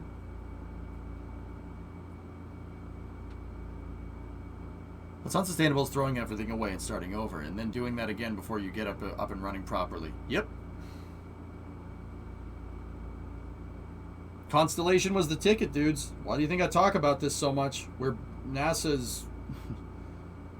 all this behavior was invited from canceling Constellation because it created a vacuum. Created a vacuum of cash, and Congress panicked because they didn't want the money train to stop, and then mandated that a rocket be built. They started designing by committee. They mandated certain requirements for the rocket because they weren't sure what the mission was. It all can be traced back to the Augustine Commission and Constellation. That's the reason we're in the pickle that we're in right now. We got to write a book about this someday. Yep. Seems in even May of 2021, NASA didn't have a baseline cost nor schedule for MLP2 and was projected to have only a 3-month delay at the time. GAO report, page 51. It's not good, man. This isn't good. This is all this. Like I said, this reeks of a bigger problem, a much bigger problem. Anyway.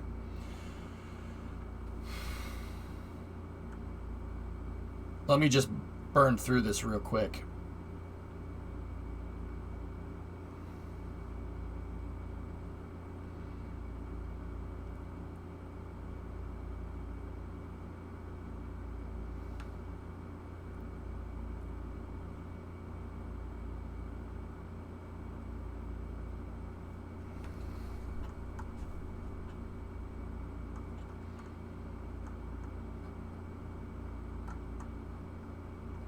I gotta read this. So we have Bechtel, Fluor, Jacobs, JP Donovan, Parsons, URS Federal, an ACOM company. Okay, I'll just call that an Acorn company. No, yes, it's not even corruption, it's incompetence of the highest magnitude.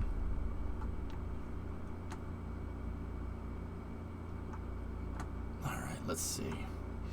Parsons' proposal received the highest overall mission sustainability score. The SEB identified 4 significant strengths and 1 regular strength.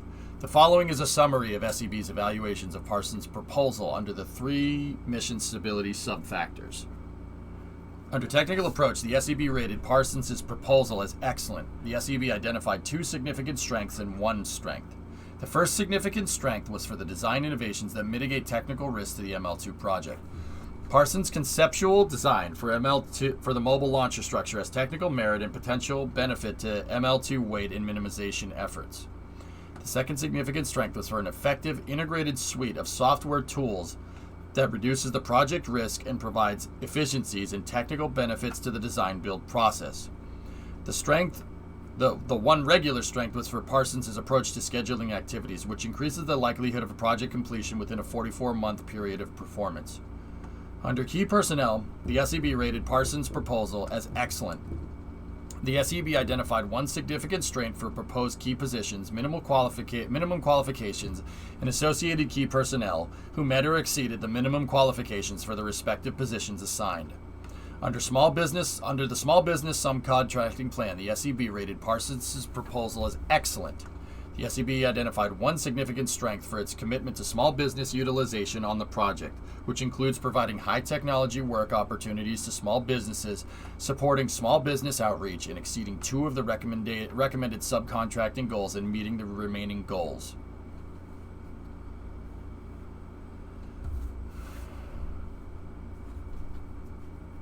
Parsons received an overall mission sustainability score of 939 out of 1,000. All right, can I just go down here? Bechtel received an overall mission sustainability score of 913 out of 1,000.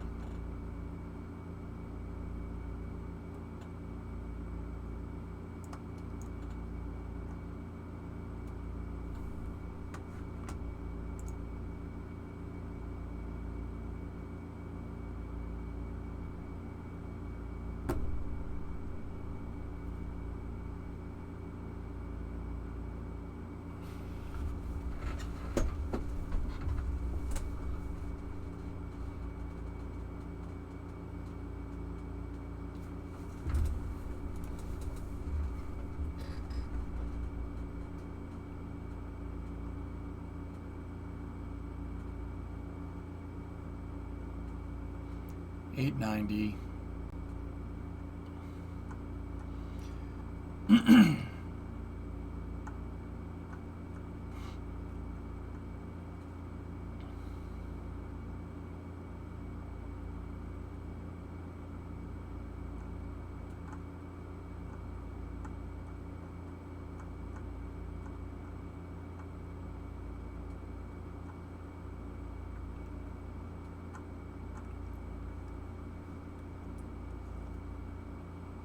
Okay, so there's Jacobs, JP Donovan, Parsons, URS, Floor, and Bechtel. So I'm scrolling down here. Did I miss Parsons? There's Parsons. There's Bechtel. There's Floor.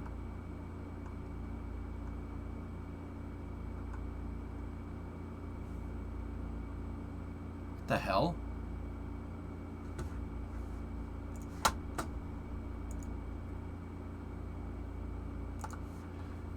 URS, Jacobs, and Donovan are missing. I don't know why.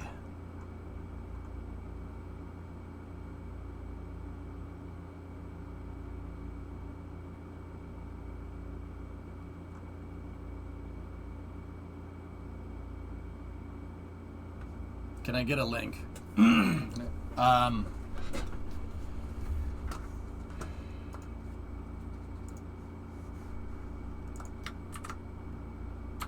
There you go.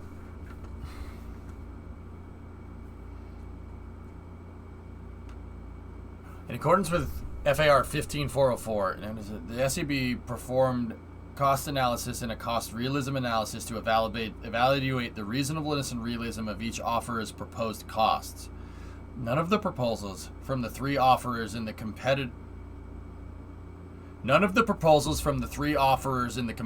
range required probable cost adjustments.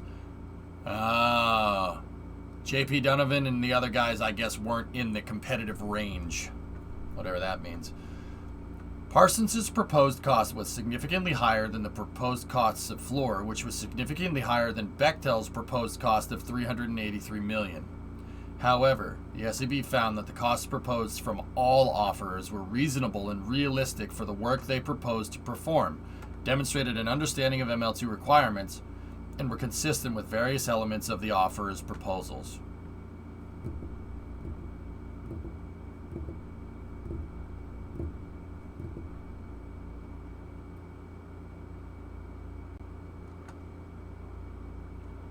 I determined that his findings were rational and well documented, and I solicited additional comments and questions from the SEB. Okay, I first note that with regard to the two evaluation factors specified in the RFP, mission cost and mission sustainability and cost, the mission sustainability factor is approximately equal to the cost factor. Using these three evaluation factors, I reached the following conclusions. With regard to mission sustainability, I note that the SEB favorably rated all offerers with Parsons' proposal receiving a slightly higher point score than Bechtel. With regard to mission sustainability, I note the SEB favorably rated all offers, with Parsons' proposal receiving a slightly higher point score than Bechtel, which was slightly higher than Fluor. I also note that the SEB found no significant weakness or deficiency among these proposals. Under the technical approach subfactor, the SEB rated Parsons' proposal as excellent, and the SEB rated the proposals from Bechtel and Fluor as very good. All three proposals have a significant strength. Parsons uses building information modeling to integrate a number of programs for requirements, blah, blah, blah, blah, blah, blah.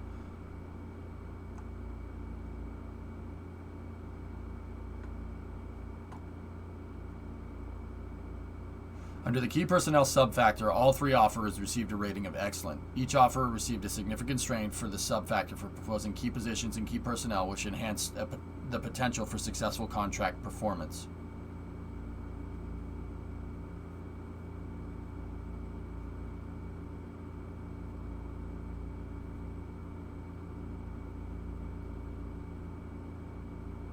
Well, I understand that there be differences among the key personnel identified to be each offered the minimum qualifications. All right. Under the small business subcontracting pen, which is the least heavily weighted subfactor, the SEB assigned significant strength to all three of the offers for proposing small business subcontracting plans that are thorough, provided high technology work opportunities, and meet or exceed the government's recommended subcontracting goals. Given the insignificant point differential separating each offer and subfactor weighting, I did not find the subfactor to be a discriminator. Overall, for the aforementioned reasons, I found that the offer's proposals to be a similarly high quality under the mission sustainability factor, and findings clearly reflect that each offer demonstrated a thorough understanding of ML2 requirements. Tuning to the cost factor. This contract requires both the design and construction of the ML2 and the RFP. This contract requires both the design and construction of the ML2, and that the request for proposal allowed each company to propose its own approach to accomplish this requirement.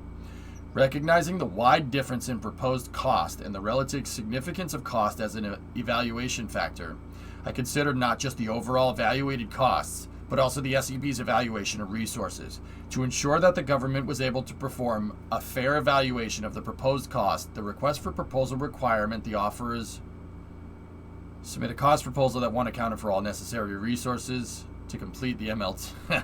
Okay. Traceable to its design-build approach. Disclose in detail all estimating techniques and price assumptions. Complied with applicable FAR, NFS, and governing statutory requirements.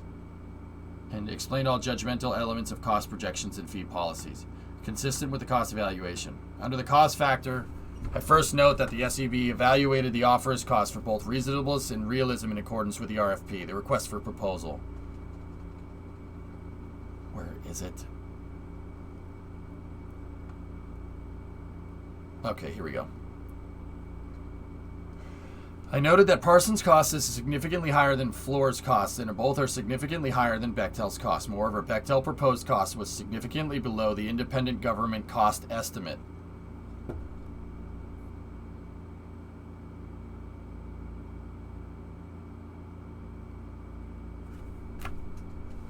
Oh my God. Based on my questioning of the SEB, I understood that the main reasons contributing to the difference between Bechtel's lowest cost, the higher cost proposed by Fluor and Parsons, and the higher estimate prepared by the government.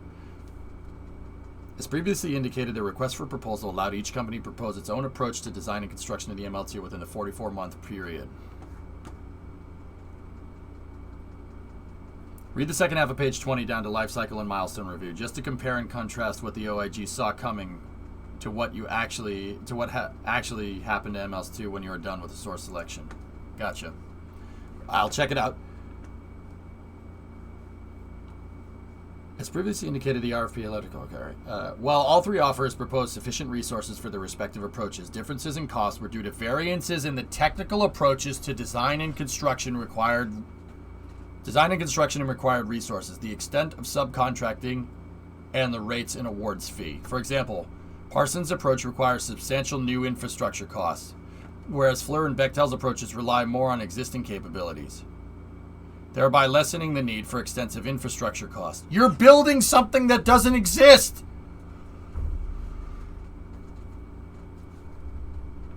Similarly, Parsons' award fee rate and other direct costs are substantially higher than those proposed by Fluor and Bechtel. As another example, Fluor's technical approach involves subcontracting out significant portions of the ML2 requirement. Its subcontractors' costs are fully burdened through fee, and Fluor further burdens these costs with general and administrative cost and fee. This, in addition to higher professional labor rates, results in higher costs. In contrast, Bechtel's approach relies more on in-house capabilities, resulting in less overall costs.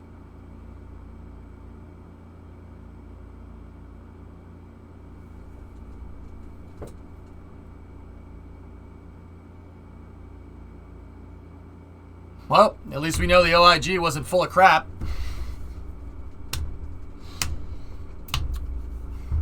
Moreover, Bechtel does not burden subcontract costs. The SEB also noted differences in proposal costs compared to the IGCE, which, consistent with the above, were due to variances in technical approach and modification factors used, i.e., the IGCE was derived using ML1. Oh my God.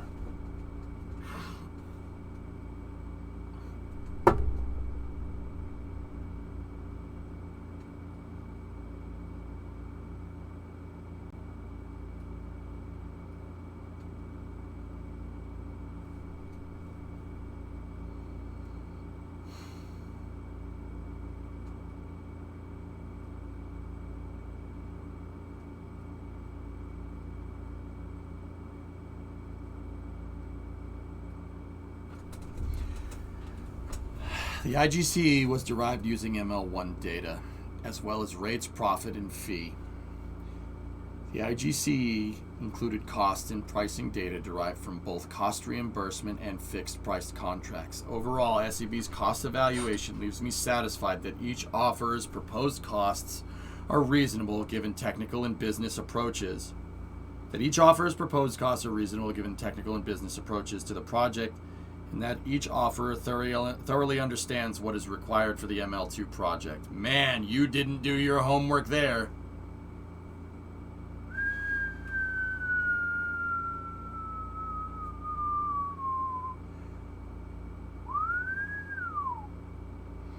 I note again that in the relative importance of evaluation factors, mission sustainability is approximately equal to cost. Thus, by terms of the RFP, any significant differences in cost between the proposals warrants meaningful consideration. As mentioned above, Bechtel's evaluated cost is $383 million, which is significantly lower than Fluor's and Parsons' evaluated costs. In making my decision, I note that there is no significant discriminator among the proposals under mission sustainability, which essentially renders the proposals technically equal.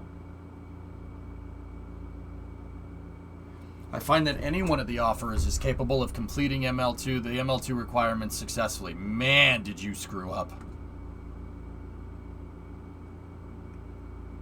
Nice, Hypersonic, that's cool. However, as set forth above, there is a significant difference under the cost factor, which is approximately equal to mission sustainability. I find that cost is the only significant discriminator among the proposals and the determinative factor. Given that all proposals are of similarly high quality, I believe paying a significantly higher cost for solutions proposed by Parsons or Fluor is not in the government's best interest. Because Bechtel offered the lowest cost by a significant margin, and because I am satisfied after review of the proposal and discussions with the SEB that its cost is reasonable and realistic, I conclude that Bechtel, with its lowest evaluated cost, represents the most advantageous proposal and is the best value to the government. Therefore, I select Bechtel for the award for ML2. Suitability? Mission suitability, yeah, excuse me. Sorry. Sustainability is ringing in my head.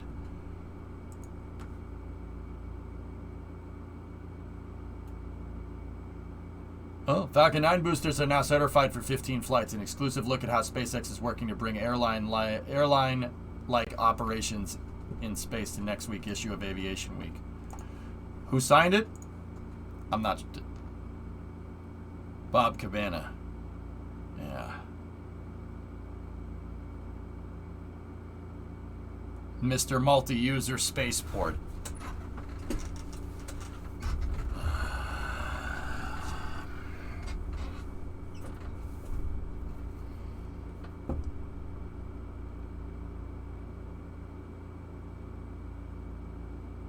Yeah, Poison, exactly. How can you come to those conclusions at the time for mission suitability, not sustainability?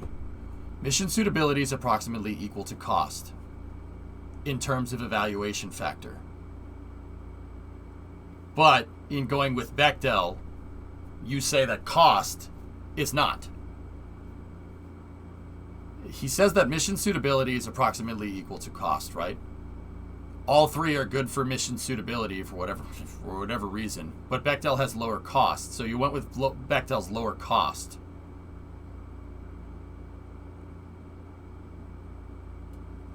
I mean, see, here's the thing, fellas. We have the benefit of hindsight. That seemed like a good decision at the time.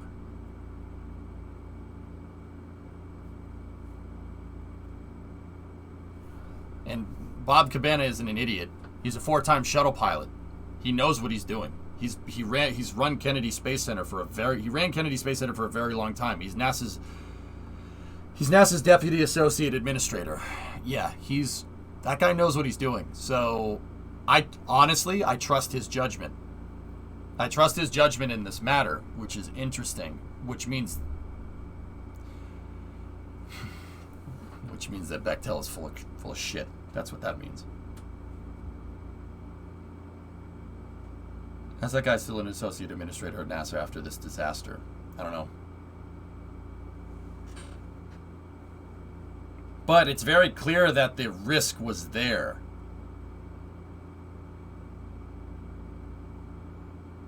It's very clear that the risk was there. That's what I mean. It says it itself. Bechdel's approach relies on more in-house capabilities, resulting in overall less costs.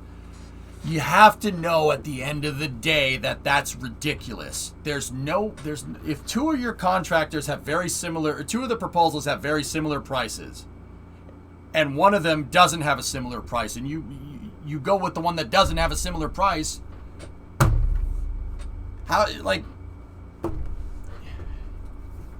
you're taking a risk.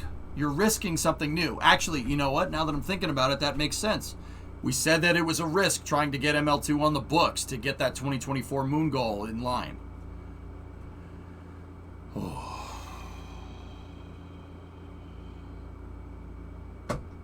It's generally good practice to ignore the lowest bid. Agreed. They took a gamble. Yeah, they took a gamble and it didn't pay out. But, Loopy, I firmly believe that it didn't pay out because the people that took this risk, when push came to shove, weren't there. Yeah. Any other space news? Yeah, there's plenty. All right. Well, we took a dive into it, and that's what came up. Guys, at the end of the day, we can sit here and we can be annoyed with this. Hey, Shadowman gifted a sub to Loopy. Right on. Reminds you of an old shuttle joke that says every single part on the shuttle was built by the lowest bidder. That's not necessarily a bad thing, dude, but you can't base everything off cost either. It goes back to, I think that's the overarching thing here. It's not just about lowest price, but also at the same time, you know, if you want to go to the moon, you have to make sure that you get the funding to do that. That was super interesting. Stupid, but interesting. Yep. Yeah. To be fair, he'd find it really hard to justify if he was ever questioned on why he didn't take the cheaper bid based on what he knew, I guess. But, so Pravis, okay. You have those three contractors. This one is the best, okay? This one is the best, but that's also the most expensive. But this one is the most likely one to get you to have your problems get solved. This one is this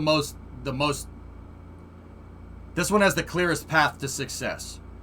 This one also has a clear path to success that's kind of similar to this one, but the cost is less. This one doesn't have a clear path to success and is trying something new, but it's significantly less than the other two proposals. Why in God's name did you go with this one? Why does that make sense? That doesn't make any sense. I agree that it was a mistake, but I'm trying to see it from his point of view. Yeah.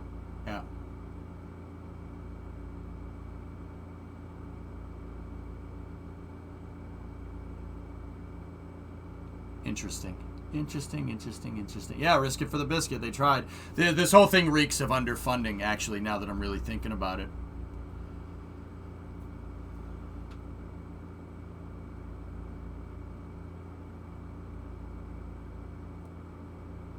This whole thing reeks of underfunding.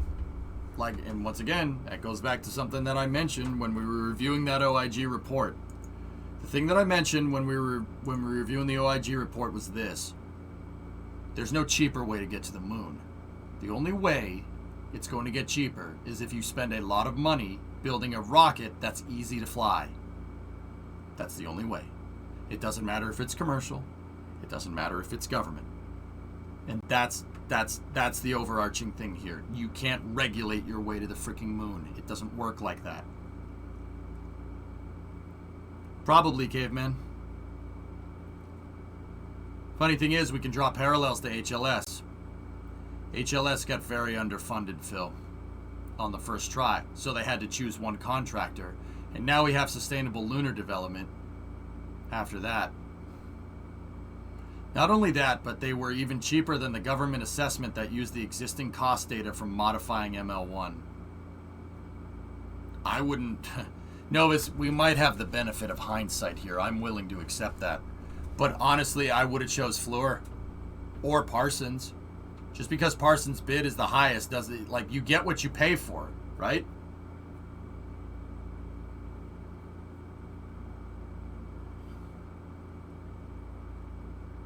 And for HLS, they chose the cheapest and most ambitious one.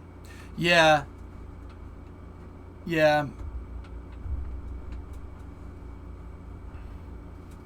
But see, here's the thing with HLS. With HLS, they added an addendum to the contract that says you can fund the lander development with your own private money, which would mean that you could lower your bid.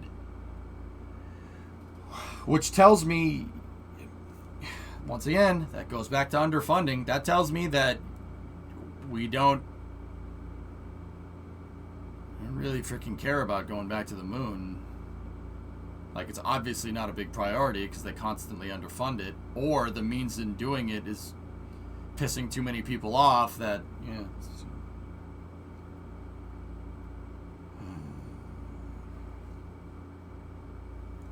So TLDR is that they went for the lowest bidder and the contractor has basically done the intake whistle through the teeth. Yeah, actually it's going to cost you double now. Yeah, pretty much. And then they paid them. They paid them, they gave them more money, Tessa. They rewarded them on contract completion in the form of a couple $1 million every year for doing nothing.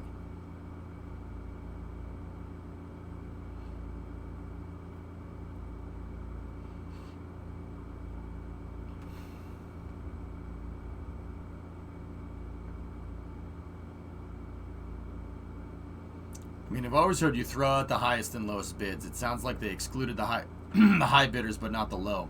Yeah, Demon, that sounds right. But you got to remember, why would they do that? Why would they do that? Why? Bob Cabana isn't an idiot. He knows better than that. I know that guy knows better than that. However, why would you choose that if you know that he knows better? You got to give people the benefit of the doubt here, especially a guy like him. He's an astronaut. He's been to space 4 times, flew the space shuttle. He's been through the entire space shuttle program. So what's another determining factor? They don't have the money to afford Parsons or Fleur. There's your problem. That's the only reason I can think of that he would do that, right? Because you're right. You never go with the lowest bidder. That's really... Because the lowest bidder is probably full of crap, right? It's almost like SLS was never supposed to launch. No, Hellfish, I refuse to believe there's any overarching entity that it was intentionally designed to sabotage SLS. I think SLS came as a visceral reaction when someone tried to pull the plug on the Constellation program. Like I said, we're reaping the whirlwind of that. I don't think that SLS was ever intended to have stuff like this happen. But the road to hell is paved in good intentions. You know what I mean? You can't, like, there's no getting around it. You want viable infrastructure that's sustainable in the long run to get to the moon. It's going to cost you billions of dollars. It's going to cost you another Apollo program. And if you try to beat around that bush, you're just, well, you're getting there on hopes and dreams. It's because they have a division that their literal only job is procuring this for the government called contracting officers. The CEO in this case could have made a legal argument that they needed to choose one. SpaceX being the exception and the lowest bidder rule. Yeah. My guess is he was concerned that both Parsons and Floor were reporting that they had to upgrade infrastructure and there can always be problems with that process. Yeah, Demon, but any contracting officer would know better. There's a if two independent people are saying you have to upgrade the infrastructure to get this done, you're not going to go with the person that says that you don't need to. Contractors aren't allowed to conspire with each other. That's a conflict of interest. To try and jack the price up, well, that's fraud. You can't do that. They're not allowed to tell each other. They're not allowed to talk to each other about their RFPs. You're not allowed to do that. That's very illegal. So if two of your contractors independently came to the conclusion that you need to upgrade infrastructure to get this mobile launcher made, based off of ML1 analysis and the IGCE based off of ML1 analysis, you should know better. This screams of NASA doesn't have the budgeting bandwidth to get this stuff done. That's what this screams of. And part of that is from the incessant need to commercialize everything with space because it's cheaper. We're going to pay for that later. We're already paying for it now. A $400 million mobile launcher costs us a couple billion now because of that incessant need to commercialize everything. I'm telling you. I'm not like tinfoil hatting this. This is a very big problem. I wonder if those improvements for infrastructure were to handle the higher weight. Hard to say without the bids themselves. Yeah, we'll probably never see the bids, Novus. But, I mean, what else could it have honestly been? It has to be that, right? And if two of your contractors independently came to the solution, or independently came to the conclusion that you needed to do that, that means it's something you probably need to do.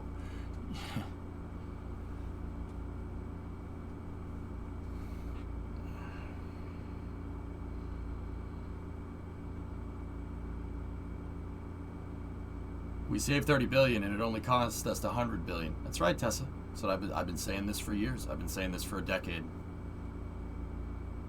I've been saying this for a decade, man. If Constellation was keep going, if Constellation was still going and Constellation was funded appropriately, NASA would be floating a couple extra $1 billion, and they could use that to fund an HLS. They could use that to fund Starship.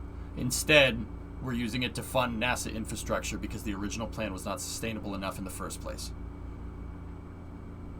SLS should have never been allowed to exist. It's sad. It sucks. It's annoying. I really don't like it. But with the reason why I bring all this up is because everybody comes to that conclusion that SLS shouldn't be allowed to exist, and then just said, oh, well, NASA shouldn't have been in the business of launching people into space after 2011 anyway, which is wrong. That's wrong. That's incorrect.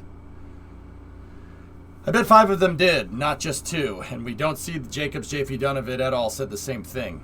You're right, Loopy. It's almost like the people that are working on the current mobile launcher probably would say that, and that's probably why their price was high, because they knew you had to upgrade the crawler. You had to upgrade the crawler weight. You had to upgrade the mobile launcher structure, because they knew the rocket was heavy.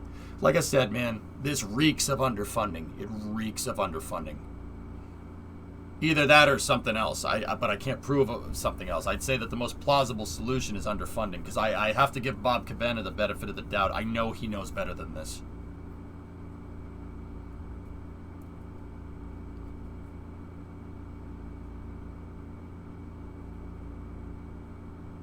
Yeah, Hellfish, yeah. No, it's not good. Yeah, it's not good. Yeah. Yeah. Man, that was hard, dude. All right, I'm done.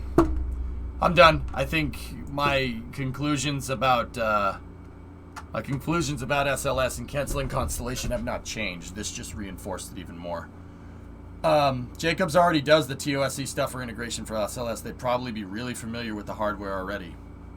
Yeah, Novus, that's what I mean. If the contractor that's already doing this stuff is telling you that it's going to be expensive, It's going to be expensive.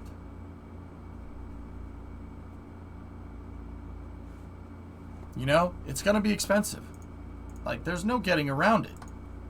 Like I said, we can't regulate our way to the moon. Oh, we make a law saying that going to the moon is going to cost $100 billion. Congratulations, guys. We made space more sustainable. Am I right? Oh, dude. I really wish I could do something about this, you know? I can't do anything about it. This is way out of my control.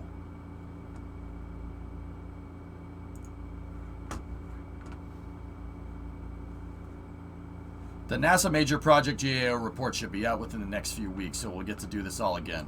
Good. Like, as painful as this is, I will go through it, and I will not hesitate to show you guys this stuff, because this is important to understand. It's important to understanding spaceflight. I don't like doing this. I really don't. I really don't like it. But I care more about the truth here, you know what I mean? And I'd like to hope that people do as well. I know it's not the most entertaining thing to watch, you know what I mean? Hell Hydra, what was that page? This is the last thing we'll do. What was that page that you wanted me to see?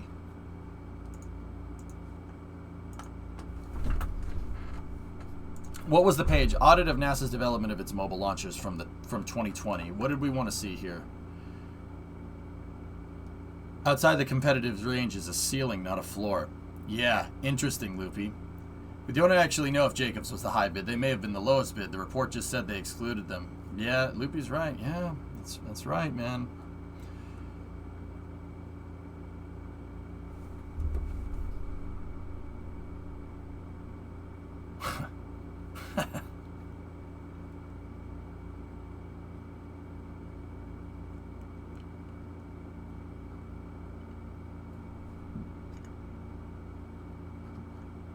Is it page 19 here or 19 in the PDF?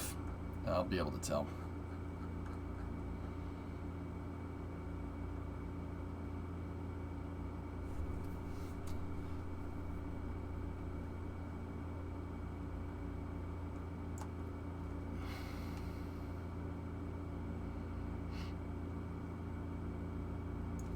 In May of 2013, NASA awarded a firm fixed-price contract, heretofore referred to as the Structural Construction Contract, to J.P. Donovan, modifying the ML originally built for Ares 1 to create new exhaust holes and structural reinforcements to accommodate the larger SLS vehicle.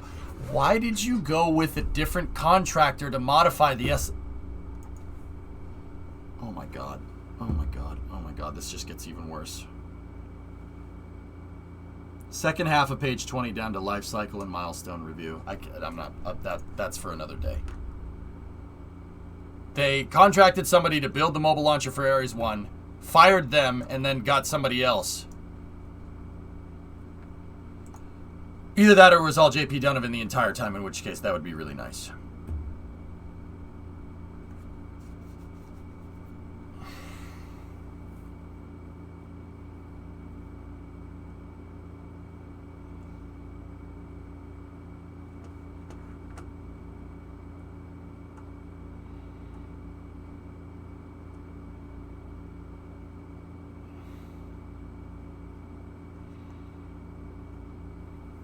Life cycle and milestone review. Let's see what else we got here. It's got to be page 20 here.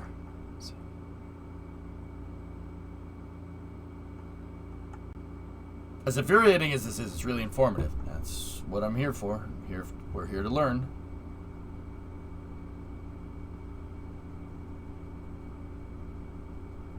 Will these type of decisions continue to likely happen in the future? If nothing changes, Sile, yeah, sure.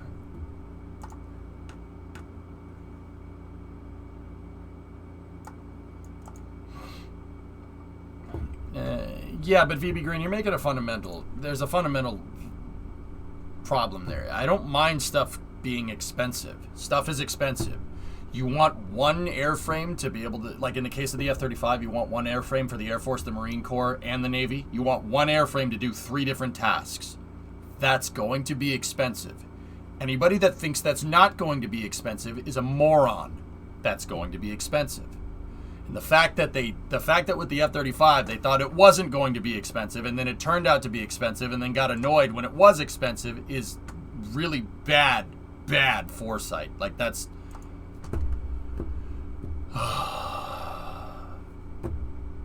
it's a zero-sum game, dude. It's a zero-sum game. You want something to be more complicated, it's going to cost more money. I think it's page 20. I think it's page 20 as in what the page itself says. Okay. All right, let's see.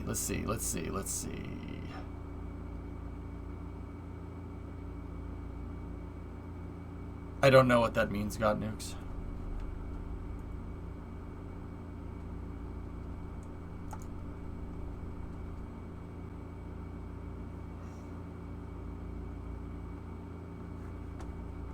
NASA missing opportunities for improved project management and oversight. Okay. ML2 schedule is risky due to expected requirements changes and limited time for testing. As noted, NASA encountered numerous requirement changes that resulted in significant cost increase and schedule delays while constructing ML1, and the agency expects to face similar challenges with ML2. The design of the required capability and performance characteristics for ML2 are driven by specific needs of the SLS Block 1 vehicle in the Orion spacecraft, as described in the Interface Control Document requirements, which are immature and have the possibility to change over time as NASA continues to develop these vehicles. For example, during the ML1 project, updated designs for the vehicle stabilizer system, which holds the vehicle in place on the launcher, were provided almost 15 months in the construction contract, causing delays and additional cost. In addition, cost and schedule risk may increase given the potential for technical changes to SLS and Orion requirements either during or after the ML2 design is complete. Although NASA expects fewer changes for ML2 than during development of ML1 due to the second launcher's build design approach, ML2 will likely experience changes such as those that may be required as the new EUS design matures. In addition, ongoing changes to SLS Block 1B configuration could negatively affect cost and schedule. For example, the design for ML2 may incorporate inaccurate assumptions when the vehicle requirements are delayed that would require hardware to be reworked during the construction phase, increasing cost and delaying the schedule. Alright, that's enough. I've had enough.